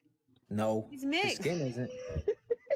His son is mixed. There's got to be a certain point where the blackness is out. But if you ask him, yeah, I wouldn't even claim black. Only claim African American if you were born in Africa. Bro, his son looks like an. If I was Logic, I would claim white. Like, bro, like he looks. If you look at my son, he looked white, Europe. But he's actually mixed because both of his parents are mixed. So, but I don't know. I always hold on. What's the percentages? So both of his parents, you and the father, are biracial. Yeah, so he'd be 50-50 like me, but he just look different. There is people who are 50-50 that look more white presenting. So right. Yeah. Mm-hmm. So like they're more compiled. You're more what? You're more what? I'm black, more compiled. But not more composite. There's more. It's not from America. Oh, okay. There should be a compiled community. A compiled. We're the mixed community. That's a community where you're like. That's where my kids are. Where you're like basically a full white person, except for you got random curls. I don't know. I think that if I did have a community, it would be with people who I do identify as mixed. Right. How y'all feel about that? I've been asking for it. White passing. I mean that makes sense. Blackness disqualifying. But because it's like it's intention, bro. It's like how you think. Because my thing is, I don't want to be a part of no community that's going to like advertise or like advocate for like colorism. So it's like same. I'm the same. The biracialness is cool. Like being mixed is cool. Like all of that's cool. But it's like if you think that you're better or like you have some weird mindset about like we're over here, they're over there. No, us versus them. I hate. Let's talk about that. I hate the us versus them mentality. I hate it. Like that's how it's just gonna have to be. We're gonna have to mix water fountains. It's what Asia said that really hits with me. Hey, that boy Bryce is funny. Bryce, you're funny. I seen you on another panel when you were trying to hit on that girl and I was giving you shit. That was so funny. No. I remember that. You were trying to hit on the girl from like the Philippines and I was like, oh, I don't know. You were I was like, remember, I was like, you do not represent the mixed community. I was like, we don't claim crazy. I let people use my account. Y'all don't understand. It wasn't me, probably. It was you. It was you. I was like, we don't claim him because you were up there. That's just who I am in the community. They don't have 1,000 followers. That's my role to fill in our community. We're gonna have all different types of light skin. It's what Asia said in the comments that really hits with me, where she say that some people only be black when it benefit them. Like I don't know. Yeah, that's the issue. Like, that's the issue. That's like this is why, and I notice a lot of people in the black community are starting to gatekeep stuff, and it's like, no, let the doors be open. But it's like some of these motherfuckers be double dipping like hardcore. Like it's like they'll sit there and they'll be pro black when it's time for reparations, and then they'll go and drink out of the white water fountain the next week. So for me, it's like I don't know. Like I really don't know how to handle certain people. That's why like whenever I see someone like Cardi B or whatever, I'm like, that's Hispanic. Her mom's Hispanic, her dad's Hispanic, she's Hispanic. But she's Hispanic, but she's also black. She's Hispanic with brown skin, but she's not. No. You don't understand. Like admixture, like African admixture. Yeah, but I mean, Hispanics in general have black in them. Somebody said, "What do you mean by gatekeeping?" What do I mean by gatekeeping? So like gatekeeping in terms of stuff like, oh, if you're not black, you shouldn't wear this kind of hairstyle, or if you're not black, you shouldn't do this, or you shouldn't do that, or this isn't a real black person. A lot of people have these attitudes because it just seems like everybody, and it's the quote, everybody want to be us, but nobody want to be us. No, when it's time to be black, everybody want to be black, but when it's time to be black, they don't want to be black, right? Or and it's like we get oppressed for it, and then other people take it, get famous. It's cute when they do it. It's cute when they have the big lips and the booty and all that stuff. But when we do it, it's weird and it's bangy. So a lot of black people are gatekeeping that kind of stuff. And it's not to say that they can't use our stuff. They've been using our stuff for years. It's just people are sick of the double standards. It's And the rightly flavor. You so. know, It's the flavor of it's the not day, so bro. much. It's not so much to So they control should. what people are doing. It's a protest. It's the I have flavor a of the day. proposal for the Yeah. group, for the community, for the new community. I have a proposal. Okay, let's hear it. Because we haven't thought about this yet. Do we accept full black people, but they're albino? Like, you know what I'm saying? Of Those certain course. people. Those are still black Of though. Yes, course, I but they bro. accept have I everyone. would accept them. they have a I certain mean, don't want to be. I honestly, want to be an inclusive community. I'm not trying to exclude nobody from the community. Yeah, Like let's but we bring have, them but I'm in. then not it's not trying a to community. be. I would like the I'm black community to trying to. just be more accepting of everyone. But since it's not going that way, a need for a Yeah. biracial community might be on the horizon. Are we accepting? Yeah. Never mind. Never mind. Are we accepting people But who like I are was saying, transracial and are Not claiming to be? transracial. I don't even agree. No, there Black are no people don't transracial. accept transracial, so I don't know why. Are we accepting Rachel Now we're talking Dolezal? about. No, Are we I talking ain't about people no like Rachel say, Dolezal. No, like say, no, no. Trust me, the black community gives her away. adopted into a black No. family. They do not claim to be black, No, that's but they They are. already But got they the do claim word to be part of the culture. We're Hispanic, talking and about it them. means hell no. I hear you, Nick. What'd you I'm say, just, Nick? we You have know to what I lay mean? down some ground rules. That's all I'm saying. Hold on. What'd you say? That's Nick? why What'd you say, Nick? I think you should but go when you based off say answer. when you Go ahead. What you say She need to take a nap. rude. No, no. I said when you I'm say trying to hear what Majesty got to say. okay, when you say Hispanic, that just heritage. So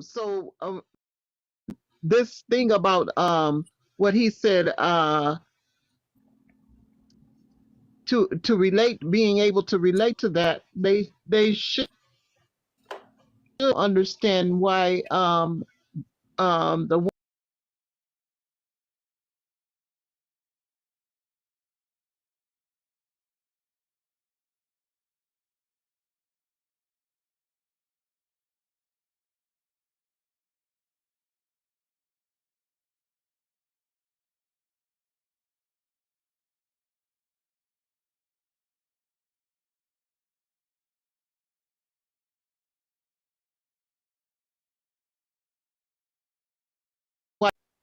are the white people accepting the uh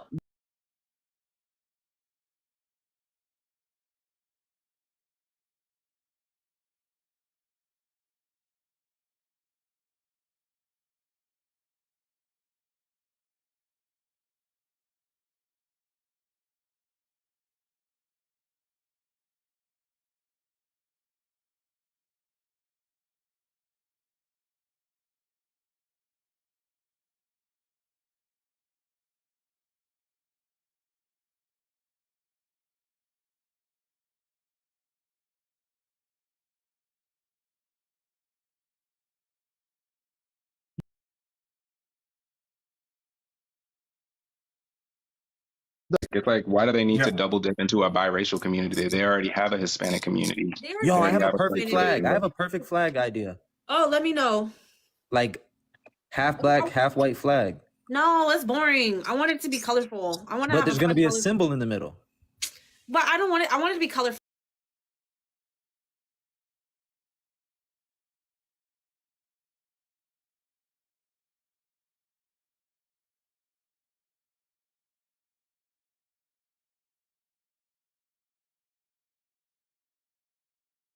For one confused. How is it confusing? It's gonna be yellow, red, green, and blue. It's Okay. gonna be nice and Yellow, colorful red, and fun. It's going. It's gonna be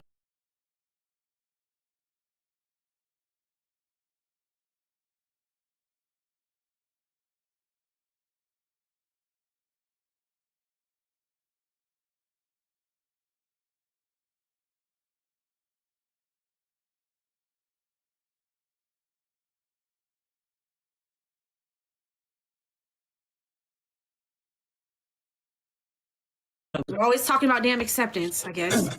And then what would the blue represent? The green represent the envy of not being accepted, but we want to be accepted. Hold on, we have to make this clear. They said We have white to and make this brown. group clear, Miss Magic, Yes.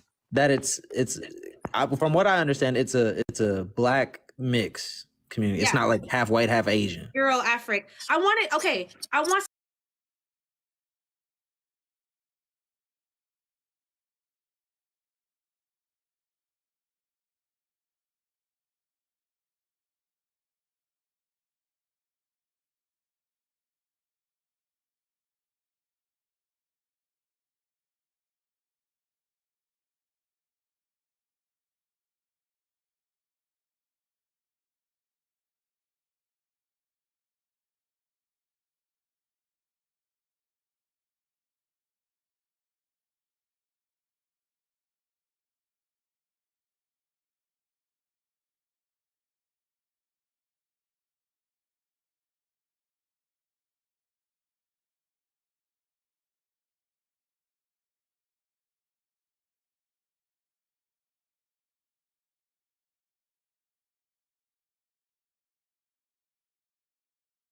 not oppressing or harming others. That's what I'm saying. Like, what is the? Well, we gotta like, figure it out. Something that they do. Well, I mean, I know pretty much you're saying like because I'm trying not I to get banned recently on met like TikTok my live. 70 or So 80-year-old grandfather who they said was racist in the past and like really didn't want, you know, when I was a baby, he really didn't want nothing to do. But then like now that I was older and I actually met him.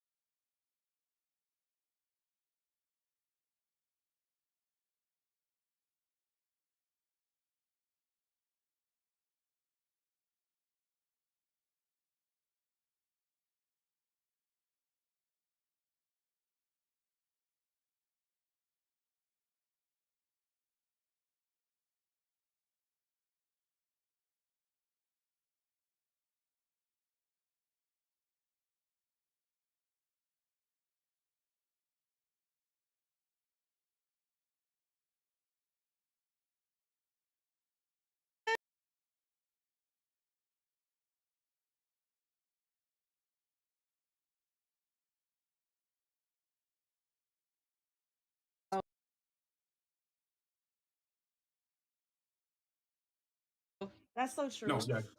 But what were we saying? We were saying about I forgot what we were talking about. We were talking about like having like a term or the best of both cultures and like how would that play out with us? Because you know what? Honestly, I think we take on the worst of both cultures sometimes. That's not talked about though. Like sometimes you take on the worst of both. You know what I'm saying? So it's like I want us to just take on the best of both cultures and just kind of like celebrate both. But we do call out the white tea people a lot. A lot of people always bro, when I like tell you're never you, calling out the white. We do a lot. Like most biracial people have been like pro black at one time, like calling listen, Kaepernicks and the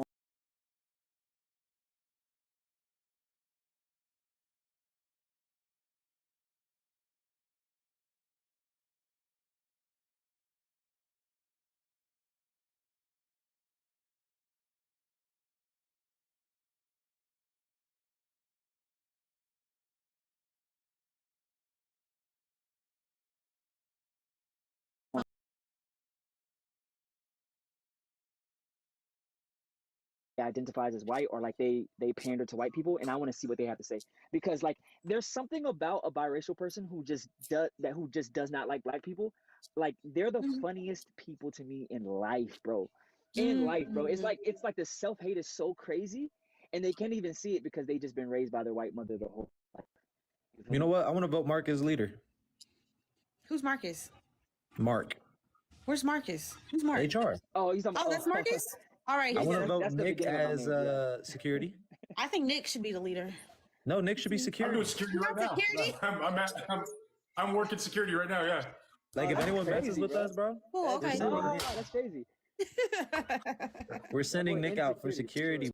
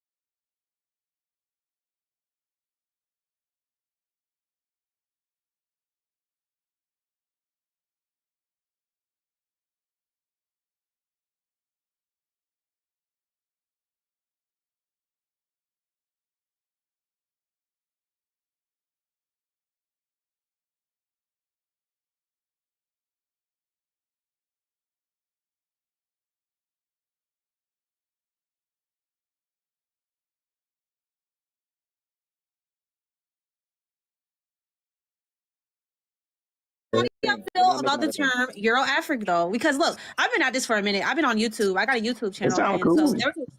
so Euro-Afric, right? So we've had a lot of debates about like the term because somebody said because I I'm not wouldn't want familiar to with claim that with Euro-Afric. Creole because that's a culture. So I don't feel like I'm part of that culture. So I want to It's just claim too that. long, bro. Like we need like a What one syllable, Euro-Afric? 2 syllable. Yeah, like We need one it's too long syllable. to say. Afro-Pen. African American is longer. But not everyone's mixed with white that's Euro at the same time.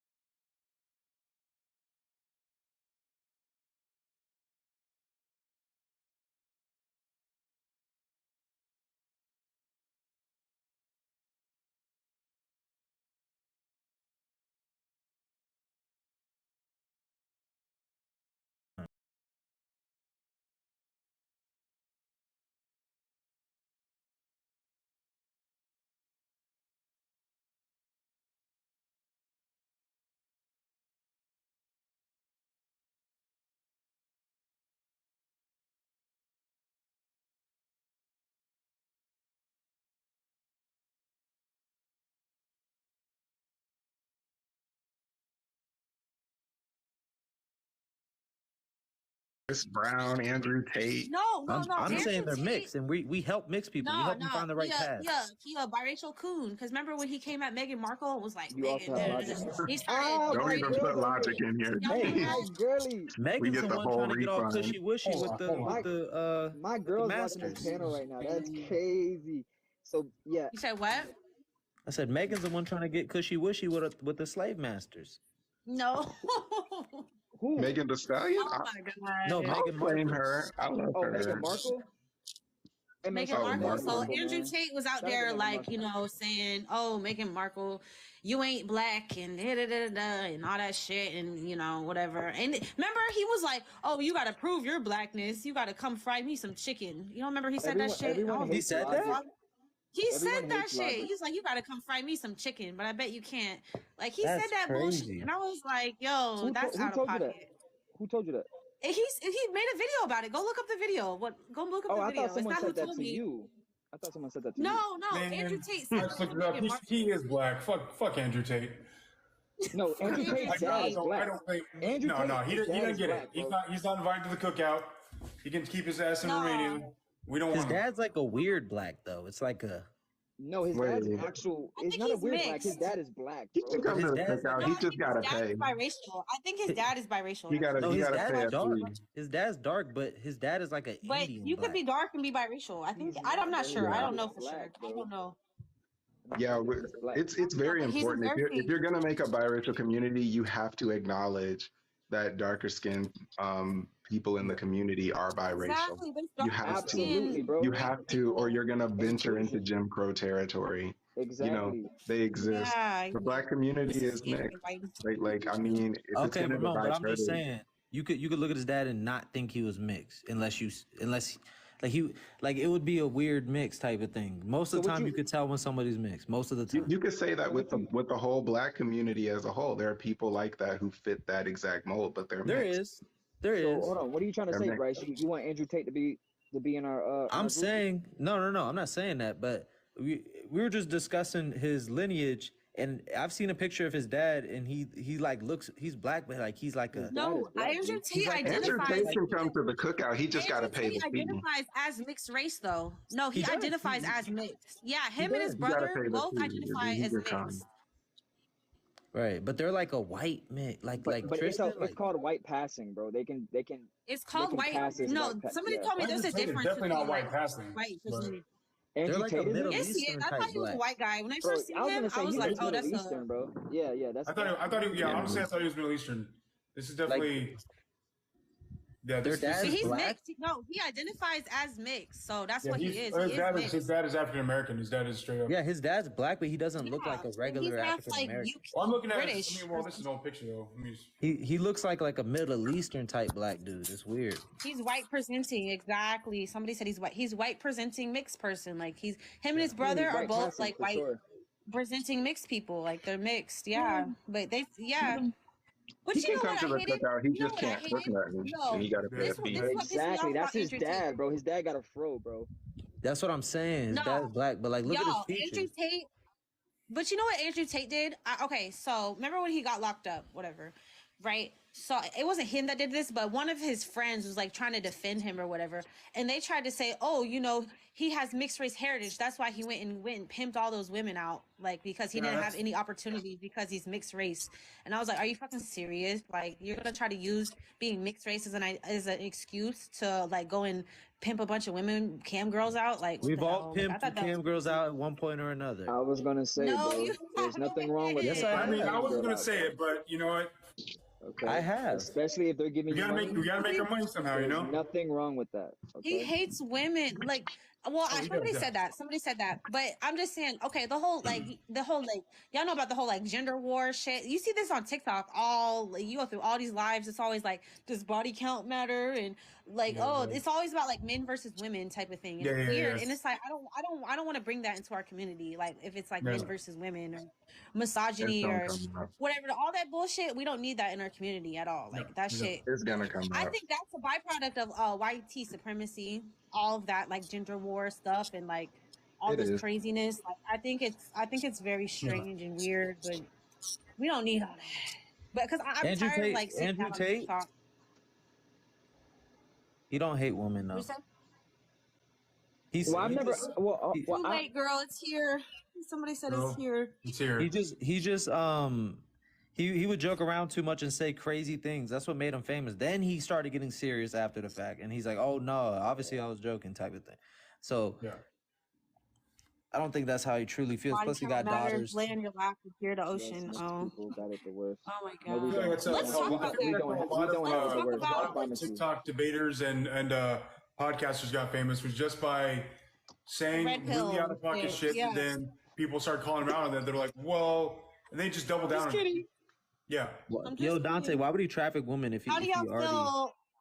Who do you traffic? How do you You'd be feel able to that- find their names. Who do you traffic? Find the names for me and come back. Isn't that why Okay, he but went how Hold do on. you- What?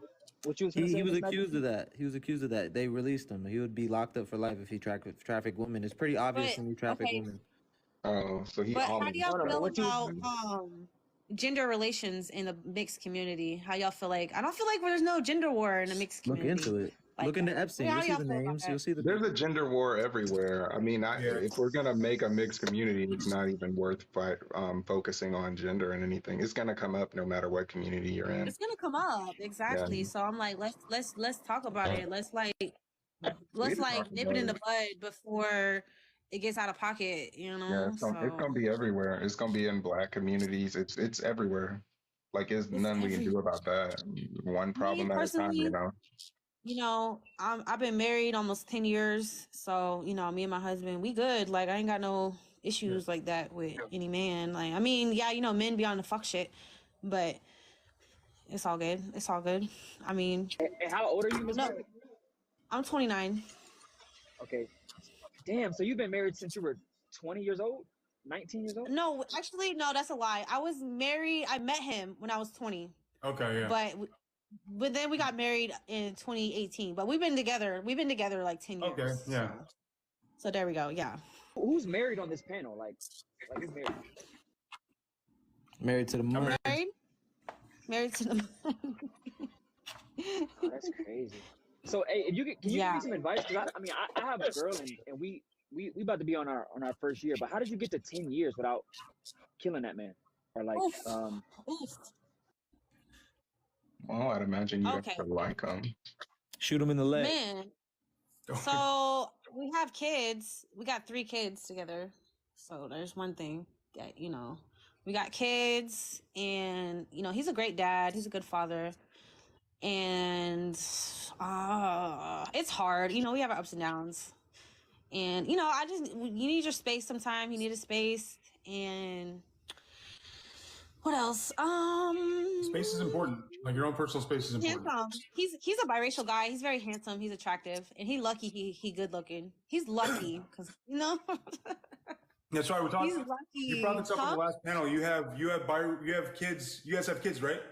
Yes. You are biracial. He's biracial. And you have biracial babies. That's awesome. Patience is how y'all stay together. Exactly. 10 years. Answer is traditional. So, like with the whole traditional, like, you know, I tried that. I tried the whole traditional gender roles. Like I was a stay-at-home mom and, you know, he was working, and I don't know if it works anymore because, you know, like the cost of living is insane. Like being a stay-at-home mom is so fucking hard. Like I had 3 kids, so it was like insane because, you know, the kids and they're screaming and I'm driving me crazy, and it was like insane. So, you know, I went back to work, and I went back to work, and it worked out for me because it's like, you know, I quit my job recently though, but because I got sick of them. Yeah. But I think that the tradition, like the gender roles, I do believe that, like, you know, women could be, well, you know, we live in a day and age where it's like gender fluid and like all that stuff. But when it comes to like heterosexual relationships, I do think I don't know. I do want to be like the feminine energy in the relationship. If it works, it works. If it works for you, then it works. I think that's what works for me. Like making sure, like, you know, I'm the feminine. I don't want to have to sit here and then he could be like in his masculine energy. And I think that works. I think that's what keeps that, you know, that energy balance where it's like that polarity and like, you know what I'm saying? So just find somebody to like match your energy that will. It's whatever works for you. Yeah. I'm loving it. Vacation, yes, girl. I haven't. Yes. It's been like 2 weeks for me, and I'm chilling.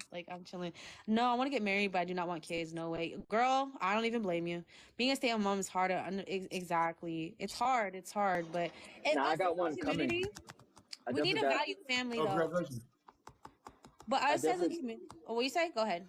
No, I was gonna say I definitely got a kid coming on the way. Oh, congratulations! Yeah. This is gonna be my first kid. I'm having a girl. Awesome. Congratulations. Girl, you're so lucky. So see, my thing is, I wanted a boy, but I just know this girl's gonna soften me up, and I'm just like, I don't know if I want to be all soft like that, and emotional like that. You're going to love it. Make sure you in her life, bro. Make sure you in her life, even if you and the mom don't work out, bro. Make sure you, because daughters need their daddies. Are you guys gonna get married? You guys, because look, I got pregnant, right? Because you said you were married. You said you were married for 10 years, right? Yeah, so but we had kids first. Like we did it the wrong way. Like we had kids and then we got married. So that's how it kind of happened with us. So well, that's kind of our situation. Like, you know, I mean, I wouldn't say there's a wrong or right way when it comes to that. If it works with you, works for you, I mean. Mm-hmm.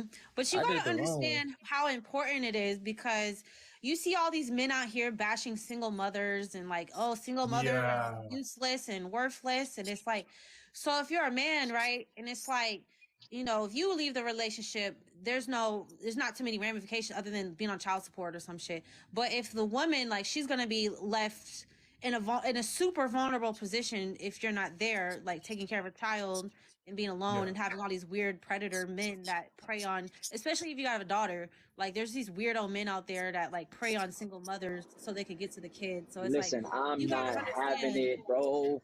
I'm not having it one bit. So that's why I'm so like big on family and having, like, you know, the dad around, because it's like if me and him broke up and I would have to go and date some people, it's like that would be, I don't know, I just wouldn't want to be put in that situation because it's like super vulnerable, and it's like, you know, like stepfathers, they have like a higher, there's some great stepfathers out there, of course, but you know, they have a higher rate, but the fact is they have a higher rate of like abuse when it comes to the kids. And it's like, you know, like us as a community, I think we really need to value family, because when I was super pro-black at one time, right, all the issues and a lot of the issues boiled down to lack of family. You know what I'm saying? You can't really have a community without family. So it's like, I think that's going to be super important values, is that we value our family more than anything. We go hard for our family more than anything. You know what I'm saying? So it's like, we just got to understand the reality of what it is. Like, I think that fathers are needed. We do need dads. Like, this is super important, and you're very needed in the family, like to making sure your kids are straight. Okay, well, you know, if we're needed, then why is Father's Day the least celebrated holiday of the year if we need it so bad? Needed, underappreciated. A lot of fathers, children are a huge it's a lot. Like, you have no, it's a lot. So a lot of fathers do choose to step away, and they go get get some milk and never come back. I mean, don't let the media's influence like dictate the level of importance being of a father. You know what I mean? Right. The whole Father's Day thing it's not as celebrated because it's designed to not be as celebrated by by restaurants, by this, by Hallmark companies, it's by design. It was made for women for mothers to be more celebrated, and they deserve to be celebrated. I'm not saying they don't deserve to be celebrated whatsoever. But so like you're saying, like don't be fooled by the media. Like it's Father's Day is like by design. It's not really like we're celebrated for different reasons differently. Exactly. Men do a lot of thankless jobs. Yeah, 100%. Yep. I'm a stepfather. So half my kids aren't my biological kids, and yeah, it's a thankless job, and you salute to that because it takes. I think that there's. Well, that doesn't. Shout out to Nick. You know what I'm saying? But it's like. I'm gonna be honest with you, Nick. I have to give you all the credit, but I'm trying to tell you right now, my ego is so crazy. I could never, bro. That's what I'm saying. A lot of I could never start another man's story mode. If his story mode is already with this woman, I can't do it, bro. But look, there's a lot of shaming around stepfathers. Like there's a lot of shaming around single mothers. But at the same time, like it's like I feel like it's the same way. Like, would you shame somebody if they adopted a child? Like if they adopted a child that wasn't biologically theirs? That's how I would think. It's like you're taking care of a child. I have a great relationship with my wife's ex-husband. So that also plays into that as well. For real. So I mean, like we get along great. Like he's like my. I also lucked out because he's a genuinely good guy. They didn't work out. So that worked out for me because I met a wonderful woman, and it was also lucky for me because I don't have the baby daddy drama that a lot of people do have. That's what's up. It works out. Mark, I feel you. How old are you, Nick? You grown as hell. I think so. I do understand like that, but I do understand like the stress of coming into another relationship with kids because there's also. Because with my as much as I say like I don't see a difference between my step kids and my biological kids, but there were things just with my biological kids. I was there from day one, and I have my own system of discipline and reward and whatnot. And then going to with my wife and her family, I kind of had to I had to adapt to that, not the other way around. We had to find like the happy medium for that. Yeah, because my dad was a stepdad to my sister. He was a great stepdad, but and then so I don't know. I respect my dad, love my dad. R.I.P. So I feel like there's a lot of shame around stepfathers and single mothers that doesn't need to be there because I could become a single mother any day. If something happens to my husband, boom, I'm a single mother. So you know what I'm saying? So it's like I think that single mothers deserve to be respected. Stepfathers deserve to be respected. And if you don't want to date a single mother or date somebody with kids, that's cool too. Like that. You don't need to be. People don't need to shame people if they don't want to date somebody with kids. Like I didn't date people with kids when I didn't have kids. I will say, once you get to a certain age, it's harder to date somebody without kids. Because I'm 39. I met my wife when I was 35. So when you're grown, it's the chance of me as single in my mid 30s meeting somebody without kids was very low, unless I decided to date somebody that was 21, 22. Exactly. Was not. That's why if me and my husband broke up, I would only date single dads. That's who I would date. Because it would make sense. But you spoke about if you passed away, you'd be a single mother. Yeah. Like I hate when you like pass away and they're like, oh, he would have wanted you to move on. No, I wouldn't have. Oh, you want to move on? Exactly. No way. You want her to be alone? Listen. Yes. A widow for the rest of your life. No. Yeah. No, I would want to be. I'm sorry. I'm gonna get me another man. Hey, but no, what I was gonna say. Hey, I appreciate this panel. He's speaking his truth, and I love it. Oh, speaking of good night, I'm nodding off. I'm about to crash. So I'm gonna close out the stream, but it was really fun talking to you guys. This is always a pleasure. I always love this. Yeah, it was lit. It was lit. I'm gonna be live. Thank you for having us all up here. Yeah, I'm gonna be live. Like I try to be live like every other day. I like to take a break. My social batteries, be getting drained. But I like talking to y'all. Y'all are cool. Yo, have the flag ready for next time. Okay, next time we'll do the flag. I'm gonna make the flag and we'll do the flag. I got you. So I will be live. What's today? Today's Wednesday, or I don't even know what day it is. We don't got no job. What's today? I'm Today's working out. Saturday. Today my weekend. Officially, it's Sunday. No, Saturday. Officially Sunday. It's What day is Saturday. it? It's Saturday. Yeah, this is my Saturday? weekend. Oh shit. Saturday morning. Yeah. Saturday morning. Okay, Thank so you. I'll be live Thank you, Monday. Asia. Make sure y'all Y'all don't subscribe to work? my YouTube channel. Fuck with me on YouTube as well. All right. Okay. All right, Okay. you got a follower. Thank you so much. So fuck with me on YouTube, and yeah, this was lit, y'all. I'm gonna go have fun. Now she multi-platform. We need an after party. Somebody else going live? I want to go to after party live. Nah, the after party is this nap. Wait, are you in California? Not. Are you in Yeah, California, Miss Magic? No, I live in Washington State.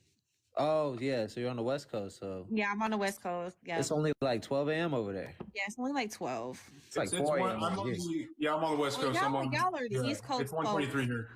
Damn it! I'm still up. I'm still like ready to like. Majesty Ben fell asleep. I told y'all she was tired. Y'all heard the last thing she said?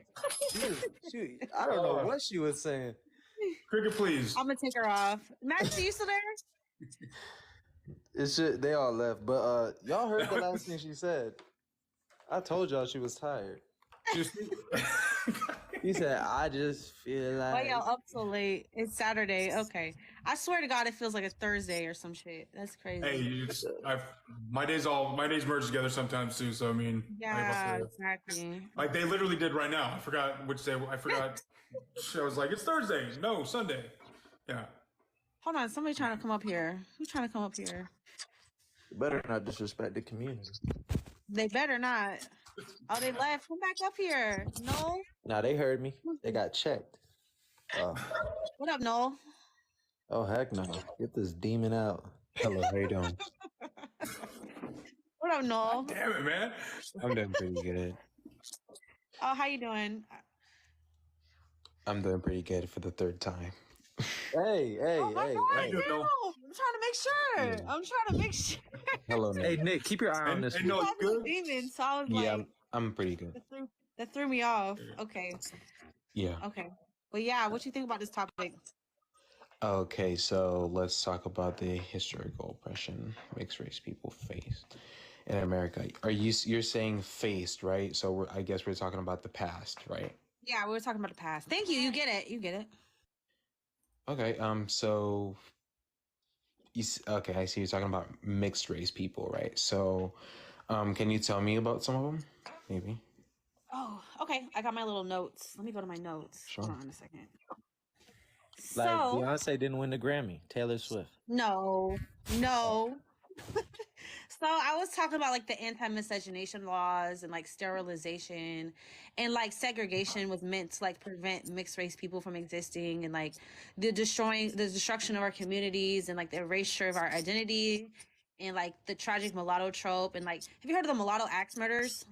That's something that happened historically. It was like a genocide against mulatto people that happened in Louisiana and Texas in 1911 and 1912. Yeah, look up the mulatto axe murders. Like that shit is crazy. Like the mulatto axe murders of 1911 and 1912. And then like the whole point is like nobody knows about any of this stuff because our history got erased, you know? So that's kind of some of the stuff. Hi, Mouse. So yeah, that's what I'm talking about. Just spreading awareness, I guess, you know what I'm saying? Right. Yeah. Y'all just be jumping on stuff. Y'all don't even be reading stuff before y'all jump on here. So it was pretty hard to read from the comments. I think that was it hard to read? Okay, my bad. No, I think it's only my TikTok because every live I went to, it's like the background is like really zoomed in, so I couldn't really see it. Oh no, it is. Okay. Until you get in here, you can see the whole thing. Yeah. Oh my God. So, is it? All right, I'm gonna wait till she comes back.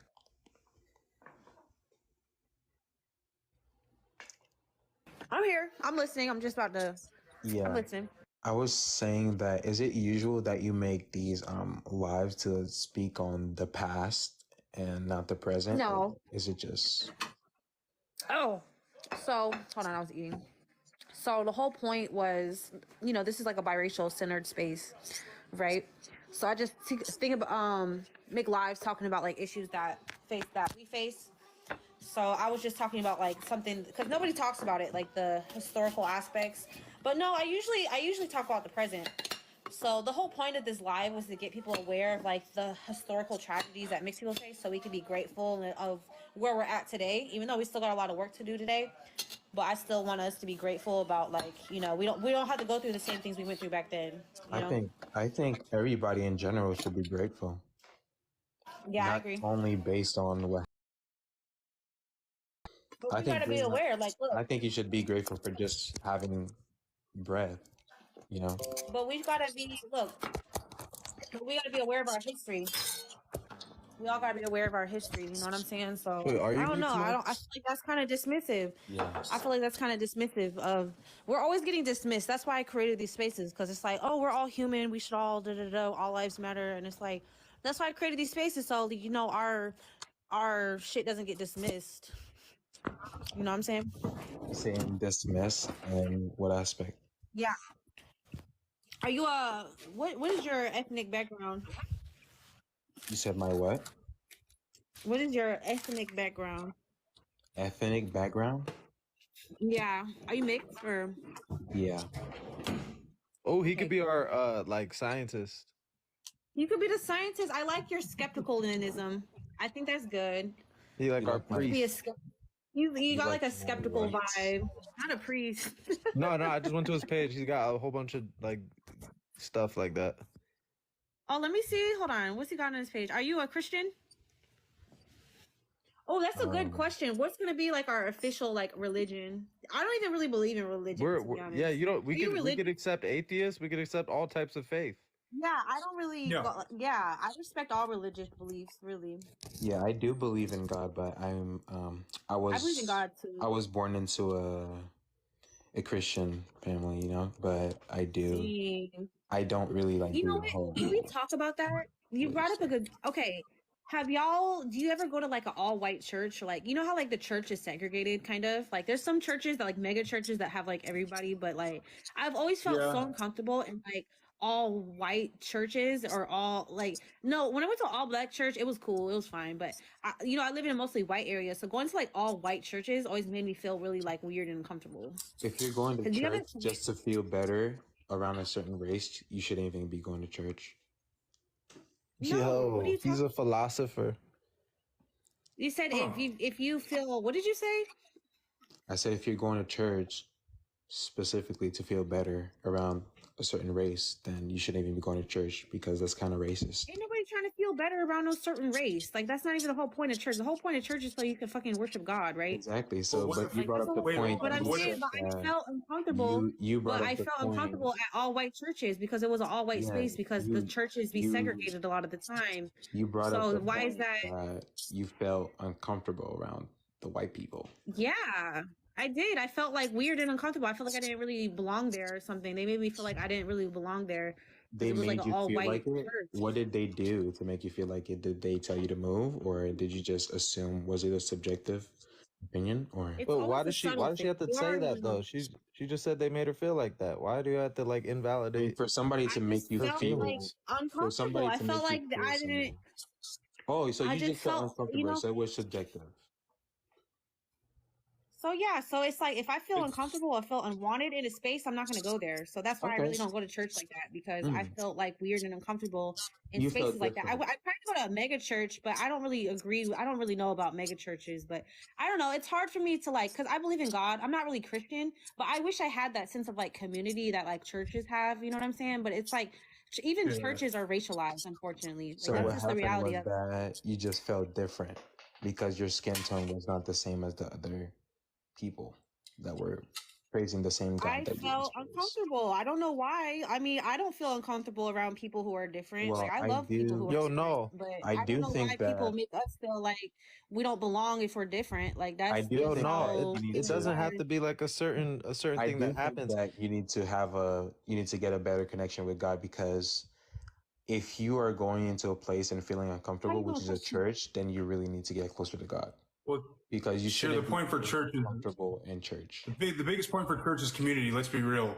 And if you don't feel comfortable If I don't around feel that community, comfortable because in that community, you can find God at then home. I'll find another You can find God community. anywhere. Bro, it could be the way that people looked at her. It could be anything. It doesn't. I thank God. Look, I practice. Like I practice what Jesus say. I treat people to the golden rule of Christianity. I try to treat people with kindness and respect and love, because treat people like your neighbor, or treat your neighbor like you would yourself. Like I Love thy practice neighbor. that. Like I definitely practice that. But it's like I take that to heart, like the core ideals of Christianity, but it's like there's so many different like subset. Like I've tried so many different like subjects of like I tried to be a Jehovah Witness. I tried to be like a Mormon.